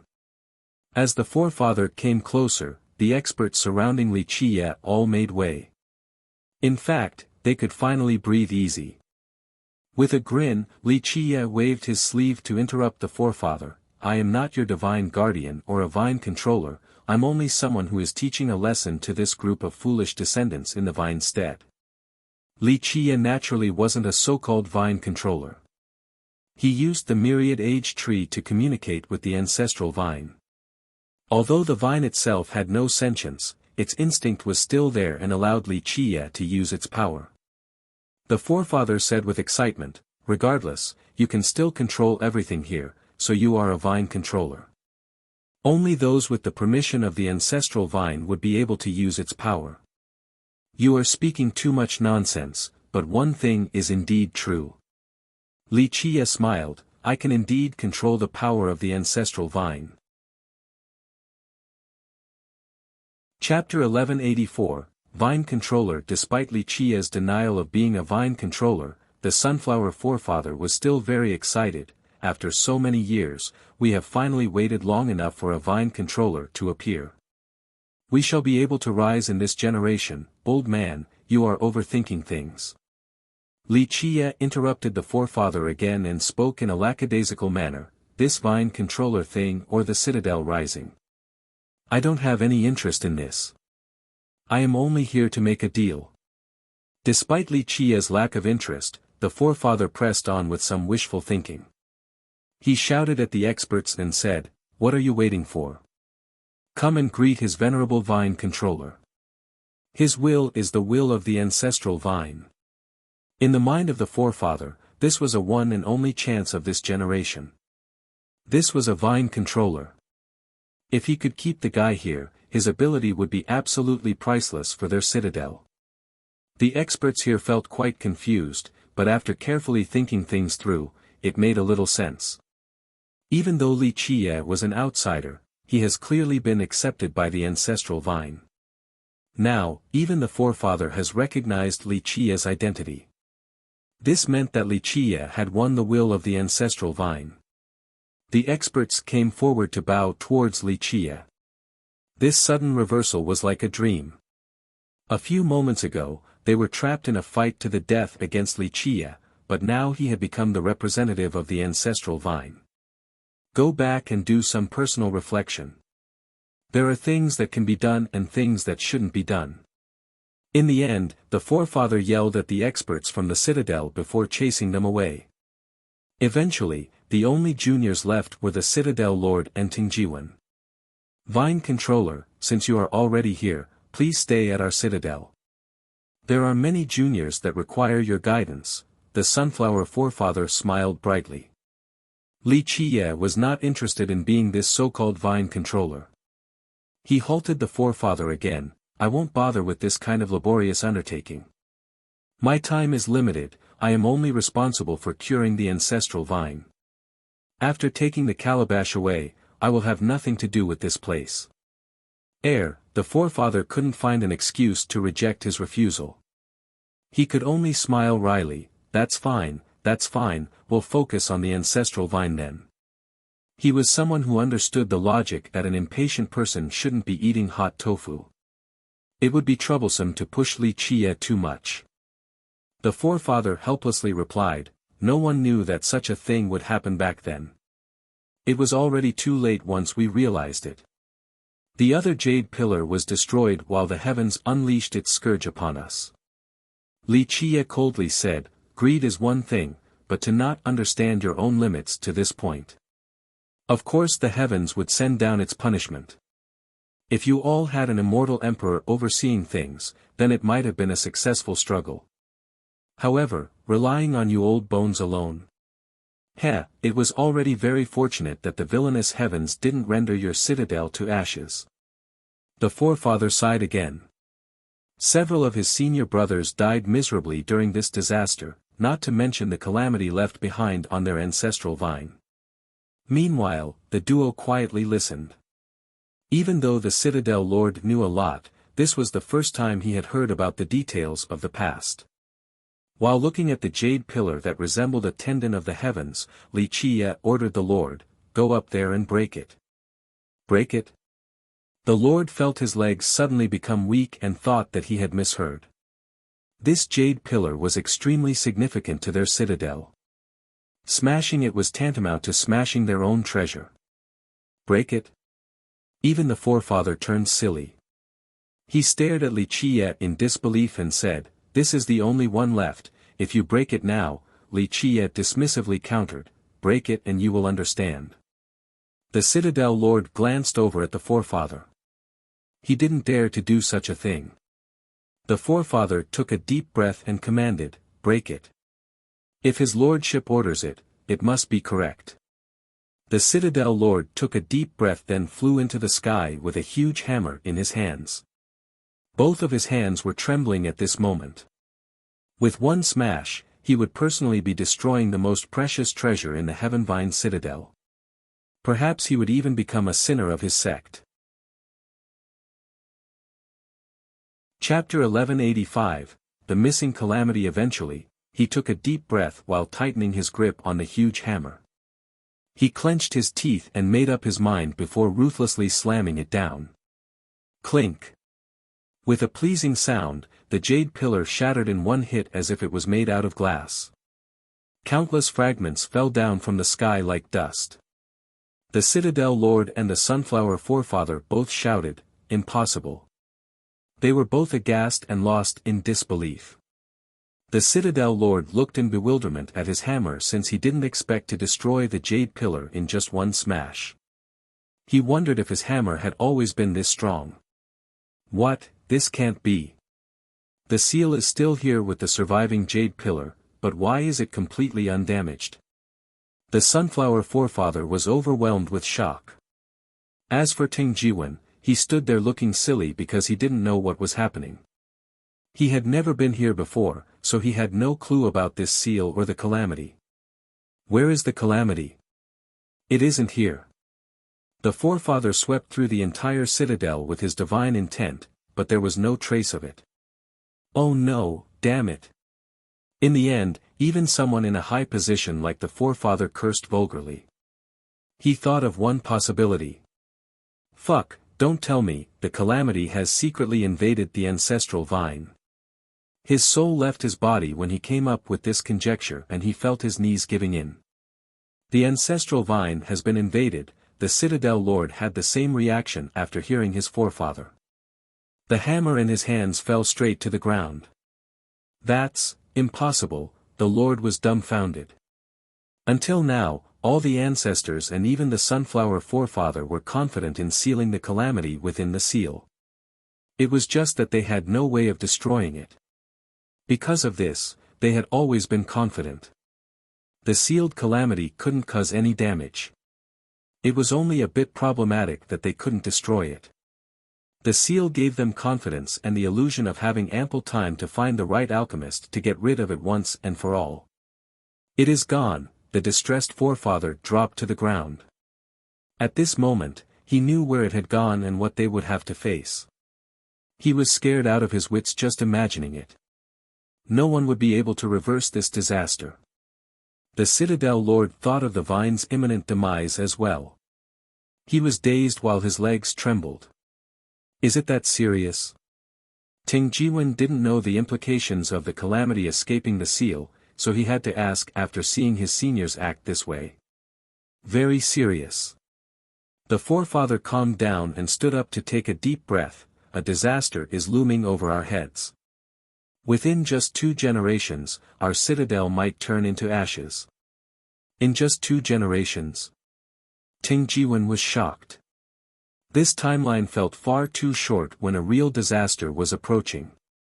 The forefather glanced over the broken jade fragments that contained nothing. He was still as amazed as before. How could this have happened? The seal is untouched, so our citadel was not notified. How could it have escaped? You have to understand what this is. Li Chia flatly said, all of you wanted to steal from the villainous heavens. Do you think the punishment it sent down would be this easy to seal? If the bastard was so easily dealt with, it would no longer be the villainous heavens. If it was so easy to oppose him, there would be more than just one immortal emperor in each generation. Ting Jiwen looked over towards Li Chia. Sir, can you cure it? At this moment, Li Chia was the only hope for their citadel. The sunflower forefather smiled wryly and said, it is not a matter of just treating it anymore. The calamity has fled into the ancestral vine's body and could even have taken root deep inside. We have to go there and remove it at the source, but that might mean uprooting the entire vine. Ting Jiwen's heart fluttered after hearing this. He didn't expect the problem to be so serious. Prior to this, Li Chia had said that their ancestral vine didn't have much longer to live. He was skeptical back then and felt that it was only a threat. Who would have thought that it was the truth? The real issue is that we can't enter. No one has been able to do so for many generations. The Citadel Lord was almost paralyzed on the ground. This news was completely devastating to the Citadel. It caught them off guard like thunder in a clear sky. No, one person was able to enter. The forefather explained, the supreme forefather was able to do so.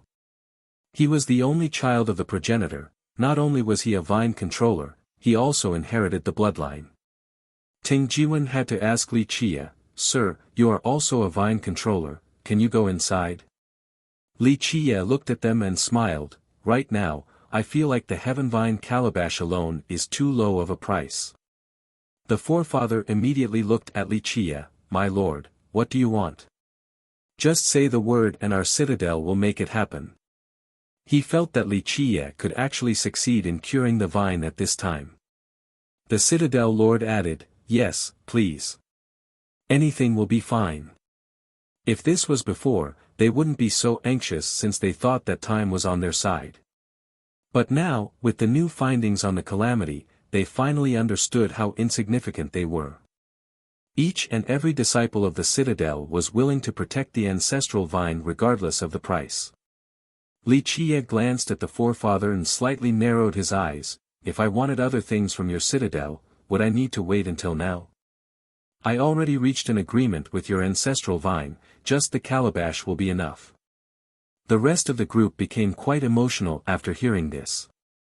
Keep in mind that regardless of what Li Chia wanted, the citadel would have to give it to him. However, he only wanted the calabash in the end. My lord, the citadel will forever remember your kindness. If you ever need us in the future, just send the command. Our citadel will answer your call and run through fire without question. The forefather kneeled to the ground and made a solemn promise. The citadel lord and Ting Jiwen prostrated as well. In their minds, they would owe a debt to Li Chia, one that was higher than the sky and deeper than the sea. Let's go. Li Chia looked at them before turning and walking away. The forefather calmed down and immediately followed behind him. The group eventually came before a mountain. Li Chia slowly pressed his hand against its rocky wall. With a buzz, vine branches drilled out from the muddy ground. The snake-like vine branches instantly wandered all around the cliff. In a short period of time, they wove into a door on its surface. The sunflower forefather murmured after seeing this, "The portal into the inner world of the ancestral vine is right here." For millions of years, only the son of the ancestral vine was able to enter this inner world. Li Chia stepped inside with the rest of the group hurrying after him. The scene inside was an eye-opener even for the forefather since this was his very first visit. The master and disciple duo were amazed as well after seeing the branches that resembled dragons.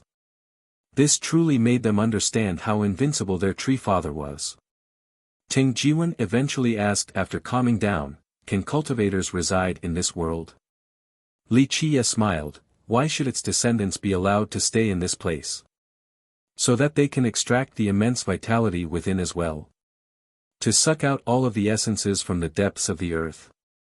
The reason why an ancestral tree can live for so long is due to the life force and essences of this world circulating around their roots without rest.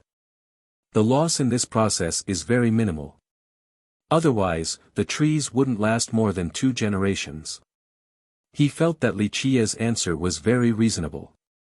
If future generations were allowed into this world, they would refine these energies into their own. After a while, they would squeeze their ancestral tree dry. He understood why they weren't allowed inside either. This was another defensive measure. You're tuning into the Han Li's Wuxia Chronicles YouTube channel. We're so grateful for your support and don't forget to subscribe to join us on this incredible journey through captivating stories.